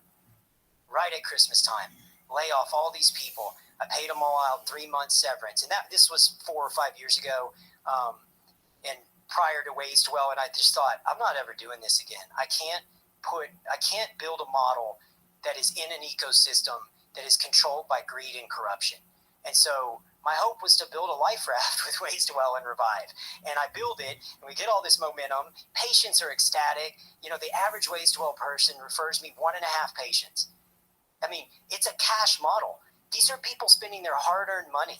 The way this works is if it didn't work, I'd be fucking fired. They're not going to spend their paycheck for something that doesn't work. But look at all the people you've referred me. Everyone, for the most part, is ecstatic. Well, I can talk about it personally. Your treatments have helped me tremendously. There's been, like, that MCL tear that I had on my left knee that just kept fucking with me. That doesn't exist. I just did rounds on the back, dude. Yeah. It doesn't affect me at all anymore. I mean, stem cells, whether it's mesenchymal stem cells, BPC-157 peptides, all these different modalities, all these different tools that you use, they fucking work. Yeah. They 100% work. I'm 56 years old. I mean, I'm supposed to be like an aging, falling apart person. Most people that hit my age, I mean, I'm not even middle-aged. I'm past the border. Yeah. Like middle-aged, what am I going to live to 112? I mean, some people, I guess, have done it, but it's pretty rare, right? But that's if you start talking about driving longevity and driving human lifespan, you start by driving health span. Yes. And in order to drive health span, we've got to take a look under the hood. And so this is where I was going earlier with the insurance stuff. You've got to start thinking of your insurance, your health insurance, as managed care. They are there to manage chronic disease, maximize profits. Right. Okay, what do I mean by that? Think of it like car insurance. Your car insurance is there when you wreck the car. Your car insurance is not there to rotate the tires, change the oil, and maintain the car. Dana White had an amazing quote. I will never go to a fucking primary care again in this country. And he articulated it without even knowing he's articulating it. Mm-hmm. And he's not even a healthcare guy. And Dana saw it. And so... Well, it's based on his own personal recovery. The way his body... When Gary Brecker started working with him, he was, really overweight, pre-diabetic, really fucked up. And now the guy looks fantastic. What's crazy to me is, like, the red light bed, what it's done to his face. It's crazy. Like, his face looks 10 years younger. It's nuts. Well, a lot of people don't understand, like, that. And again, Huberman did a phenomenal job. I can't remember the exact podcast, but he dove deep into it. And yet so when these primary cares or your doctor out there says red light therapy's bullshit, they don't know what they're talking about. It's been around since 1905. A guy won a Nobel Prize for using it to treat a disease state. I can't remember all of it. I'll butcher it, so I won't even try. But the gist of it is, there was just a study done in orthopedics that red light therapy helped reduce osteoarthritis better than steroid injections and the other treatment options that they're using in the marketplace in orthopedics today. And it's not foo-foo pseudoscience. Huberman breaks it down and explains it through using red lights. There's long wave and short wave, right? And the long wave pierces through the epidermis into all of the tissue in your body, all the way to the cellular level, all the way to your cells, spurring cellular turnover and increasing ATP, which is cellular energy. And so it gives your body the energy needed to heal itself. It reduces inflammation. It helps with neuropathic pain. It helps with skin tone, skin complexion. It helps with eyesight. But again, these are all things that typically aren't talked about in traditional medicine. Well, like I said, I know it works. I know it works because I'm a part of it. Yeah. And what's fascinating is the ability to maintain, because everyone's worried about getting old, getting decrepit. But if you're not seeing any decline as you age, your ability to maintain your physique, your endurance, your energy levels, we haven't done this before. Like, this hasn't been something on a large scale that human beings have participated in while they were going through this process of degeneration, the natural degeneration that most people experience. Well, it's such a multitude. You asked me too last time what you asked me about low testosterone and what could have caused it, and I look at that and I go, it's everything, right? Like there's another, when we get back to red light, or not red light, green and blue light can increase testosterone levels, right? Not only can, they will. You get it from sunlight. So what you found is if you stand in the sun 30 minutes a day, it drastically improves testosterone levels. Again, Huberman goes into this too on a different podcast. But how much? He breaks it down. I don't remember the exact specifics, but the gist of it is if you have low testosterone, okay, are you inflamed? What is your diet? Are you working out? Are you lifting weights? Are you getting sleep? Are you getting sunlight? Are you eating good protein sources? These are all just basic questions that we could ask and dive into to help patients optimize their hormone levels. But what happens if like for me, I was up at 4 a.m. to go get into the operating room. I stood in the operating room and would come out and it'd be dark again. I didn't see the light of day for freaking like 13 years, like literally. And so I look back now and I'm like, well, of course. Because what happens is if you don't get sunlight, your body upregulates melatonin. And melatonin reduces testicular function and drives down testosterone. And they believe it's because we evolved, like essentially being, when we were cave dwellers, we would, in the winters, in the cold time of the year, our rhythms would change with the environment and we would go and be more indoors. That wasn't the best time to breed or procreate. And so in the spring, in the summer, when there's more sunlight, you're in the sun more, and your melatonin level deregulates, your testosterone level upregulates, and all of a sudden you're fertile. And same thing with women. Women are impacted by this as well. Women have testosterone too, so if they're not getting enough sunlight, it can kill their sex drive. It can mess up their hormone levels. Well, women have more testosterone than they have estrogen. I know a lot of people don't realize Isn't that wild? Yeah, it is wild. It's the primary sex hormone for both sexes. Yeah, it's nuts. So Huberman gets into all that. Academia, there's tons of studies on this. So and all, I think the main reason it's not adopted more often is they're just in the insurance model, right? They use the tool that's in their tool belt, and if that's not a tool in my tool belt, then I'm not going to talk about it, and I don't have time to do it. And that's where I see large language models and an evolving market allowing patients to get that education on their own. They don't have to wait to talk to a doctor, right? I will have a team of academics right there at your fingertips, proactively analyzing everything about you. And I would tell you, I talked about predictive, proactive, personalized, all that. Another one would be private. Private. You do not want this data in the hands of insurance companies. Listen to what Gary Brecka was telling you. He worked for the big insurance companies. He worked to assess your all-cause mortality risk and the risk profile to the insurance company, right? And so if let's just say in a miracle world, all of a sudden, Blue Cross Blue Shield rolls out a large language model to streamline your experience, and they want to tie into your wearables. The last person you want digging through your underwear drawer is the insurance company, because they're going to use it to limit your care, to limit what they cover, and to kick you off a plan, right? They're going to know when the chronic disease is coming, and they're going to charge you when they know they monetize you. And then as soon as you reach a state where they can, and that's the dangerous side of these large language models, and that's the dangerous side of the tool. And so a sword in the right hands is, one thing, and a sword in the wrong hands is a whole other thing. Jesus.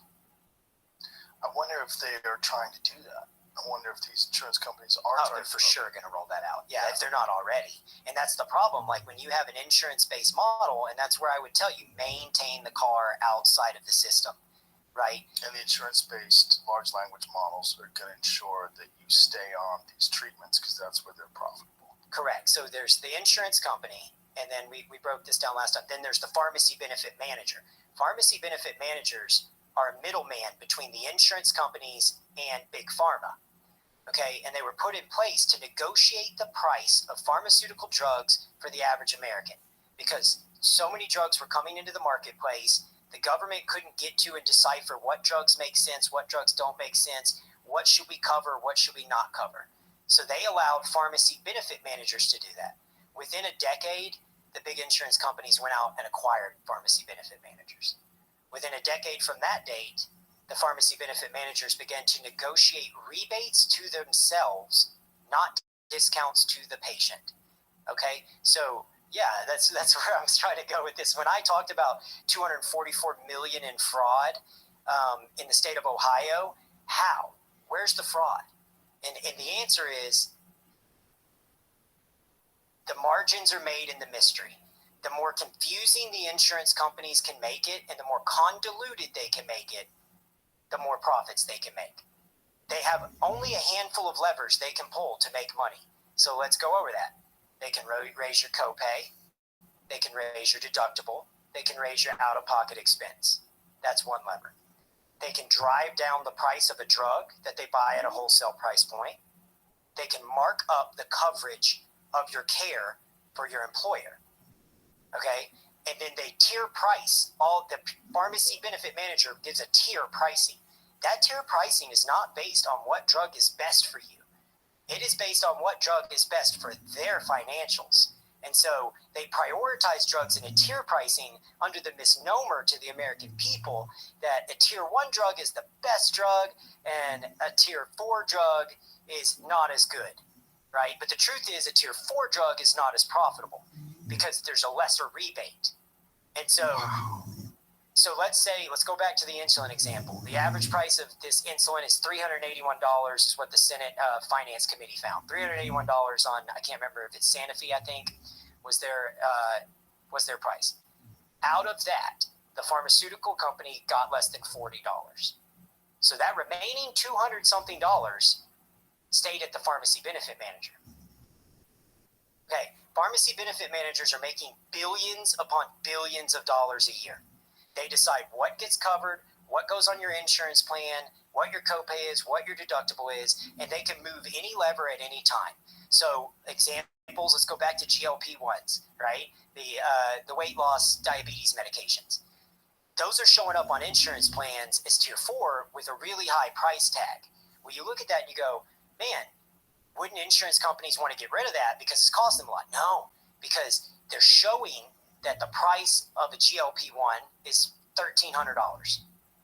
They never paid $1,300.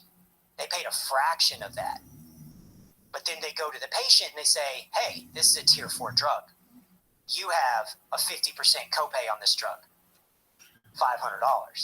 Okay, so they made their money there. They made their money off the rebate from Big Pharma. Then So they the patient pays more than they actually are paying for the drug. Correct. That is what happens on most drugs. And that's that is just why I the built a copay. compounding pharmacy. Yeah. But even if they don't, let's say it's a drug that you think is covered.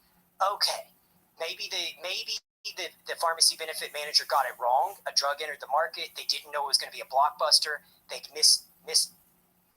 miscalculated how this was going to play out. They have lever after lever they can pull. Okay, high margin drugs, they've gone out and bought pharmacies. So they own mail order pharmacies. So what they'll do, like when I owned a pharmacy, Blue Cross Blue Shield, they literally said they owed me over $1 million for 1 month of shipping out drugs. I'd already shipped all the drugs to their patient. I'd already done everything. They come in and say, yeah, we're not going to pay you. We don't think you collected the copays or deductibles. Okay, well, we did. Here's all the records. I can show you how soon can you get an auditor out. We want to cooperate. Like, we're a small company. We need this money. Now it's 3 months before we can get to you. Okay, and then they begin to make it so hard for you to survive in their insurance model. And then you'll be sitting there and a couple months later, knock on the door. Hey, man, heard it's tough out there for these small pharmacies. You know, we're looking to acquire pharmacies just like you, right? They've gobbled up the lifeblood of America. They've put all these small pharmacies out of business. They now own most of these big juggernaut pharmacies. So even if CVS says, we only made $10 off that prescription, what did the pharmacy benefit manager make? Okay, or what is the pharmacy, your mail order pharmacy making? Lever after lever after lever. Then the last part of it is, my buddy who has MS, his MS treatment, I think, is $14,000 a month. We just met. I have 260-something employees across both organizations. We met with the insurance company. They're raising our rates because they claim they paid $14,000 a month for his drug, right? He had a huge out-of-pocket burden on that drug, but was happy because he thought, well, hey, man, it was going to be 14 and I only had to pay X. And then they never paid the 14 because they negotiated a rebate on the back end, and then they turn around and they mark up my insurance plan for all my employees every year, year after year. It is a profit-driven system, not a patient outcome-driven system. And so that's all I'm trying to hammer home with patients. When you say, why don't you take insurance? Because insurance is the crux of the problem. You cannot operate in that ecosystem and provide quality care. You can't. Everything's controlled. Everything's dictated. It's terrible. And most people have no understanding or awareness of this. So there's no real push to fix this system. There's no real push to regulate and analyze all of these problems and what's the downstream effect of these problems. Yeah, and I even hear clinicians talk. A lot of clinicians don't know.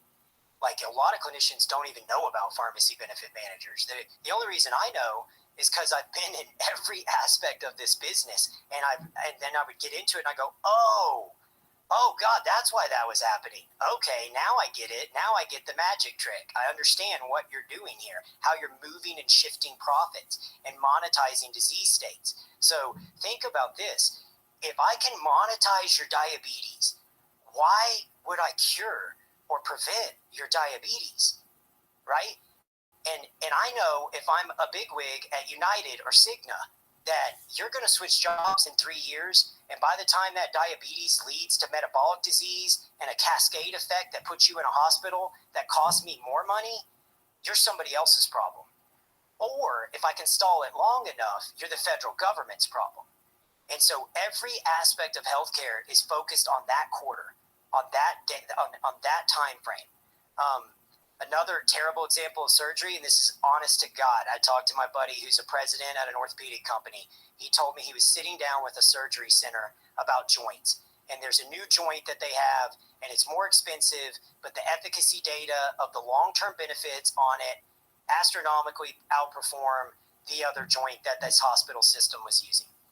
He sat down with the CEO of the hospital, and he said, here's the data, 5 years out, here's what we're seeing, da-da-da-da-da. The CEO said, I don't give a shit what happens 5 years out. Swear to God, he said, this is a call I had yesterday. He said he looked me in the eye, Brigham, and he said, if you told me that this joint will last at least 90 days and it's cheaper, that's all I care about. Because all of their data and records and accountability are only on the first 90 days. Once you're out of that 90 day and you've done your little review and all that, you're off again and you're no longer a monetizable patient. And so too, when we talk about primary cares and what's happened, the same thing with pharmacies where they've been gobbled up by insurance companies, if they're in the insurance model, is the same thing that happened with primary care practices. The day of a primary care being independent and a free thinker is over. They're employed by hospital systems. Major conglomerates have gone out and bought up the primary care practice. Why? Because now they have the patient population. If I can get you at the primary care level, then I can control the referral of where that primary care sends you as we profiteer off your disease state. Okay, so you go to a primary care. Let's just walk through the same example I gave earlier, a methylfolate test. They never run that test, right? There's genetics. The methylfolate test tells me my genetics, but there's epigenetics. The choices I make every day impact which genes turn on and which genes turn off. If nobody ever has a conversation with me in my 30s about my hormone levels, about getting into the sun, about eating right, and you push me towards chronic disease because you wrote me a prescription to treat a symptom, and now I go through this system and I get cancer, that primary care is going to refer me to an oncologist, and that oncologist is part of that same system, right? And most people don't know this. 65% of an oncologist's income comes from chemotherapy, from the markup they're making off your chemotherapy. 65%, and I attached that link, Jamie, too, where it talks about this. So all I'm getting at is, Russell Brand said this, and he was spot on. Another guy who's not a clinician but understood what's going on here. If we make things about profits and quarterly earnings and big business and not patient outcomes, don't be shocked when we get phenomenal quarterly earnings and piss poor patient outcomes. 65%. 65. And I attached the link just so we'd have it. So they have a financial incentive. Yeah. So this is an article where they were trying to, the insurance companies were trying to incentivize them to use a generic in this instance, because this is one of those issues where there's no rebate and no way for the insurance company to monetize it. But it breaks down how much money these guys, 65% of an oncologist's income comes from that. Wow. This is incredible. And so I say all this again because I don't think that a clinician's to blame. I don't think that they're just operating in the system that they're given. They're playing with the playing field that's been set before them and the rules of the game that have been set before them.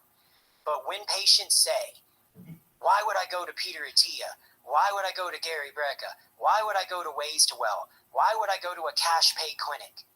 You will not get these treatment modalities, and you will not have these conversations, and you will not do that deep dive. So in a dream world, what I'm envisioning as we build this multidisciplinary institute here in Austin and we open these facilities across the country is a lot of the care will be virtual and will be managed from the comfort of your own home, driven by large language models that are tying into your wearables and all those things we talked about earlier. But we first have to establish a baseline. What do I mean by that?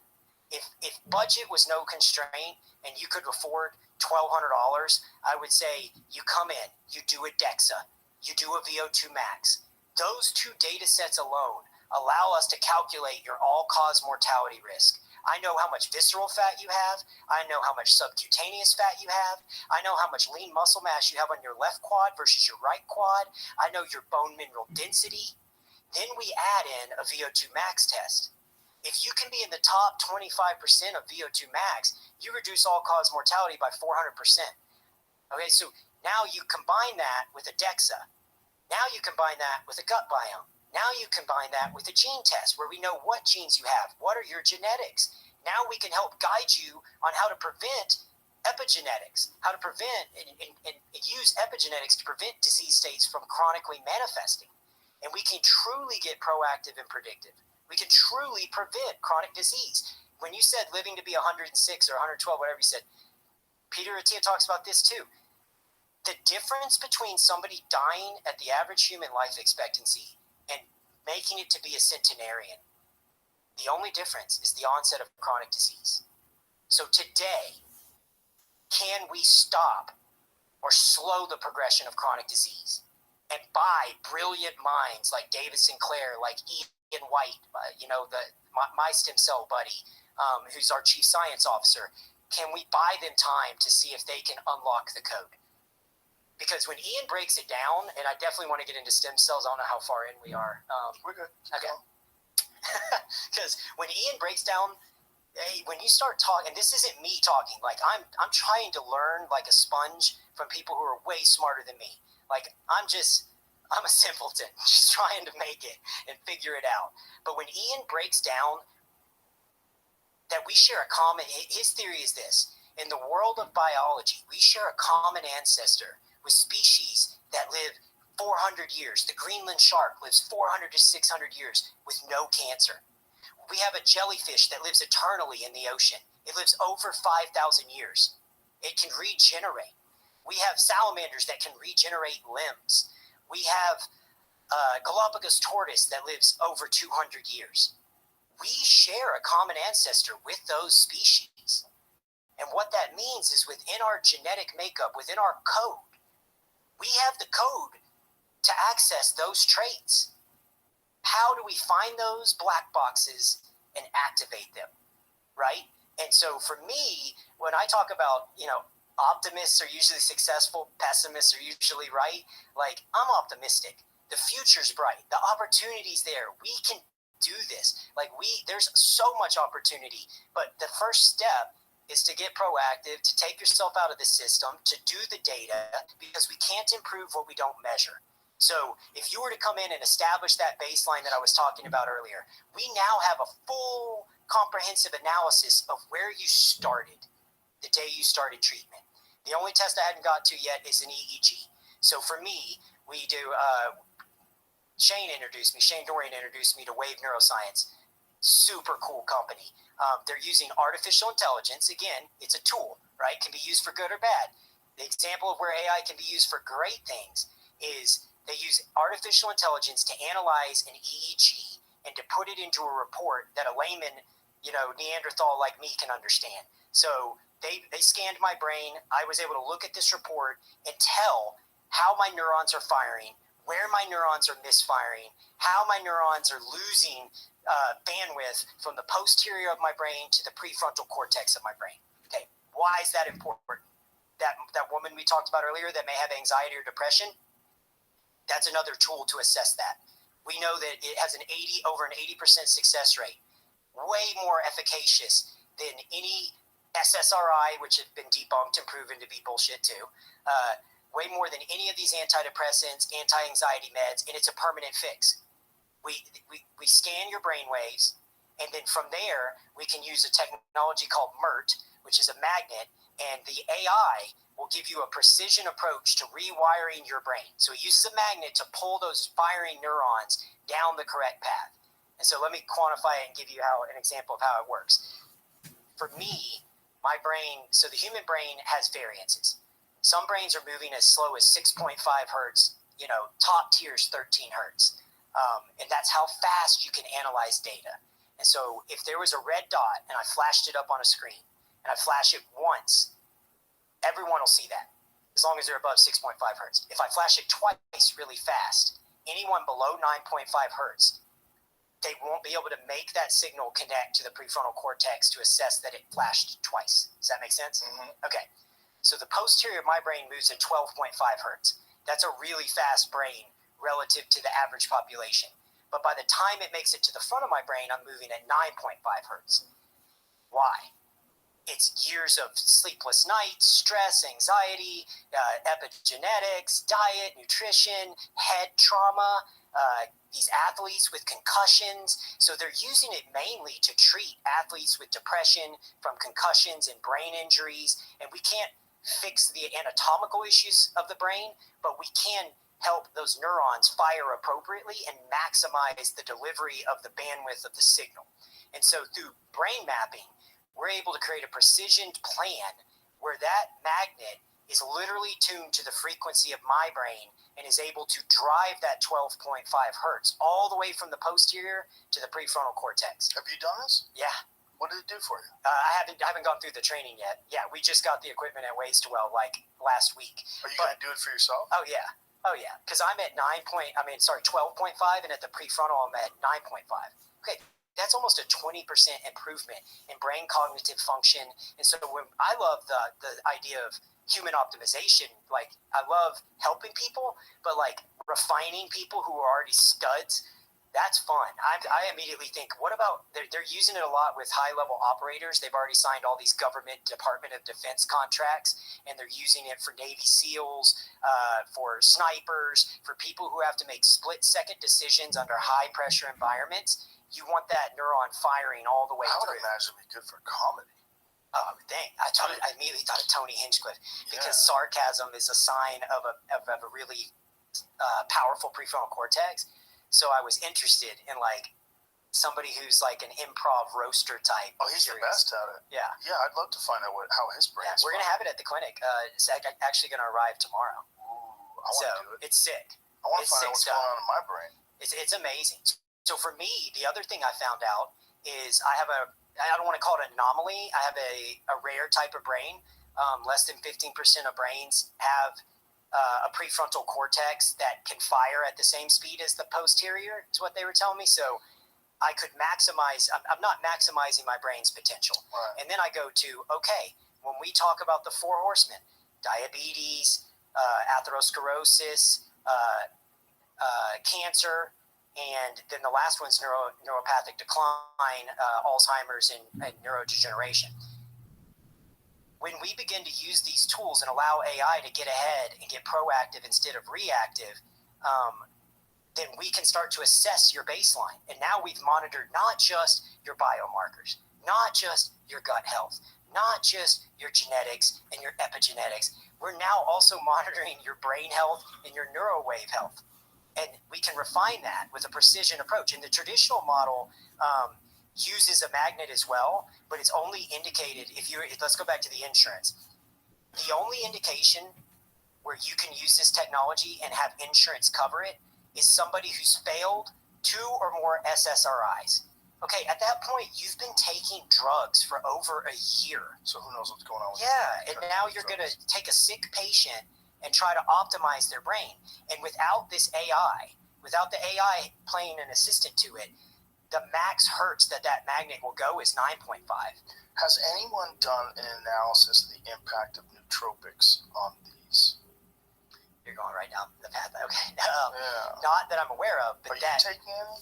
I take, what is it called? 4-sigmatic, the mushroom nootropics. But the direction we're headed with this is another thing I wanted to talk about. I'm glad you said that. We've been talking to Dell Medical School and their Psychedelic Research Institute. And a former Rogan alumni, Dr. Rick Damer, Doblin? Not Rick Doblin's friend, Dr. Bruce Damer. Sorry, Jesus, Bruce. See that firing? Dr. Bruce Damer. You've been firing for 2 hours straight, bro. You're going hard. So we have a letter of intent with Bruce Damer, and we're in negotiations with Dell Medical University to be part of their psychedelic research institute. And what that would allow us to do is Bruce has done a spinoff of MAPS, and the premise is it's called MINDS, and it's using low-dose psychedelics to see if we can optimize human brain performance. He came on your podcast, I think, like 10 years ago. Yeah, a long time ago. He said y'all played pool, and he left that next morning and went and did ayahuasca and solved some equation that he had been working on for like a decade, and came out the other end of ayahuasca with the answer. And so what did pool have to do with it? He said y'all played pool, and he was telling you the next day he was going to leave to Peru to do ayahuasca. So I didn't know if that would refresh your memory on who he was. Oh, no, I remember. Okay.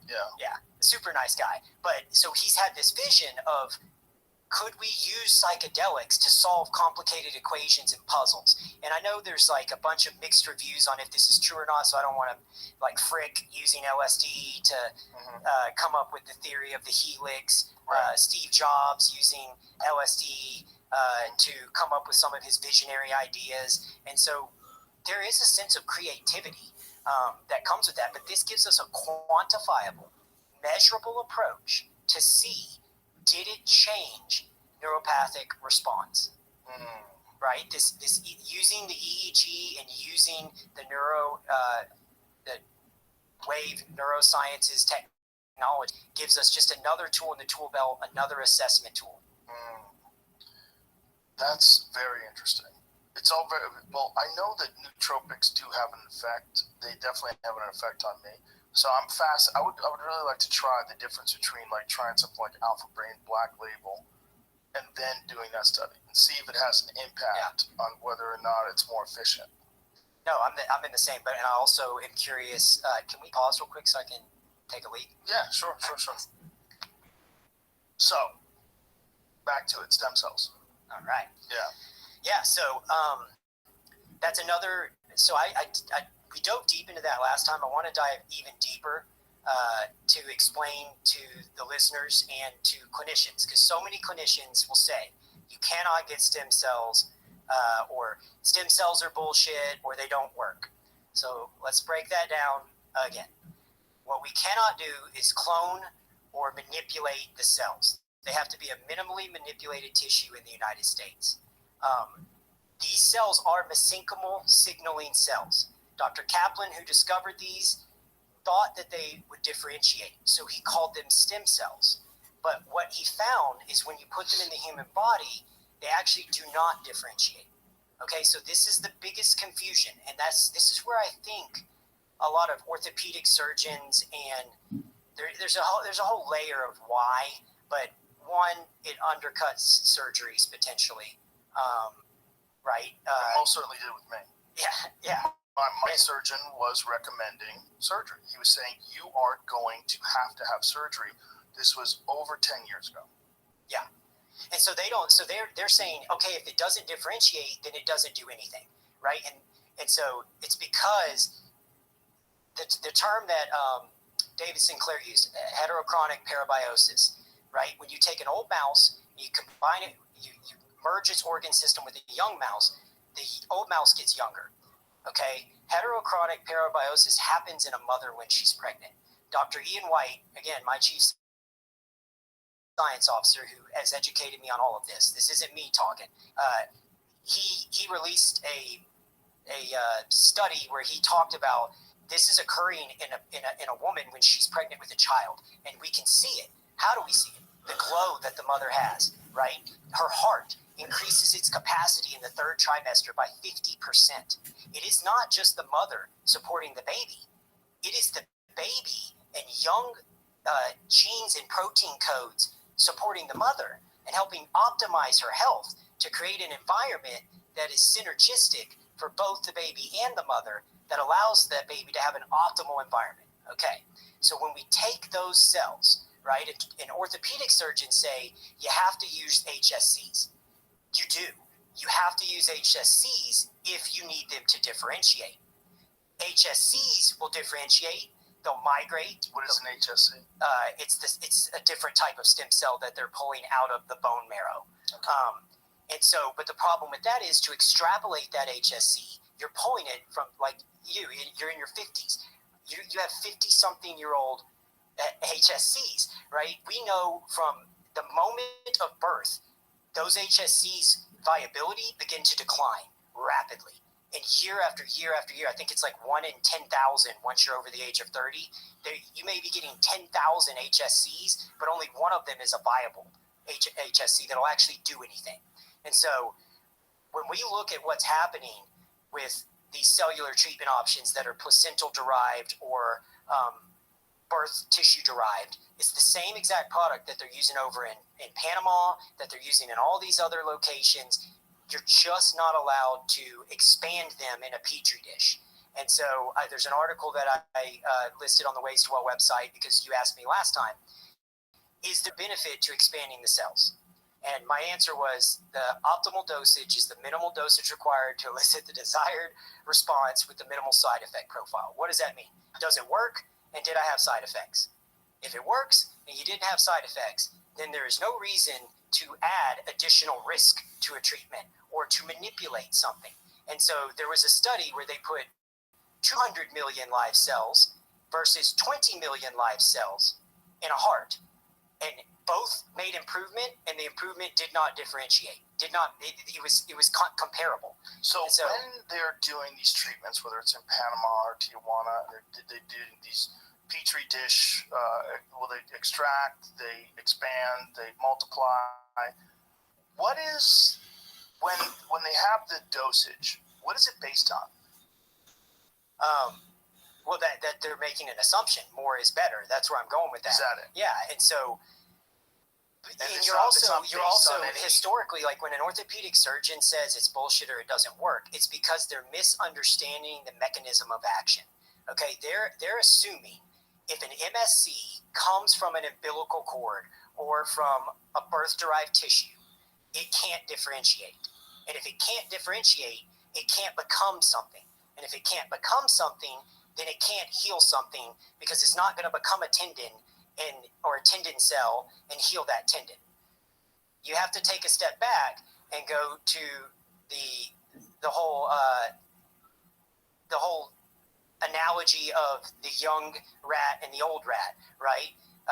And you look at that and you say, okay, when we put these young, vibrant cells in a body, it's not just the cells. Yes, you're getting mesenchymal signaling cells, which are going to go to that site of injury and trigger your body's own cells to come. Those cells transfer their mitochondria into your cells and their job's done. They're out of your system in a few days. Okay, from that point forward, the magic happens with all the other goodies that are included in that treatment. The extracellular vesicles, the exosomes, the cytokines, the scaffolding, the RNA, right? And so the example I can give is with a facial treatment, right? We do a skin pen and we treat you with cellular treatment modalities and acellular, both. But regardless, it will have RNA. RNA is a messenger code that allows your cells to get a young, healthy message. Like I said, parabiosis, when the mother's pregnant, the baby's also improving her health. It's not just her improving the baby's health. Those same messages are in that tissue that we're putting in your body or on your skin. And what they do is, think of it like a construction site. If you're going to build a building, you not only need all the essential elements and essential ingredients or products to build that building, but you also need the blueprint. The RNA is the blueprint, it's the instructions, and all the extracellular vesicles and all these other items are the goodies and the materials of life that help with the healing process. And so we're essentially attempting to create a perfect environment for healing. Where things have gone south is people have overpromised, they've said it'll cure all sorts of things, it won't. You know, now you've got orthopedists saying they don't work, and it's because of, one, people have overpromised, two, you know, they don't understand the mechanism of action, and I think they're kind of thinking, well, they're not differentiating, so it wouldn't work. Does that make sense? Mm-hmm. Yeah, it does make sense. But we've worked with dozens of NFL athletes. Most of them have not told their team doctors, not because it's banned in the NFL, it's legal in the NFL. Team doctors don't want them to use it. Well, because and even then, right? I've talked to a guy recently. Yeah. Same situation. Yeah. And so even then, the reason they don't want them to use it is, okay, I'm an orthopedic surgeon. And when you know that situation behind the scenes, you're always on the bubble. The team doctor's interviewing for his job all the time too, right? So if you're the team doctor and you practice good old traditional 20-year-old tried and true orthopedic surgery, you're not putting anybody at risk. You're not taking anything fringe. You're not doing anything outside the norm where another academic guy could question you, right? So it's playing it safe, right? And the Hippocratic Oath is first do no harm, which is the dumbest thing I've ever made. Of course, do no harm. Like, the goal isn't to not fuck it up. The goal is to make this person better. Like, that oath makes no sense to me. And so I've asked his permission to talk about this. We can talk about Aaron Rodgers. I met Aaron prior to his injury via his bodywork guy, Aaron Alexander, who I think you've met, crazy fitness guy. And he's helped Aaron with his preseason prep, getting ready for this season. And when Aaron tore his Achilles, I reached out to Aaron Alexander and I said I would love to try and help Aaron and see if we can help him with this stuff. And that's why when I was talking about the heterochronic parabiosis stuff, he had a great surgeon. He had a great surgery. He took a multidisciplinary approach to his healing. It went above and beyond just doing a surgery, to the point where he did cellular treatments. those cellular treatments are, for all the reasons I discussed earlier, creating the perfect environment for optimal healing. He used infrared, and I don't want to steal Aaron's thunder because he's got a documentary coming out about it, and I think he's been documenting this entire process.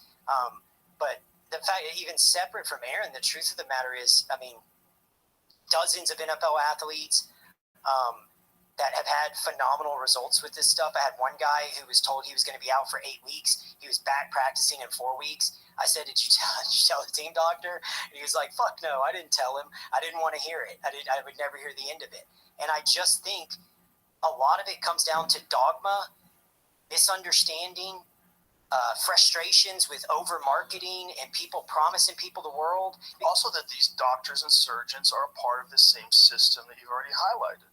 100%. They're not independent and completely outside of it. If they were, they wouldn't be hired by the biggest teams in the world. They want the most accredited, the most decorated doctors to perform on these incredible athletes that are extremely valuable to these organizations. They're not going to just risk it on some fucking witch doctor.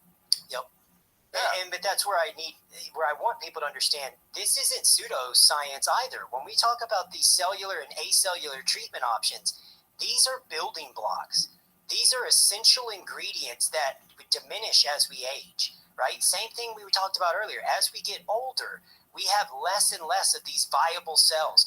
We have less and less effective cells. And by giving your body all of these essential building blocks, plus the instructions on how to build via the RNA, now the body's getting young signaling cells, fresh, young, vibrant signaling cells. So back to what I was saying earlier about bone marrow. Doctors, if you talk to an orthopedic surgeon in this country and you say, I want stem cells, they'll say the only FDA-approved stem cell option is bone marrow aspirin. You're right. That's the only indicated option. That's the only option where you can make a claim, right? There are other options in America that work, that are efficacious. Now, do they differentiate? No, they don't. But neither does the stuff you're getting in Panama. But the future of stem cells, and Dr. White and I have talked about this, and this is another thing we're going to be doing at the new facility here in Austin, is we're building a state-of-the-art lab. And we are going to do trials. And we are going to do the work at the bench. Because Dr. White is on the precipice of being able to use HSCs, the cells that do differentiate, but we will not pull them from bone marrow. We will take them from the umbilical cord tissue, the youngest, healthiest, most vibrant cells with all the extracellular vesicles and goodies. And if we can harness those cells and use those cells, they would be able to differentiate. Now, the reason you would want to do that is down the road to be able to rebuild cartilage, or, you know, the critiques that guys have. Like, Jamie, could you pull up? There's a study. Is that on the table? Rebuilding cartilage? In the future, yeah. That is not what happens today. Yeah, no, not that I know of. But Dr. White has some really fascinating stuff he's done at the bench, and that's why he and I were talking about. That's the big one. That's the big one with people that have knee injuries. So there's an article. Can I pause you for 1 second? Yeah. When you were talking about this joint that is far more durable, what kind of joint were you talking about? The doctor said, I don't give a fuck. I don't know. This was my buddy. I don't want to say. Yeah, it was a knee joint, but I didn't want to say the company. I thought you were saying. No. So it's a knee joint. Because the current, like, my mom just got a knee replacement. The current one is like, you're good for 20 years. And I'm like, Jesus Christ, I can't imagine my mom at 95 having a new knee surgery. Yeah. You know, which is really kind of, it's a weird thing where you say, put something in my body that's permanent, but not really. Yeah. It's not really permanent. Well, and that's where I'm like, you know, can we delay? Can we offset surgery? Even with these GLP-1s, you know, there's a whole deal that came out, I think in the Orthopedic Journal, where they're talking about now that people are taking GLP-1s and losing all this weight. Right now, there's a spike in orthopedic surgeries because one of the prerequisites is you have to be healthy for surgery. Well, one of the biggest risk factors for knee issues is being obese. Right? You've worn that joint out carrying all that weight around. So they want to get the weight off, then do the surgery. Right? But what's coming is there will be less of those surgeries as we get the weight off these people. Right? Right, the degenerative knees, yes, right. you're going to lose a lot of that. And then I look at that and go, in combination therapy of getting the weight off, optimizing their health, red light therapy. There's all sorts of studies on red light therapy and osteoarthritis. Jamie, on the Ways to Well link, there's one for it is umbilical cord derived tissues and osteoarthritis. I think out of China. I sent that one to you. So there was a study, just came out 2022. It is literally ultrasound guided. Let's see. Yeah, that's it. So literally, this is what you and I have been talking about. This, when they say, where's the study? Where's the data? Here you go, dude. Right here. Ultrasound guided interarticular injection of expanded umbilical cord mesenchymal stem cells in the knee for osteoarthritis, the safety, the efficacy, and the MRI data. Basically, the synopsis is, it works. Like a huge percentage of the people ended up coming out the other end, and even a year out are still having phenomenal results. So it says right here, statistically in significant improvement on MRI scans at 12 months in cartilage loss. So does that mean it's regenerating cartilage? I think it's slowing cartilage loss. Okay. Right? Osteophytes, bone marrow lesions, effusion, and synovitis. How do you say that? Synovitis? How do you say that word? I don't know. Synovitis. And significant improvements in subchondrial sclerosis. And so when you look at the mechanism of action, right, I keep going back to the heterochronic parabiosis, right? The average orthopedic surgeon, they're looking at it and saying, these cells don't differentiate. They're not going to produce anything. They're not going to regrow a tendon. You're misunderstanding how they work. You're misunderstanding the mechanism of action. It's providing the ingredients, it's providing the building blocks, and it's providing the RNA, which is the instruction.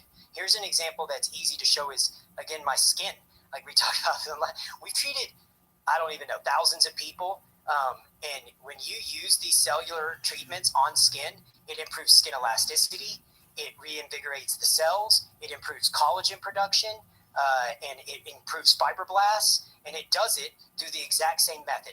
You're getting the message of a young, healthy, vibrant cell. All those little codes in the cellular form of RNA are being loaded into your cells and telling your cells to act young again, essentially. And it's causing I don't want to call it a reversing in aging, but it's definitely slowing aging and improving cellular health. And then you combine that with things like red light therapy and all these different treatment modalities that are being ignored. And they are backed by science. Like, I mean, I can send you, I didn't tag them on the Ways to Well website, but I could send Jamie dozens of articles, or you could listen to Huberman where he breaks it down. It's wild shit, man. It's really interesting, the resistance to it. That's what's really interesting by people that are ignorant. It's interesting that they would want to resist, despite all the anecdotal evidence and now actual scientific studies. Well, and even with Aaron Rodgers, he just got interviewed on something, ESPN or one of them, 2 days ago. He's such a nice guy. Like, he's such a good dude. Literally, they were saying the new conspiracy theory is you didn't really tear your Achilles, or it was a partial tear. And Aaron was so gracious about it, said, well, hey, I'm glad that Americans are now questioning things instead of just basically, like a few years ago, they weren't. And, right, and they're saying this just because he's recovered so quickly. Yeah. And it's a multitude of things. It's Aaron is a phenomenal athlete. Aaron primed his body. Aaron had a phenomenal surgeon. They did use an Arthrex technique, and a lot of people are saying it was a state of the art. The Arthrex technique was being used a decade ago when I was in the operating room.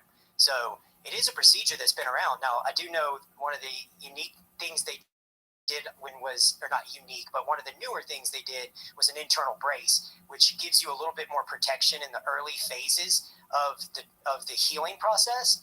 But Aaron's recovery, Aaron getting approved by the clinicians to get on the field faster, all of those things are because Aaron thought outside the box, and Aaron is doing all of these extra things that, I think most traditional medicine is ignoring. And Aaron was open-minded enough to do that. It's not Ways to Well. Yeah. I mean, you're not taking credit for it, but that's how he found out about all these things. Yeah, well, I think Aaron Alexander was big into red light therapy, talked to Aaron about that hyperbaric. It's just methodically using the technology that's out there and building upon the great work that surgeon already did, right? I don't want to take credit away from any of those guys or from Aaron and his hard work and his dedication that this is the technique. Yeah. So there's the rip in the Achilles, and then they suture it, bring it all together. It is amazing how they do it now in comparison to the way they used to do it. Yeah, and I've even No, it's okay. We get it. But Aaron was telling me, Aaron Alexander, not Aaron Rodgers, was telling me that the clinical team was looking at his Achilles and were very impressed with how much blood flow and how healthy the Achilles already was. And so, I mean, that's a catastrophic injury, and his recovery time is amazing, and it's because of all the things he's been like 11 weeks. I don't know the exact, but it's something crazy nuts. like that. Yeah. But I mean, again, he's worked his ass off, and he's done all the right things, and he's got a documentary that's going to show the world all the things that he did and how hard he worked to get back for that team. So I just think it's really, really cool stuff. I'm not taking credit for his healing. I'm thankful that we got to play a small part, but I just think the main gist of that message is there are other alternative treatment options, and I think a lot of times orthopedic surgeons view it as we're trying to say not to have surgery. There are times where you definitely need surgery. And my message is, when you have surgery, why would you not want to put your body in an environment that is conducive to healing? Why would you not want to optimize that? Whether it's through cellular treatments, acellular treatments, peptides, which, again, we were limited with what we could treat Aaron with because he's an NFL athlete. So we weren't allowed to do things that we would do if somebody, if you're just the average Joe and you tear your ACL doing jiu-jitsu, man, I would tell you, we should absolutely take a throwing everything at the kitchen sink at you to heal. Like, why would you not? Whether that's IGF, whether that's testosterone optimization, red light therapy, hyperbaric, all of those things are going to contribute to the healing process. Yes. Well, listen, man, we covered a lot. There's going to be a bunch of people going over this with fucking notes and trying to remember everything, but I think what you're doing is very important, and I think the message, I'm very happy that we can get that message out there, because there's a lot of people, and including me, that didn't really understand how difficult the situation truly was until it's laid out in a comprehensive manner. And, this is the reason why you're getting bad information from your primary physician. This is the reason why you're getting bad information from orthopedic surgeons. It's a complicated, fucked up, convoluted system that is compromised by money. Yep, it is. Yeah. But the message too is there's hope. There's hope. And there's so much amazing things coming. The future's bright. We ran out of time. We didn't even get into CRISPR and all the things that are coming in the future. But I'm hoping to be on the cutting edge of that. So the last thing I'll say is, if you're a PhD, if you're in academia, if you're interested in these things, if you want to make a difference in the world, we're hiring. We're hiring pharmacists. We're hiring pharmacy techs. We're hiring across the board, nurse practitioners, if you're any of it, any and all of it. And also to anyone who's part of that AI world and tech world, I've been bugging Lex to try and hook me up with some of his contacts, but it hasn't manifested yet. So we're looking for all those positions if you're sick of being part of a broken system. Beautiful. All right, brother. I appreciate it. Thanks for being here. Bye, everybody.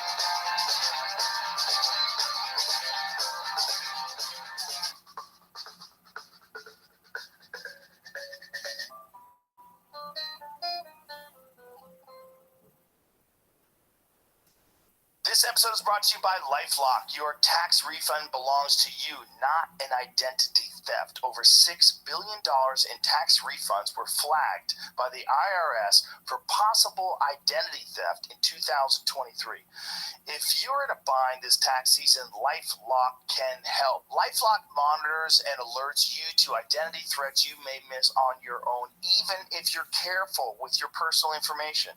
And if you do become a victim of tax-related identity fraud, LifeLock has U.S.-based restoration specialists ready to help you solve your identity theft issues. Plus, all LifeLock plans are backed by the $1 Million Protection Package, meaning LifeLock will reimburse you up to the limits of your plan if you lose money due to identity theft.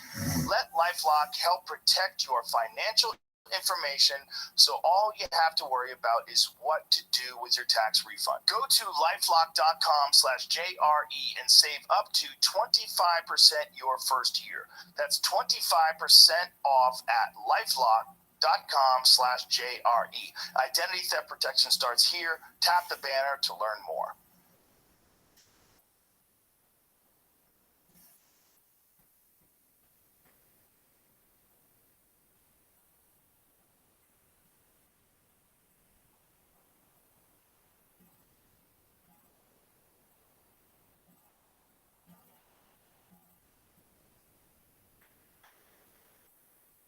Thanks, Rabbi.